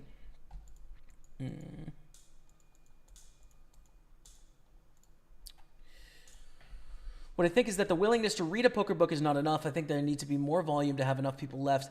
People have to be very connected and engaged with the creator of the book club. Yeah. I just don't realistically think it's going to happen. It's okay, though. It's fine. We give it a go. Met some new people. I'm still going to read all the books, in the process of doing so. And we'll all get something positive out of it. No gain, no loss, right? There'll be a small gain for a bunch of people, a big gain for a few people, and no loss for the people that tried and failed. It's okay.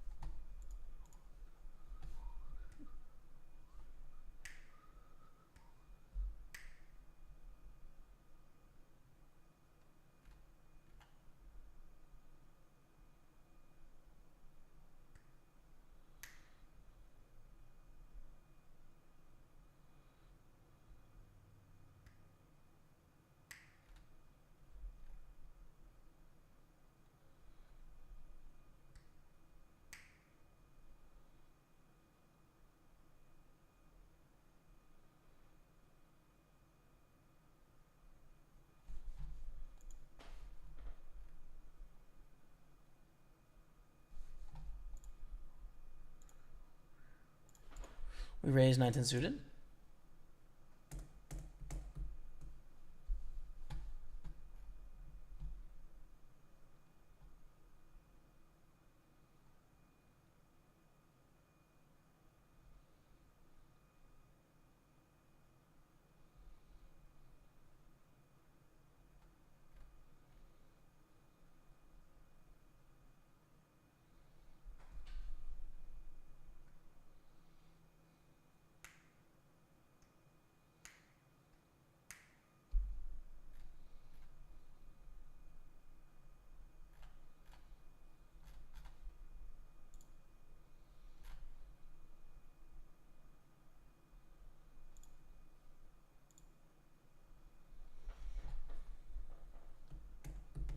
Party Poker, Adrian Biddle Gillespie. This is Party Poker, man. It's where I play most of my poker.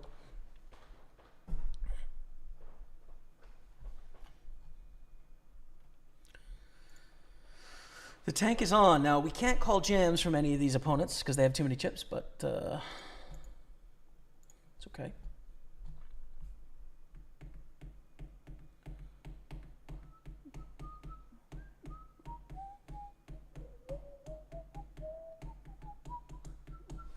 Okay, quick break. When we come back, we are 2 of 8 on this final table. First place should be anywhere from 3,000 to 4,500.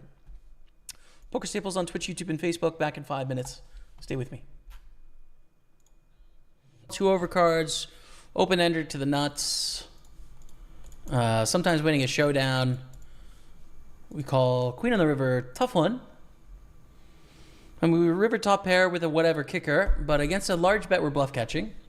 They check, do we want a value bet? I don't think so. I think it'd be quite thin, especially given the bubble situation here against a bigger stack. Do you want a 3-bet fold with King 10 here? It's definitely an option. Yeah, let's give it a go. Because we're not going to put ourselves at risk. They have to fold pretty tight. And if this player wakes up with something, we're only risking 9 blinds here, right? Like we're still going to be in a good spot. But our 3-bet gets called. 3, 4, 6 on the flop. Let's bet. And then decide if we want to follow through on the turn. Because we will have some big pairs, and our opponent is going to have some broadways that still float for that 100K price. But we take it down 900,000. That puts us in an even better spot. Powerful, powerful position to be in here. Red felt hype confirmed. Okay, so we're in the money. 611 cashed. First place is 3,600 plus bounties. This is a gamble, I think. This is an all-in for 8 blinds, but that 300 bounty is huge, and then this reshove can be with like anything. So it's an all-in here. Good luck, us, chat. We're going to reshove against Gary, and hopefully they fold.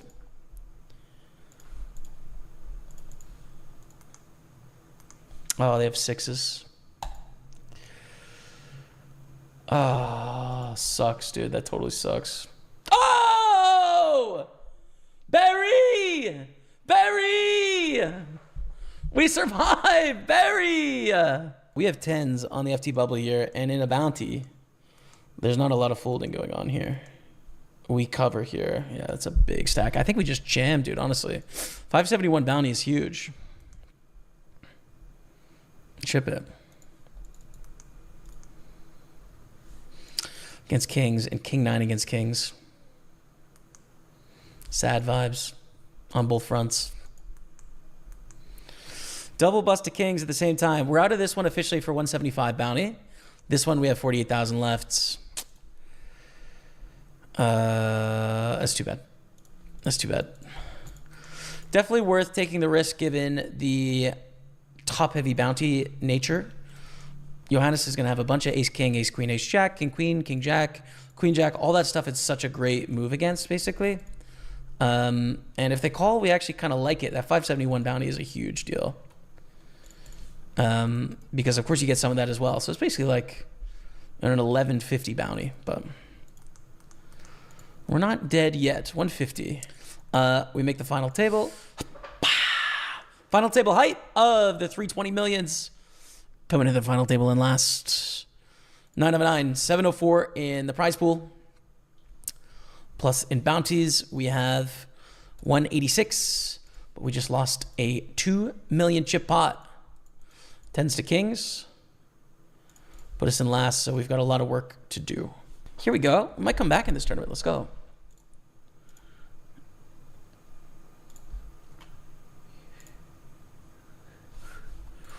Ooh, they have ace king. We got a fade. Nice, we do. So we survived 319,000. That's plenty. We're still in last, but we can come back. King 10. We are going to get called pretty wide here, but King 10 suit is pretty good.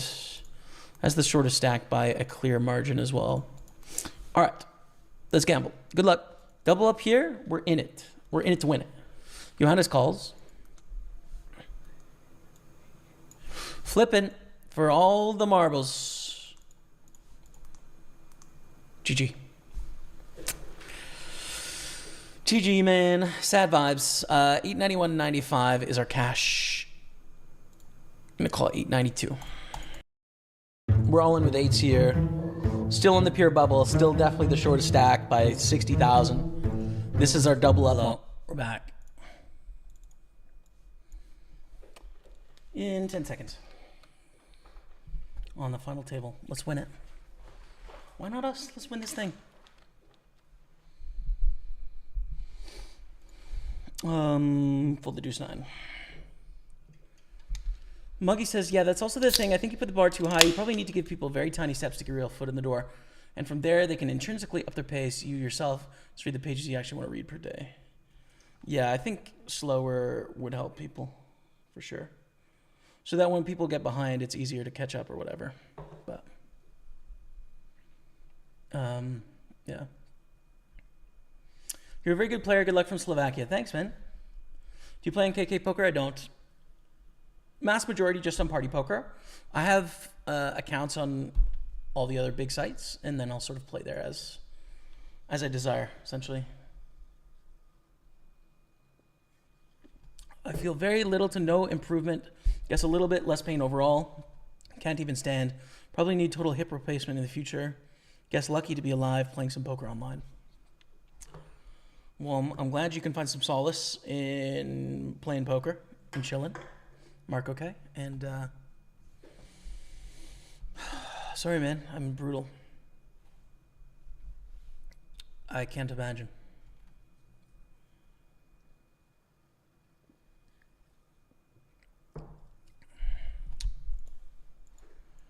Okay.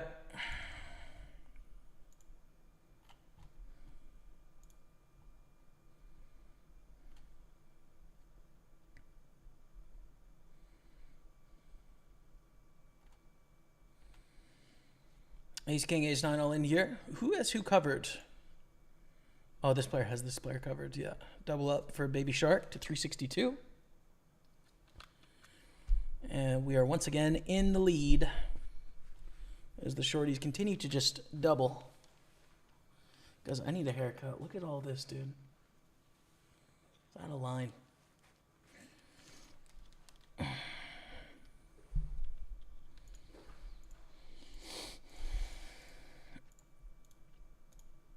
Okay.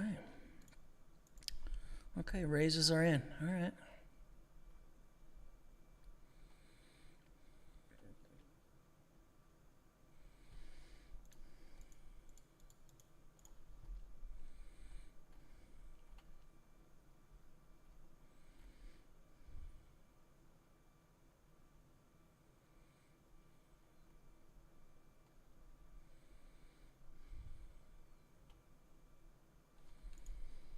Ten-3 is a trash hand. And we're going to fold it. That's it. Hey, haven't chatted in a while. What's up, Break EU TV? What's up? How are you? We met way back at Deerfield Casino 2015. Hope all is well with you in the world. I wish you the best of luck. Oh, cheers, man. Thank you very much. Deerfield Casino 2015. Okay. I was probably living in Calgary at this point. Or I was visiting Kevin's house. And then playing probably the Calgary series there. Cheers, man. I hope you're well. Thanks for tuning in. Things are good here. Who is Barry? Barry Greenstein. When there's an ace on the river, it's called Barry or Barry Greenstein because Barry Greenstein wrote a book called Ace on the River.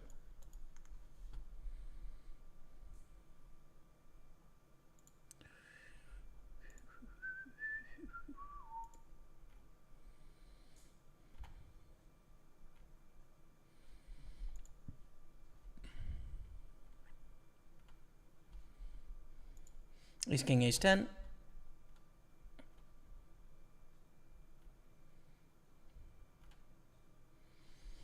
Ace King doubles. Baby Shark is on 150 as we pick up Ace Jack suited.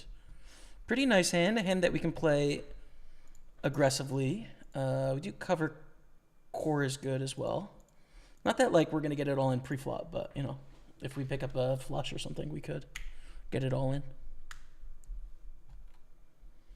So let's raise. Was ready to call off here, but they fold. Linus F. Love calls. Flop is queen 9-8 with one spade.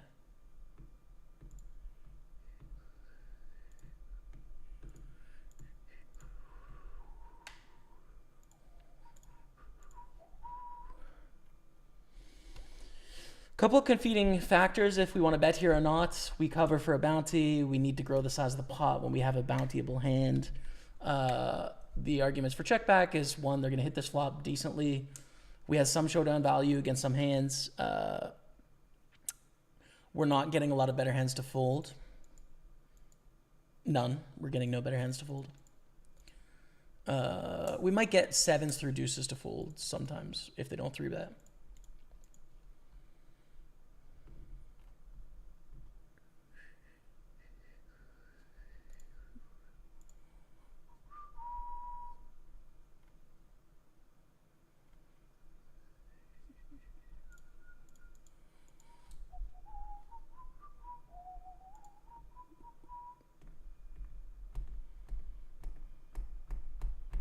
Love watching your inside mate here in Australia. Are you ever going to head here and play in a series live? I'm sure I will one day. It's not on the radar for the next couple of years, but you never know in the future, man. You never know, right? I'm enjoying streaming and stuff, but I'm with PartyPoker for sure until I think like end of March, I think, is the end of our 3-year contract. I'm hopeful that we can continue, but I don't know what the future holds beyond that, right? We haven't had those conversations yet in terms of what they're looking to do, what I'm looking to do. So the future could go a bunch of different ways. I don't really know what it'll look like. To be determined, I guess, man.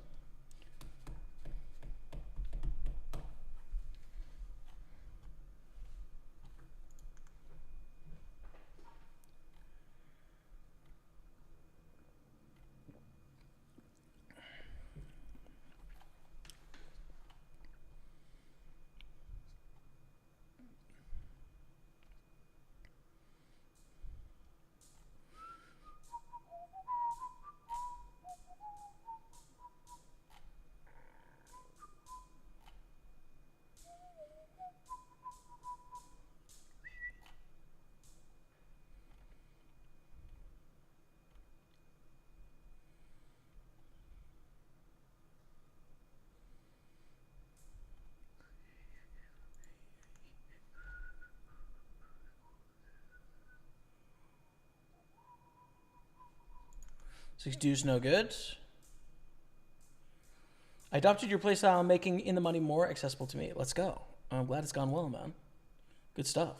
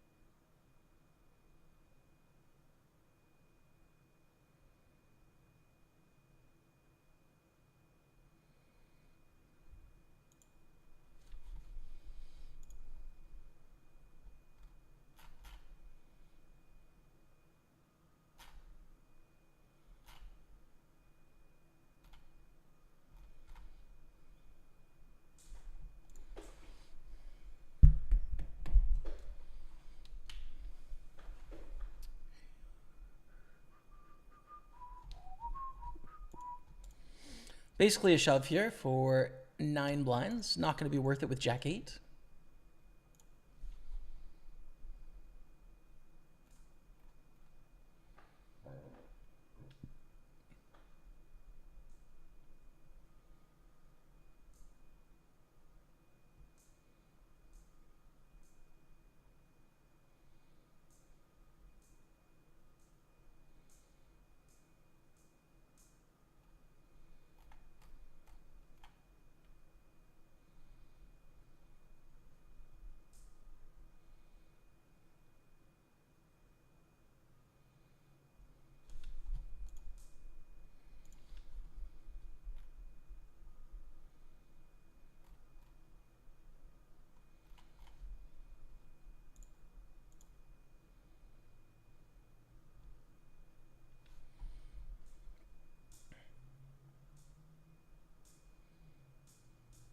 Thanks, Shay. Best of luck today. No worries, man.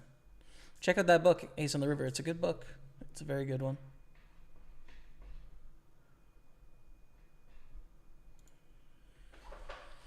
Ace-8 suited. We get a raise under the gun. Now, I don't love shoving here if it folds to us, right? Like, it's an option. A 187 bounty's pretty big. They're going to have a raise folding range. But I think calling is going to be better.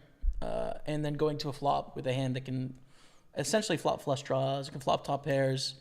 It can flop some stuff. So I think call is the play here. But that could be thwarted if someone 3-bets before us.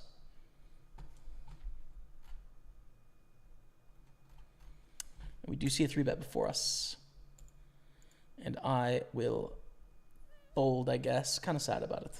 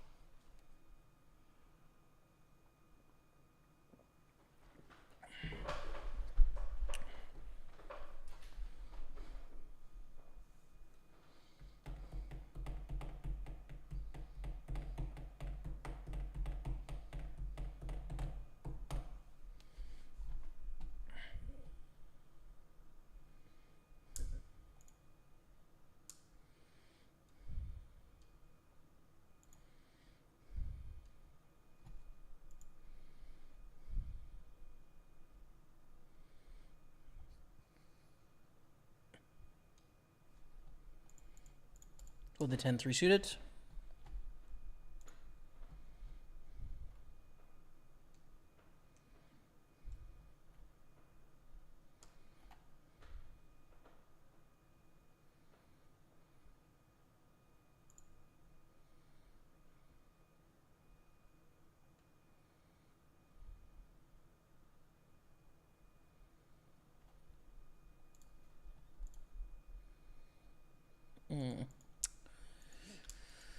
And can't do much about the king 4 suited here. I don't think flat egg is an option. Thankfully, we get a 3-bet before.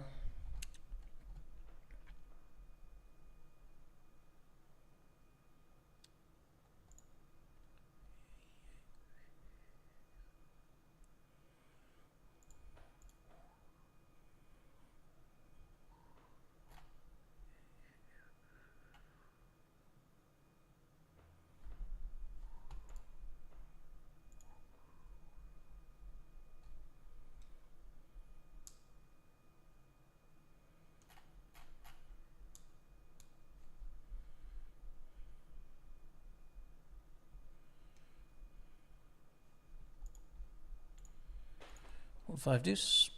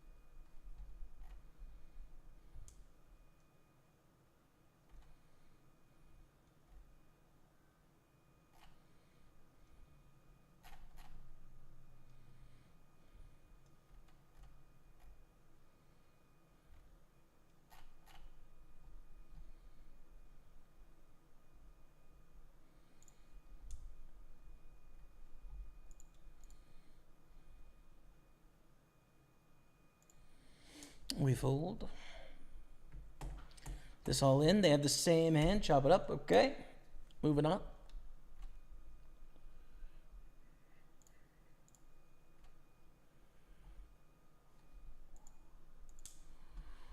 Eight deuce. This has been a bit of a need to be patient final table. We just haven't had a lot of spots where we can do much, right? If it folds to us here, it's a jam with any two cards. But if someone raises before us, then we just fold. All right, we do get to jam here. Good luck. Don't find a call here. Our 8.7 blind deep opponent, and we take it down. Thank goodness. Did not want to see a call there. Wow. This bounty is big. So we have a shove if it folds to us again. Can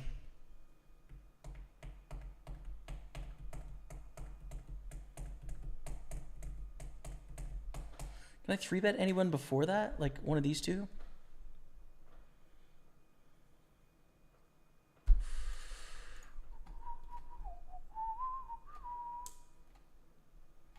Okay.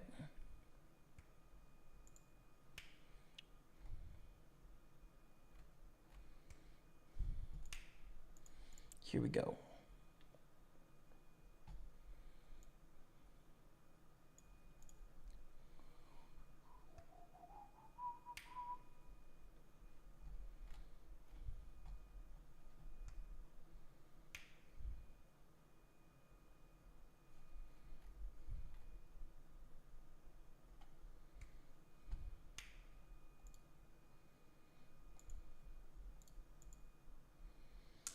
Do we want to 4-bet or do we want to flat here? I think flat, right? Keep the bounty in play. We also don't want to get it in ace, king versus queens here against the big stack if we can avoid it. And we go to a flop. 9-4-3, all spades. They have a pot-sized bet left. We have no spade. Not a great spot to be in.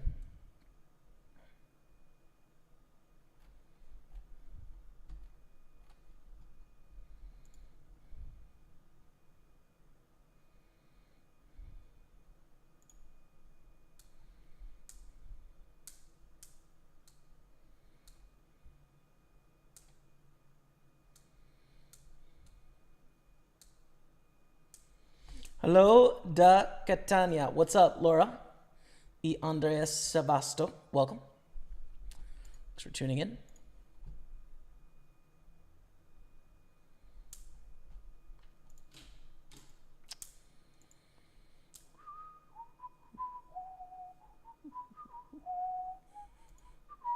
I think we jam here. Deepest stack is 12 blinds. It has 187 bounty. It's just an all-in moment. Good luck us. We win. That's good.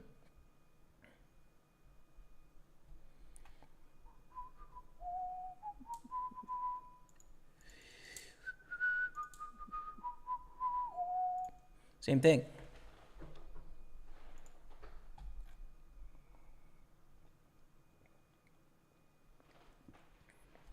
The same thing. Call with eights, Linus.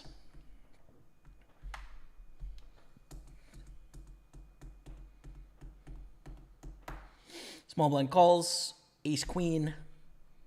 How about a 9? How about a 9 or an 8?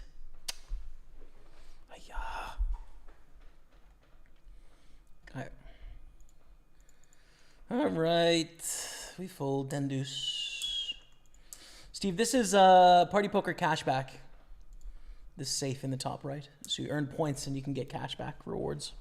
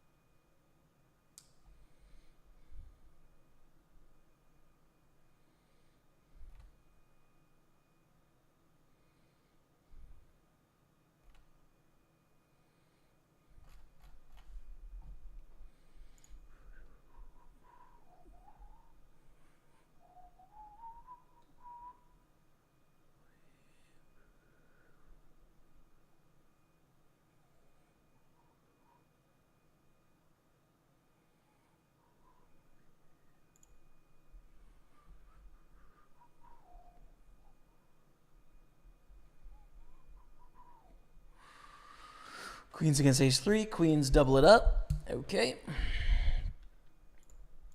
That's how it's going to go, man. The short stack's double.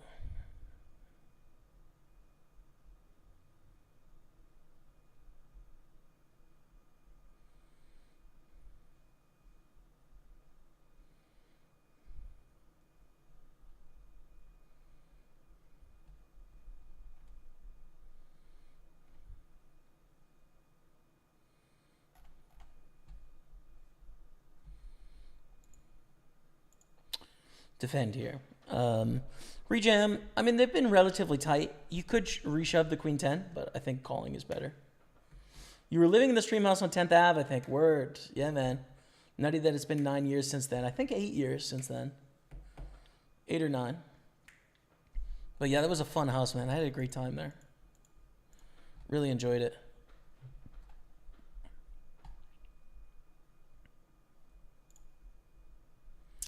Very much enjoyed it.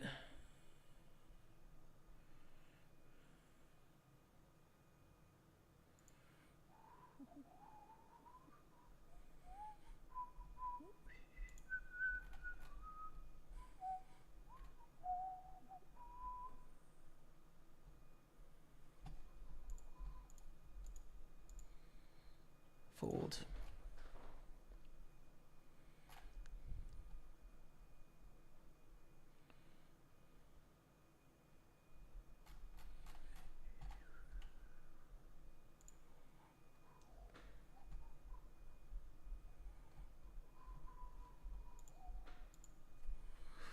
Wow. What do we do with this ace jack?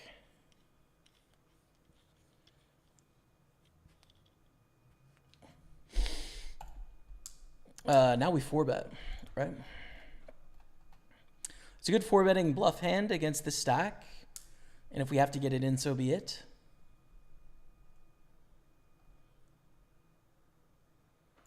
I think this is a good 4-bet spot.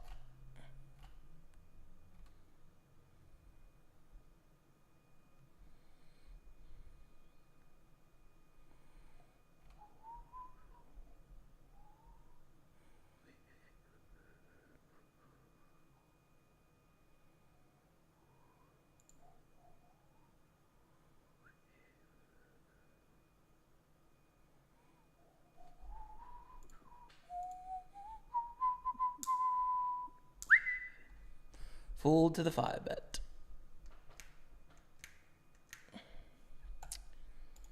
Fold to the 5-bet, man. Nothing we could do there.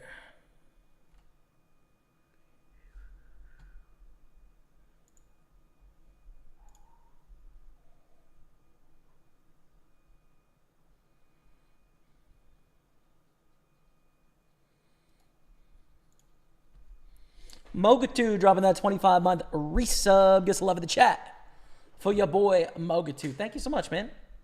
That 25 months. Let's go, Jamie. How are the summer vibes? So good, man. They're just so good. Yeah, it's happy, dude. It's a happy time. Enjoying the fireworks. Enjoy Jazz Fest. Enjoying Bixieing around town. Enjoying reading some books. Spending time outside in the garden. It's all good, man. It's just happy vibes.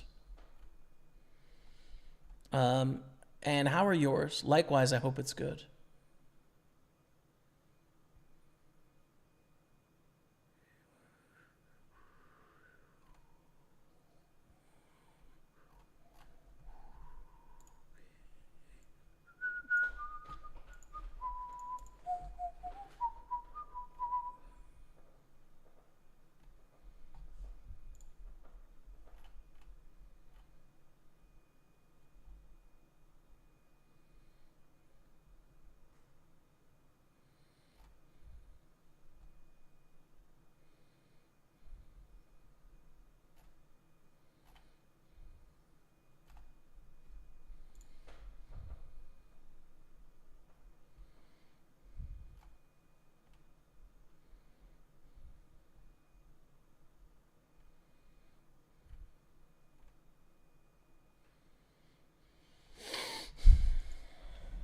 $629,000.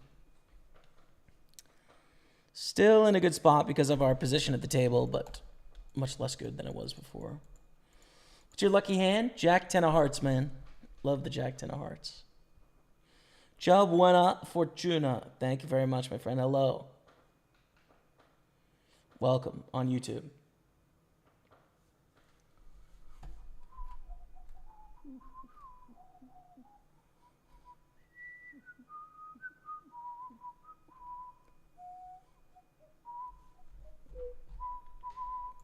Nines against ace jack. Wow. Double up for a pina. Double up for a pina. We're going to fold the 3-9 of clubs.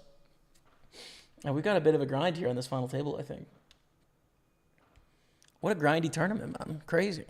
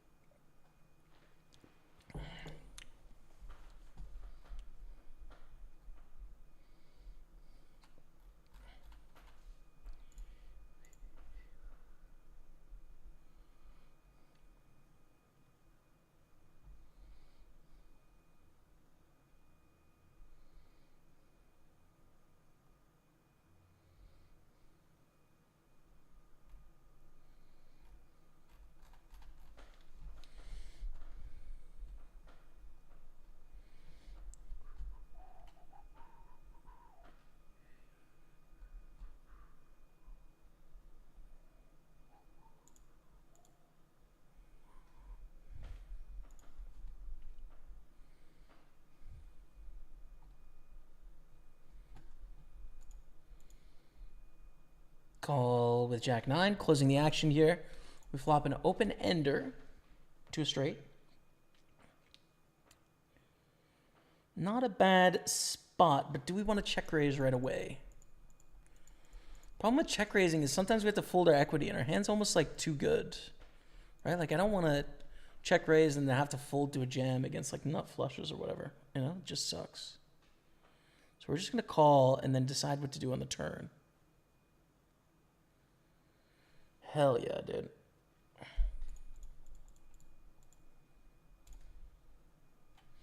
I'm going to go for a big bet. I don't think a block makes too much sense here, to be honest. Probably just check a queen. It's really hard to rep a queen. So we're going to go for the block, for the big sizing, and represent the bluff. The bluff and the straight. That's what we're saying, you know. 700,000.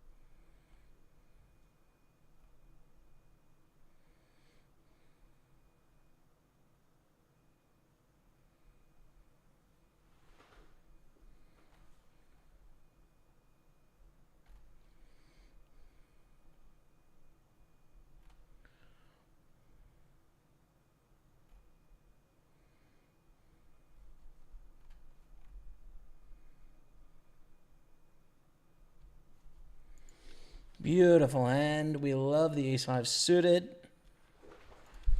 It's a little weird, actually, how to play this one. I think it's a raise. And it's a 3-bet here. Especially because Linus F. Love has 3.5 blinds and a 271 bounty.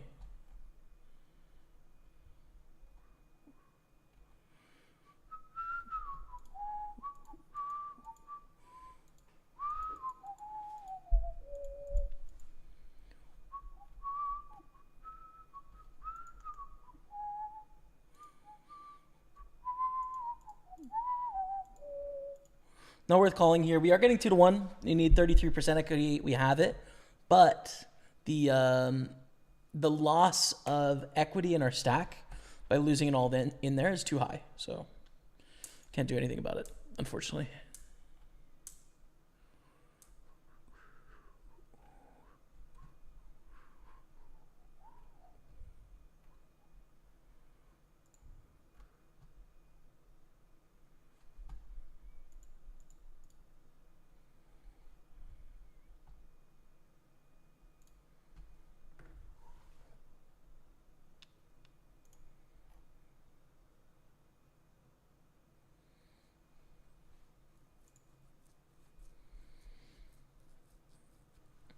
Family pool day every day. Yeah, man. I definitely want to go to a pool pretty soon, actually. We were talking about going last week, but didn't wake up in time.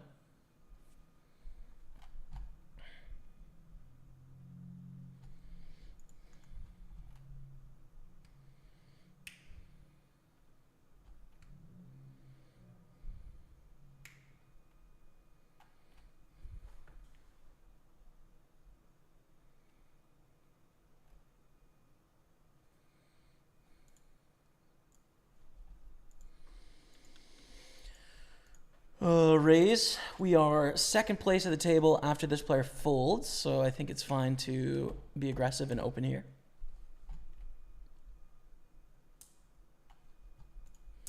But Johnny Banks calls, and that kind of puts a problem in our plan.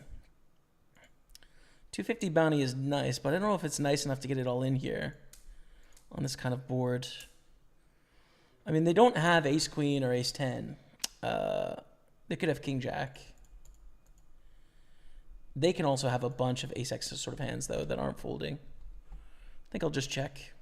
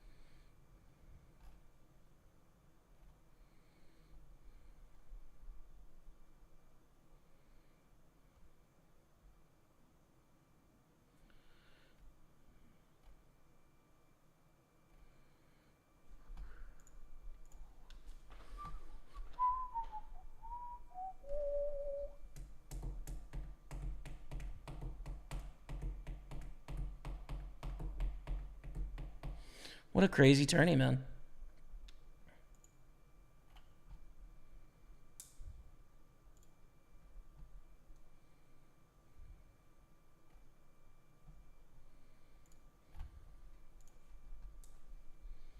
It is Party Poker. Yeah. How are you, man? On YouTube. Good to see you.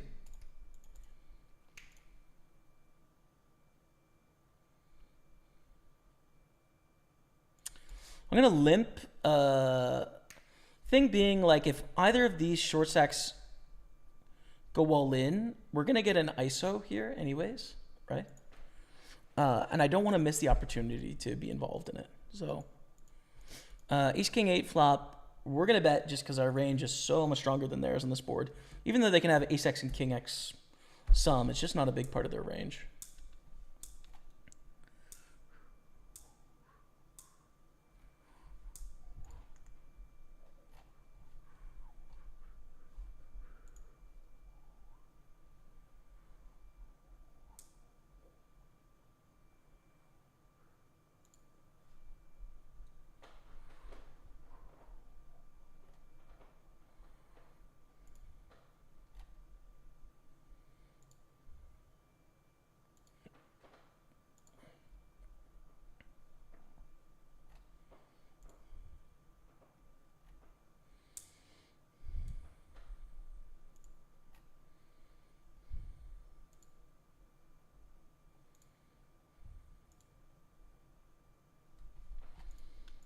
We'll do this ISO raise.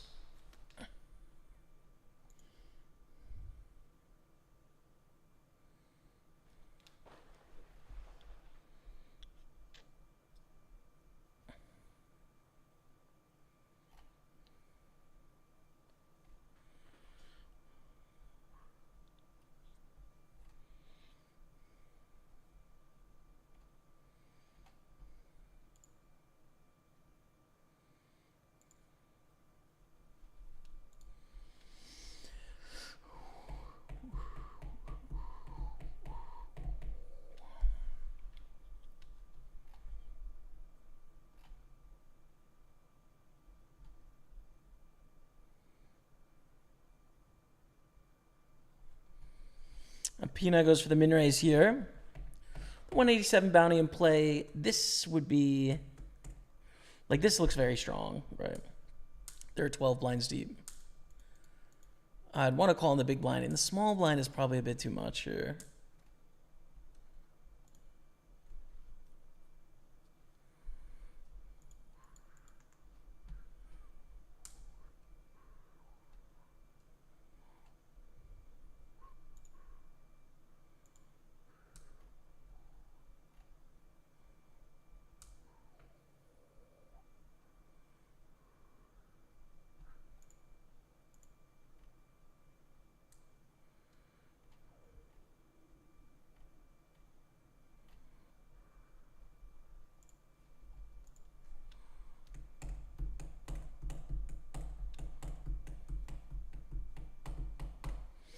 This is where it gets interesting. Two blinds, big bounties. Let's see what happens here. Pina shoves, we fold.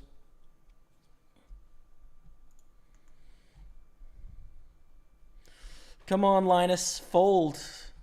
Fold this hand, Linus. You don't need to do it, Linus.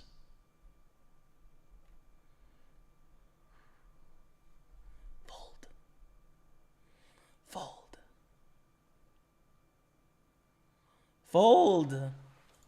Dang it. Okay. We're down to 7.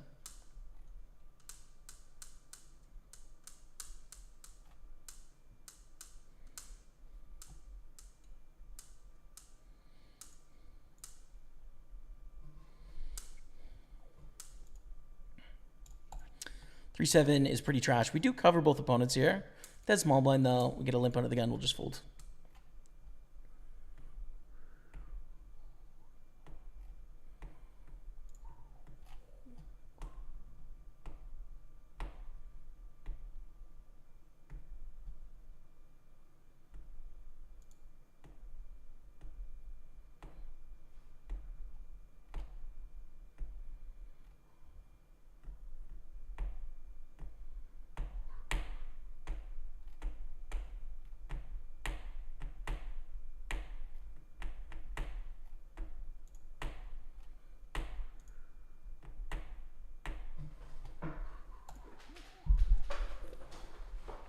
Jimmy, Gnomes versus Knights. Which side are you on?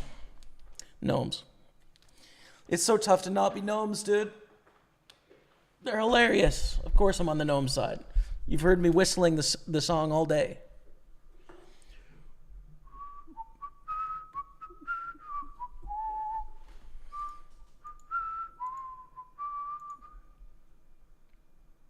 Yeah, Team Gnomes, of course.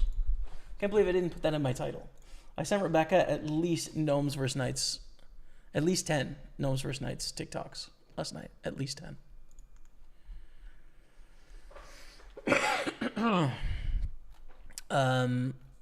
But I still don't, you know, there's a lot to learn.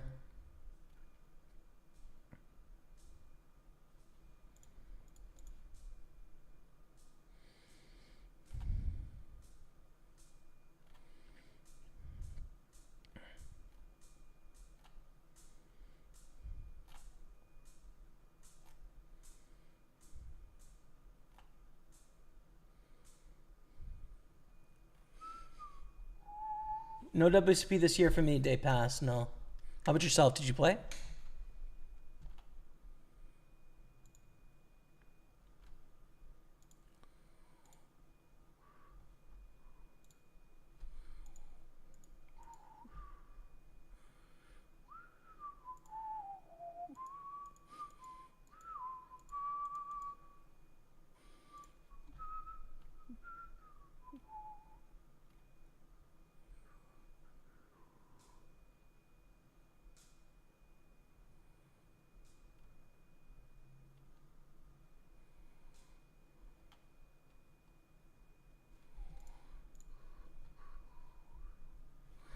We cannot call here.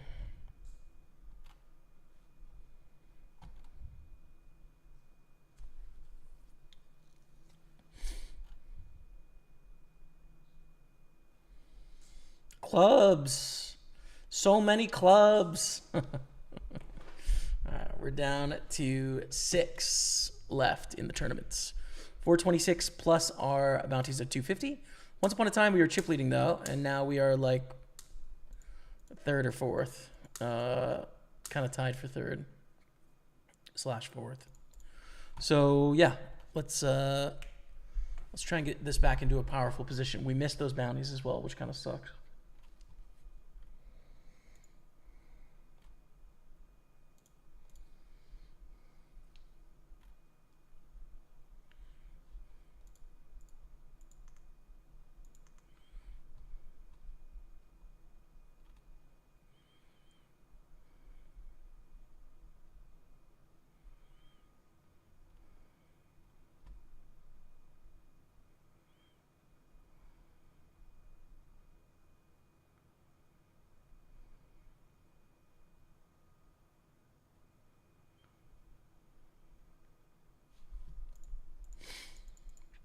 We want to play king queen suited. I think flat is best.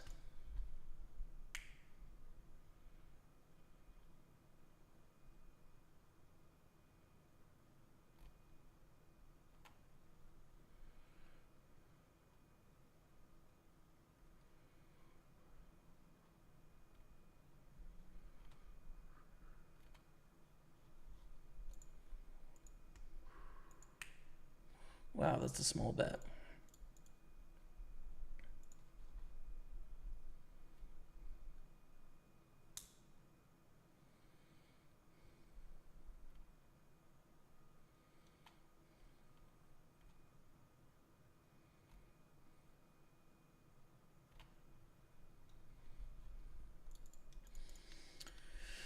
We need to bluff our king high, targeting ace highs here.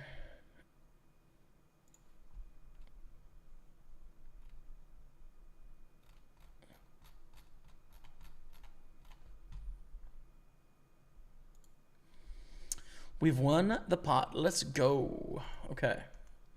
Ace 9, chillin'. Tough spot if Baby Shark shoves here.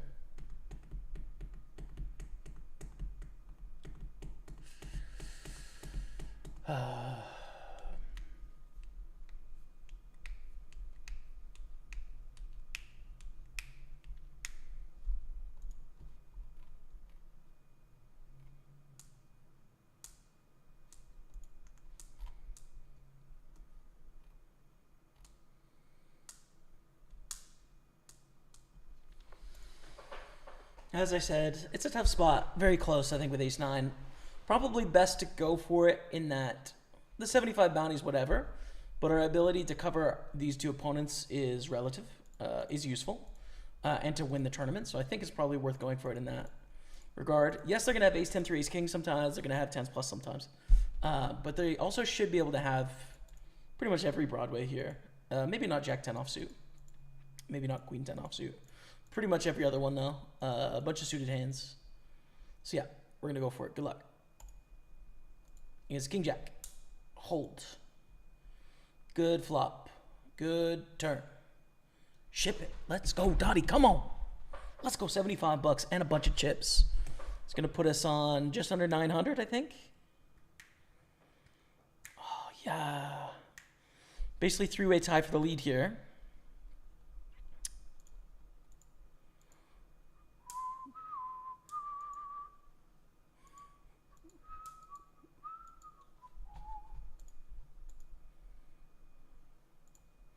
Thank you, Kazuto, for the good luck on Facebook. Appreciate you.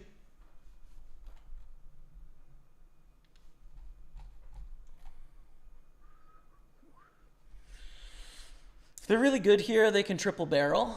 Most people aren't.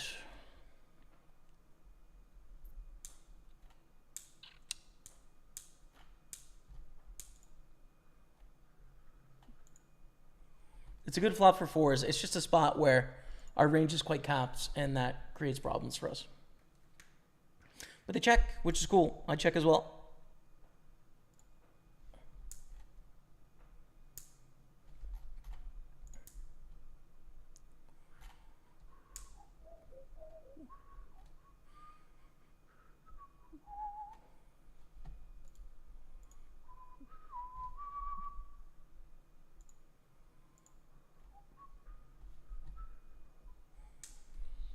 we beat here? Threes, ace 3, 7-8 suited, which is going to bluff now. I don't know, probably call. Like 6s, 7s, 8s are in there as well, but we're getting a decent price. I think we call. Ace 9, that doesn't make a lot of sense. I think that hand wants to bet flop typically. I woke up to 10 gnome TikToks confirmed. Yes. And there was no comment from Rebecca, but I'm just keeping her youthful, you know? Because, you know, I didn't think that she would be on the gnome versus knight TikTok, but you just got to stay up to date with what's going on. You do have to know.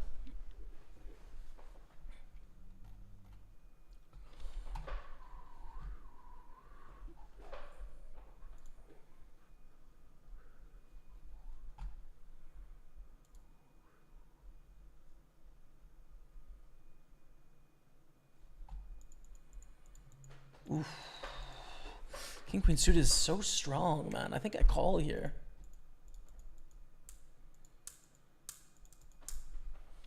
There's no argument for 4-bet, right? The thing about 4-bet is it does put us in the lead, and this hand has a lot of equity against a lot of hands.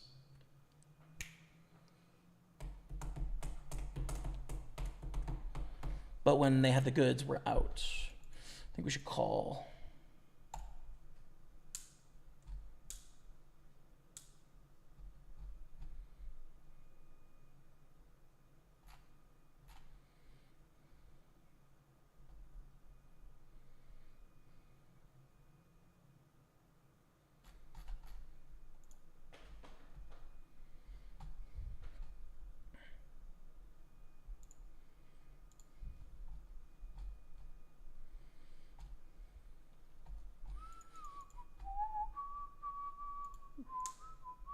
Too small to folds, getting like 5.5 to 1.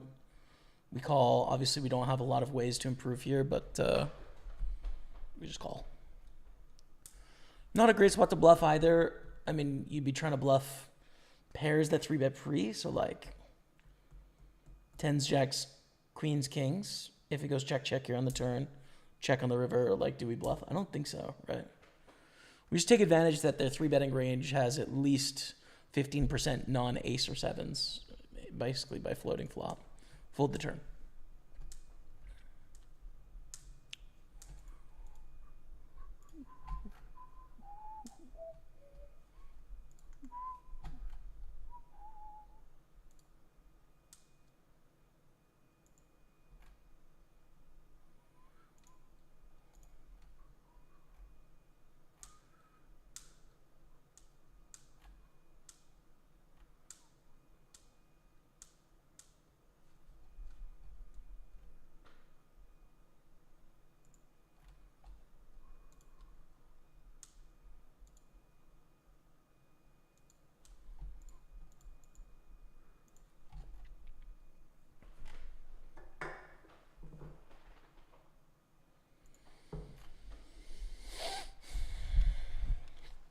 I get some chips and I toss them on a bluff.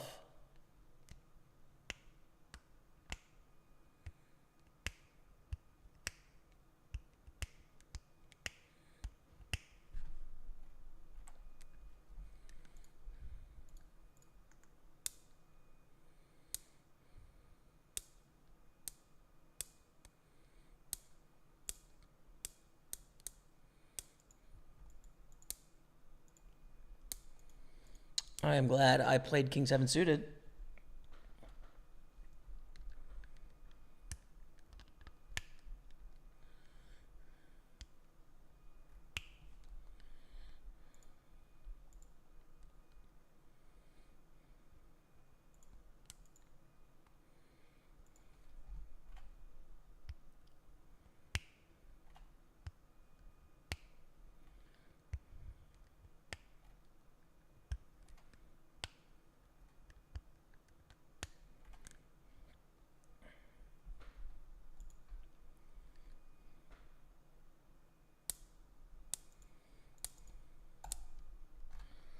I think I want to bet the river, ensure that I get paid from an ace.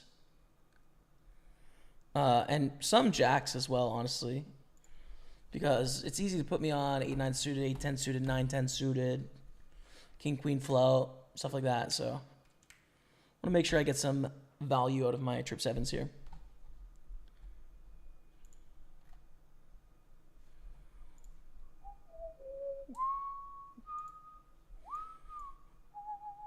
Ace 3 with hearts. Nice.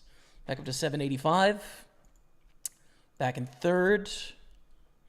Enjoying it. Raising. Calling a jam here if it comes in. With that big old bounty.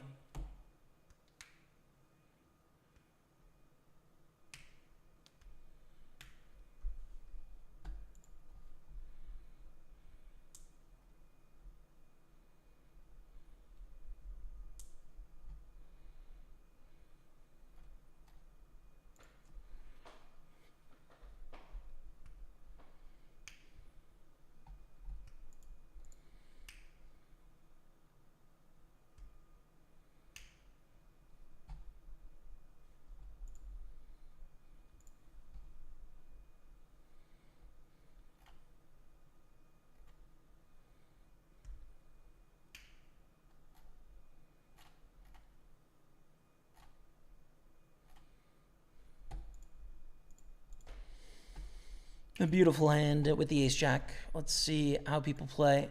Now is the time to shove. They don't. If we get a 3-bet here, it's really tempting to 4-bet. It's such a good spot for a 3-bet for them, but just a flat. Check, check. Great turn.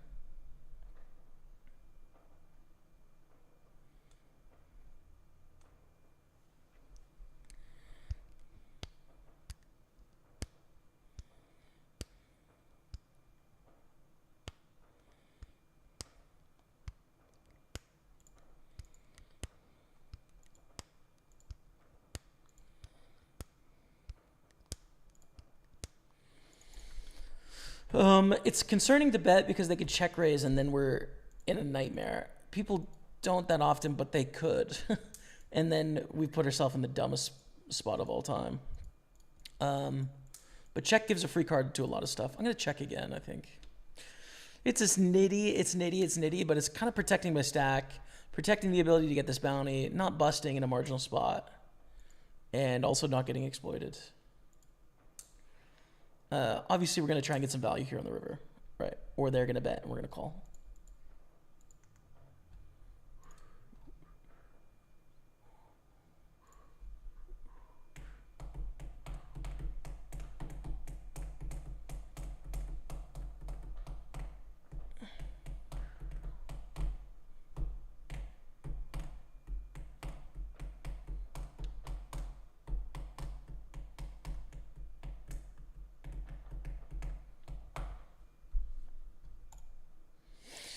We're going on break. Wow, 815,000. Basically, 3 of us tied in second, first place, and then a really short stack with a big bounty. Enjoy 5 minutes of highlights. Pokerstaples on Twitch, YouTube, and Facebook. I'll be back in a few minutes. 8 against Jack 9. No, not the hand you want to see, dude. I think we're going to bubble it. 2 outs. Rip. GG. Call. 6250 bounty. We got the ace king. Can we hold it, chat? Yes. And by hold it, I mean get there. Can we keep it there? Keep it clean. No 10, no jack. Oh, that's just a jack. It's a jack. We're going to bubble, I think. Ace, king, 10, 9. Oh, I think I'm going to bubble again.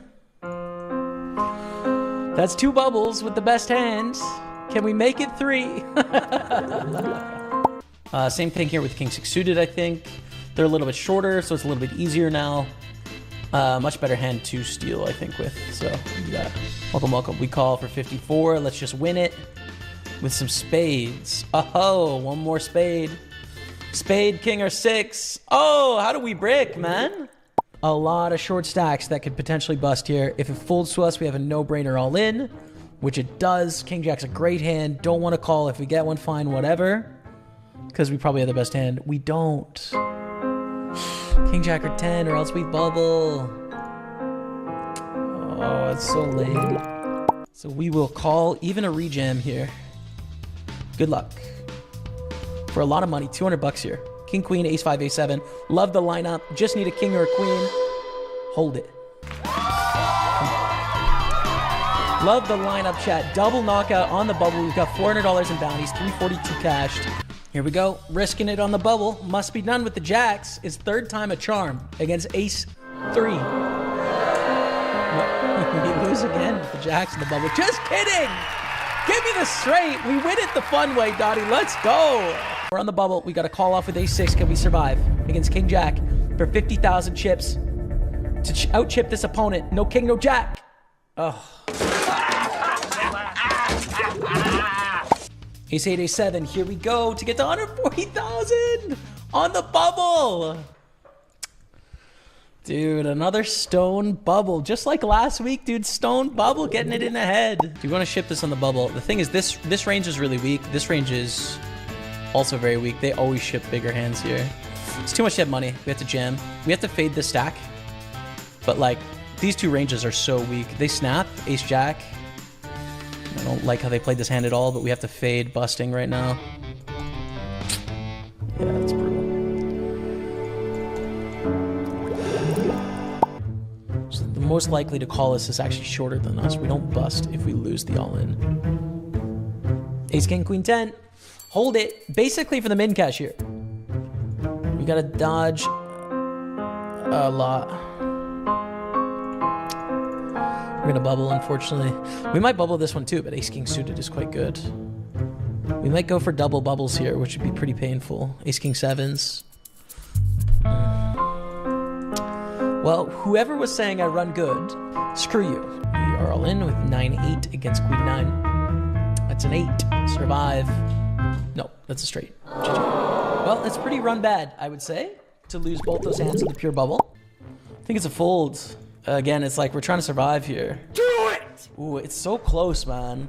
Just do it! Oh, from 0 to 850, and then it's like 1,100 for the win. So sick. Just do it!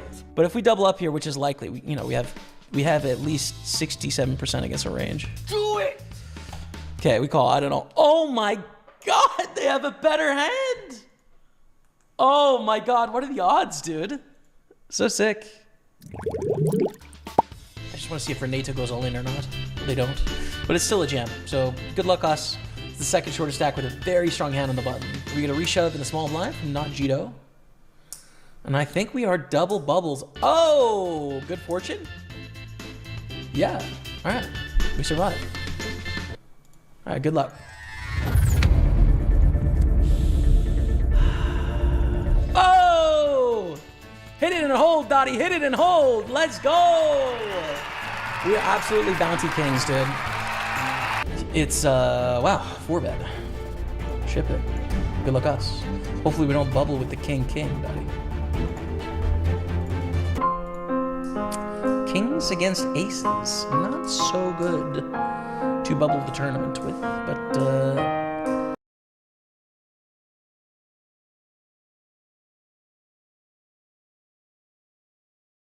we're back in action. Hope you enjoyed the bubble montage. Ace jack, we raise. First hand back, very much tied at the top, and then a short stack on 323. So let's see how we get on here.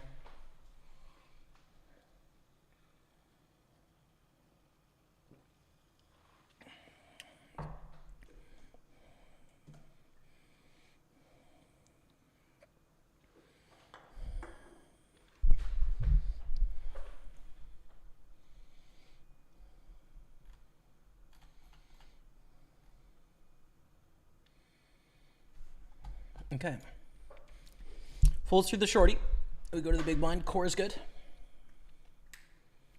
Who calls? King 5-3 rainbow. Thing is, yes, there's a risk in betting here, but the relative risk to our chip stack in relation to the other chip stacks is pretty small. If we win this pot, we essentially tie for the lead. If we lose this small bet, it doesn't really change our ability to get this bounty and be pretty much tied with these other stacks. So we're going to go for C-bet. Get called behind from Pomkit O. An overcall from Core is good. Turns a 6. I give up.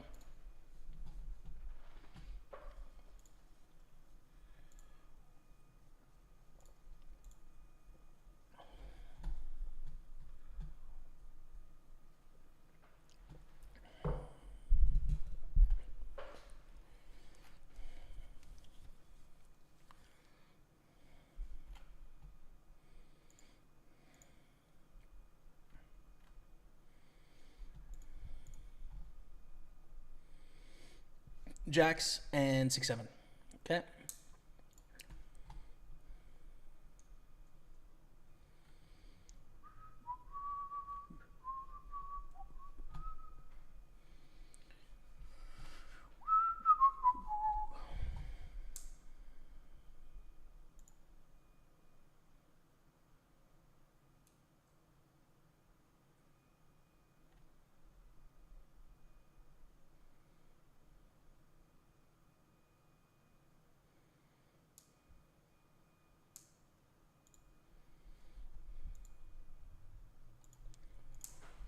All right, ace-4, king-8.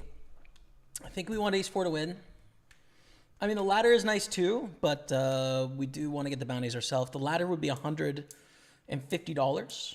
Keeping the stack in is potentially 323 plus the 150. So, I don't know. Jury's out. Queen 4 is on the edge, but I think a fold, especially with a bigger stack on our left.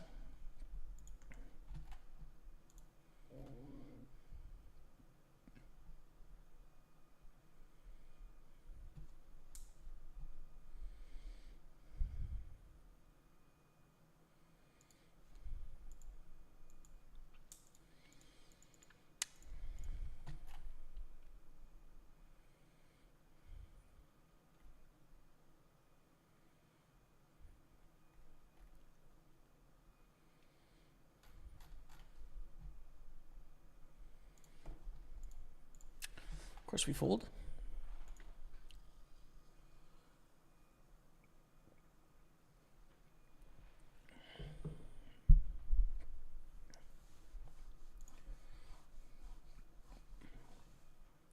You chomping on a pen?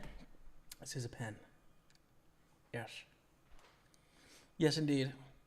A green Statler. Try plus. Fine liner. Dry safe. It is indeed.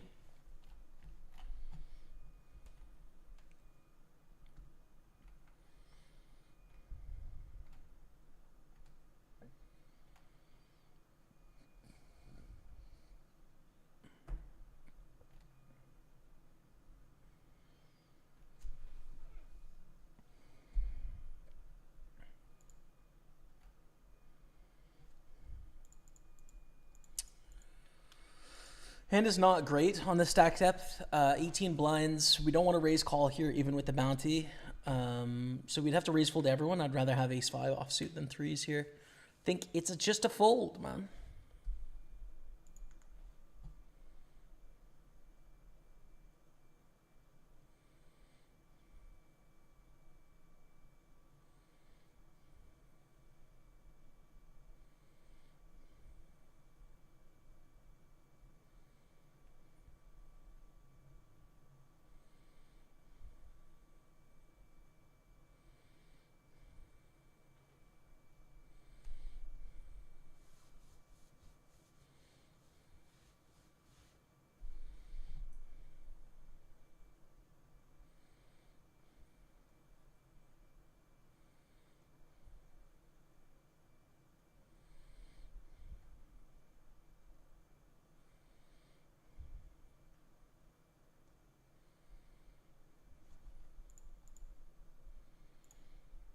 Wow. Okay.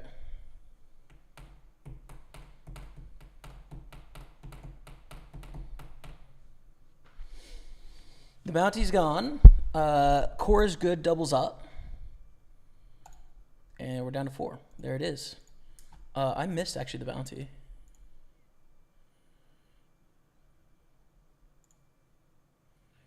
Ace Jack, Ace 9. Wow, sick. We could limp call a jam here, but I think just jam is better, especially being tied with the stack. Just jam it in there. Take it down.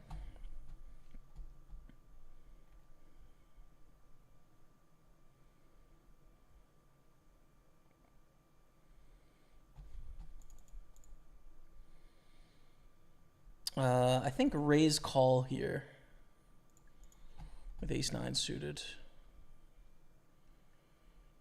Raise call, because they're definitely going to jam all their broadways and stuff here. And then Johnny Banks is also going to 3-bet shove a bunch.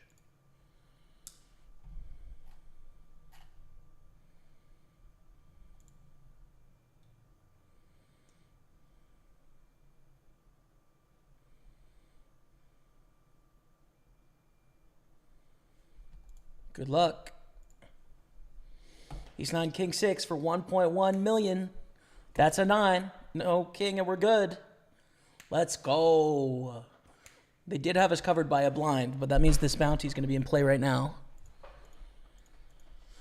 And we are in second.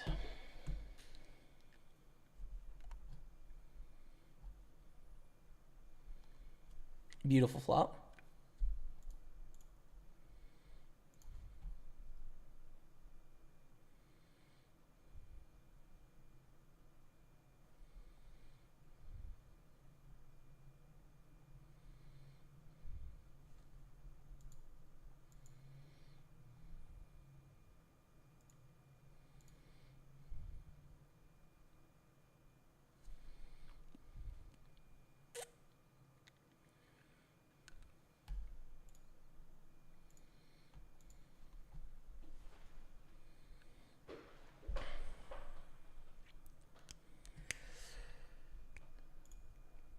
Let's go.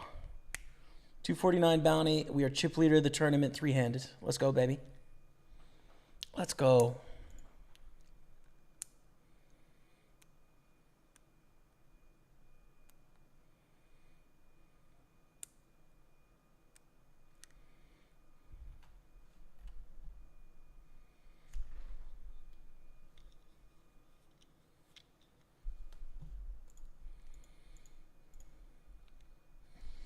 Any live events in the future? There's a live small series in Montreal, end of August, that has like a 3K high roller and then like a 1K event, an 800 event. So I'll probably play those. Nothing else planned outside of that at the moment.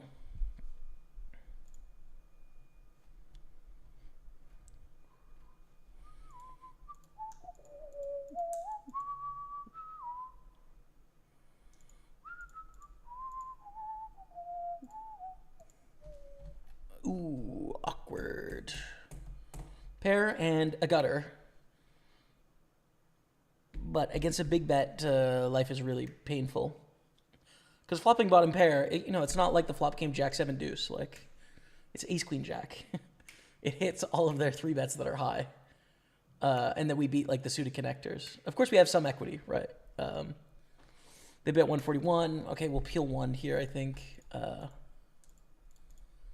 And we can consider turning our hand into a bluff for what it's worth on the river against ace-9, ace-8, ace-7, ace-5 against king-queen.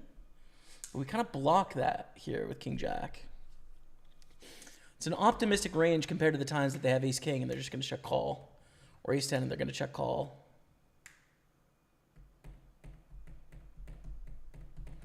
And we don't have to bluff against everything, but they barrel the turn and we just fold. It's fine.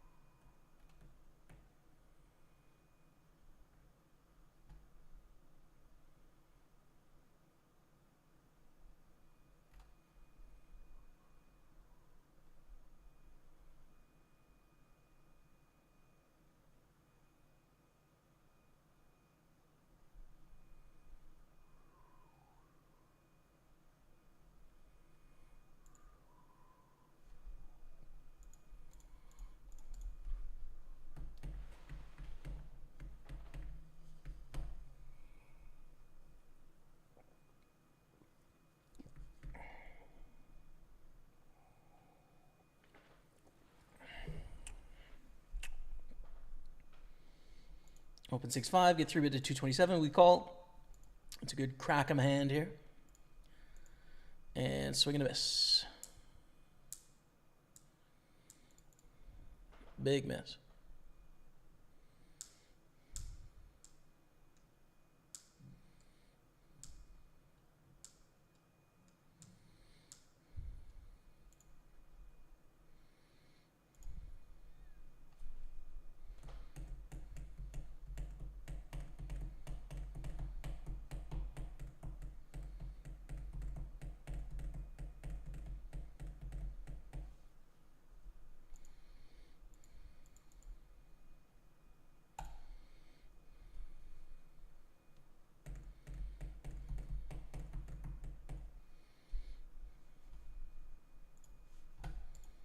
Can't do anything here.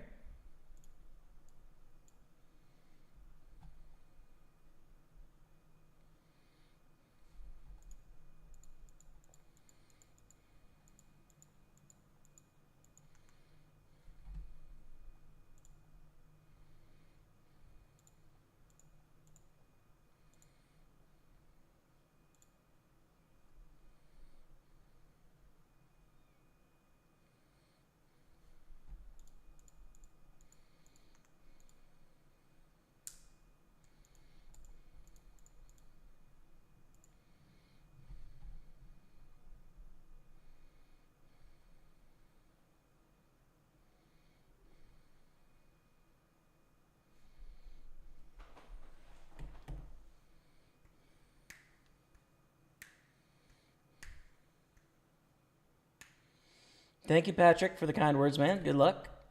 Tony Scarfone, thanks for the good luck as well. What's up? Hornets, hello. We're three-handed here. In the super, picking up some absolute garbage.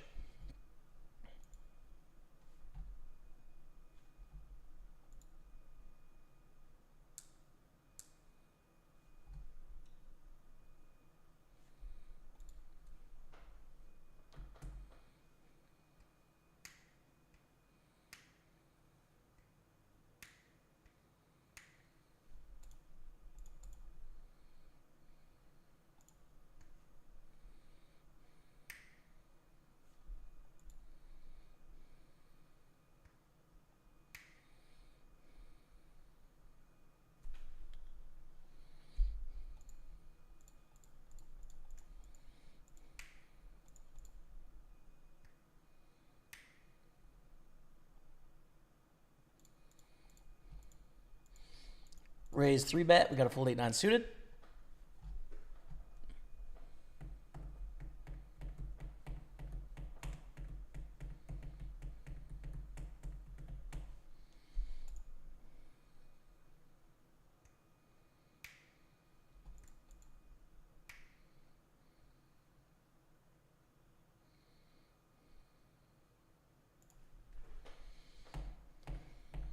How's Bikar today, the real MVP? She's not feeling 100% today, actually. Hope she feels better soon. But she is truly the MVP and a legend.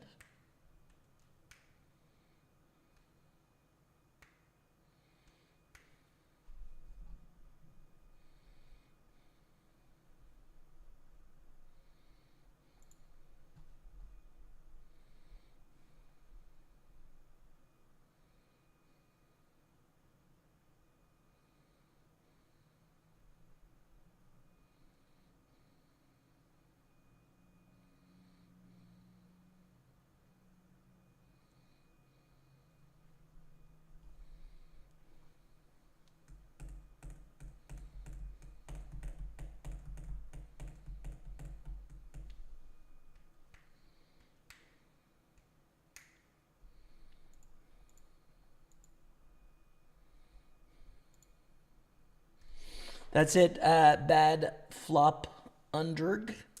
Yeah, WSPC. So I'll play a bit of that. Are you going to play?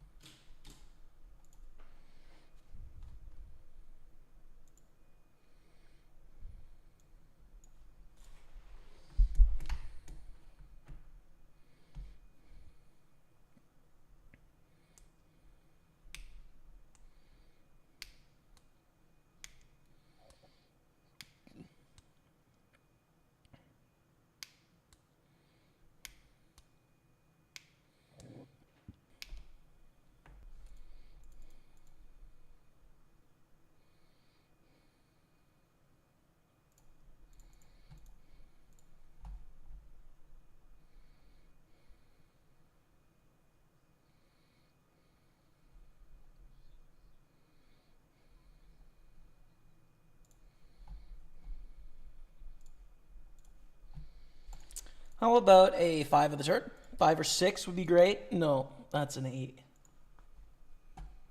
That's an 8 on the turn. Which is a good card, but it makes this hand really difficult to play, right? Because when we're behind, we're like dead. But it makes it less likely we're behind.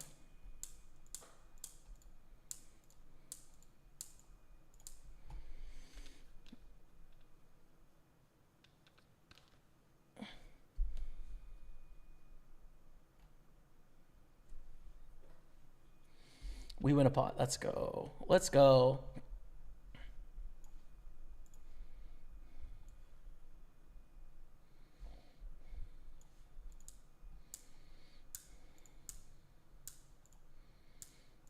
And we're all in. King 9, no bluff, eh? King 9 of spades. Okay. Come on, eights.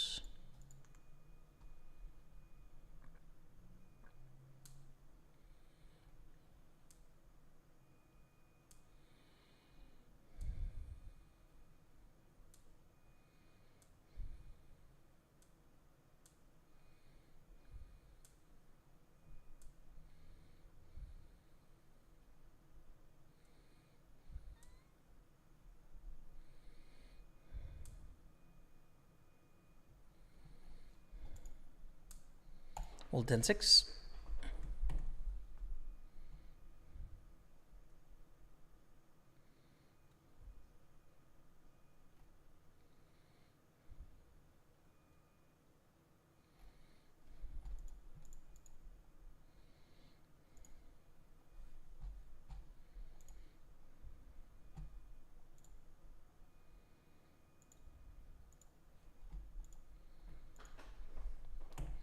Thank you, Michael. I'm trying, brother. I'm trying to take this thing down.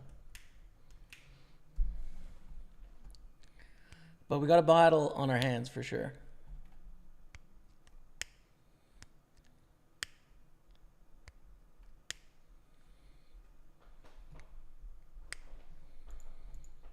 Wow, that's a big bet, but kind of tough to have an ace, man. Coding Crazy 8888 says, do you think a person can make a career nowadays playing poker, or should he go to college? Well, it doesn't have to be an either or, first of all. There's an option to do both. There's opportunity to make a career in poker, but I think if you take a look at the population, right, the average amount of people that try, the mass majority of people fail, right, and are usually deluded in some way as to their abilities. And I'm certainly no exception to that when I got into the game, of course. Right, I was part of that group that was to some degree deluded, but you learn over time and you become aware. Bree, what are you saying? You limp an ace pre, bet. Just looks bluffy, dude. You know what I mean? Just looks bluffy, especially with sizing. How many missed diamonds are we looking at here?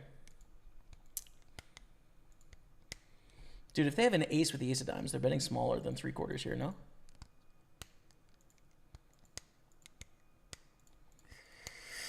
I'm going to hero call.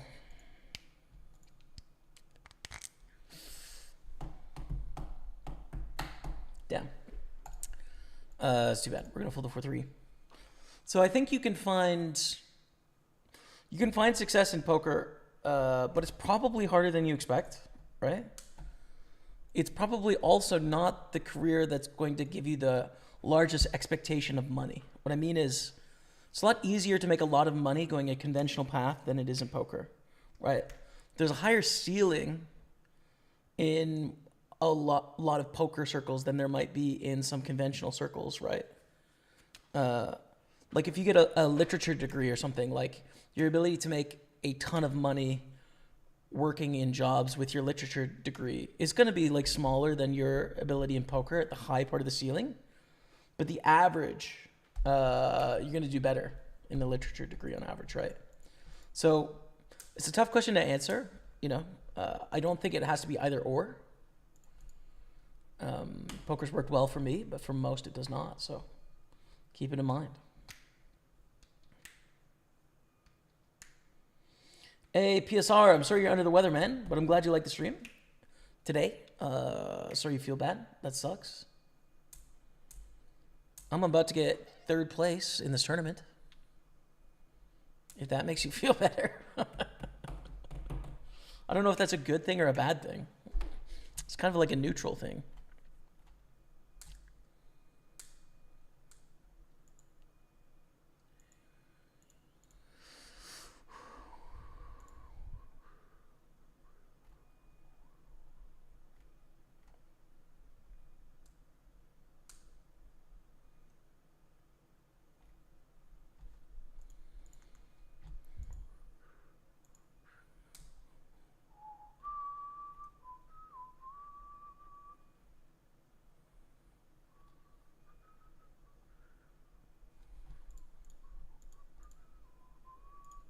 We're all in.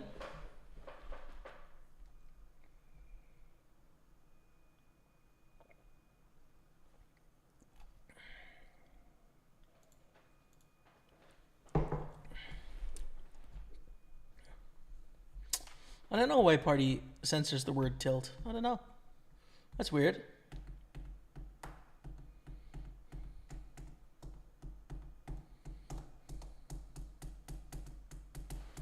We probably have the best hand, but you got to win a lot of all-ins, dude, when you're so short. Core is good. We would love a call here, because then if we won and they got second, then we would ladder up, right? So we'll take an extra call here. We get it. Oh, my God. Oh. For a second, dude, for a second, we were going to get second place there. So sick.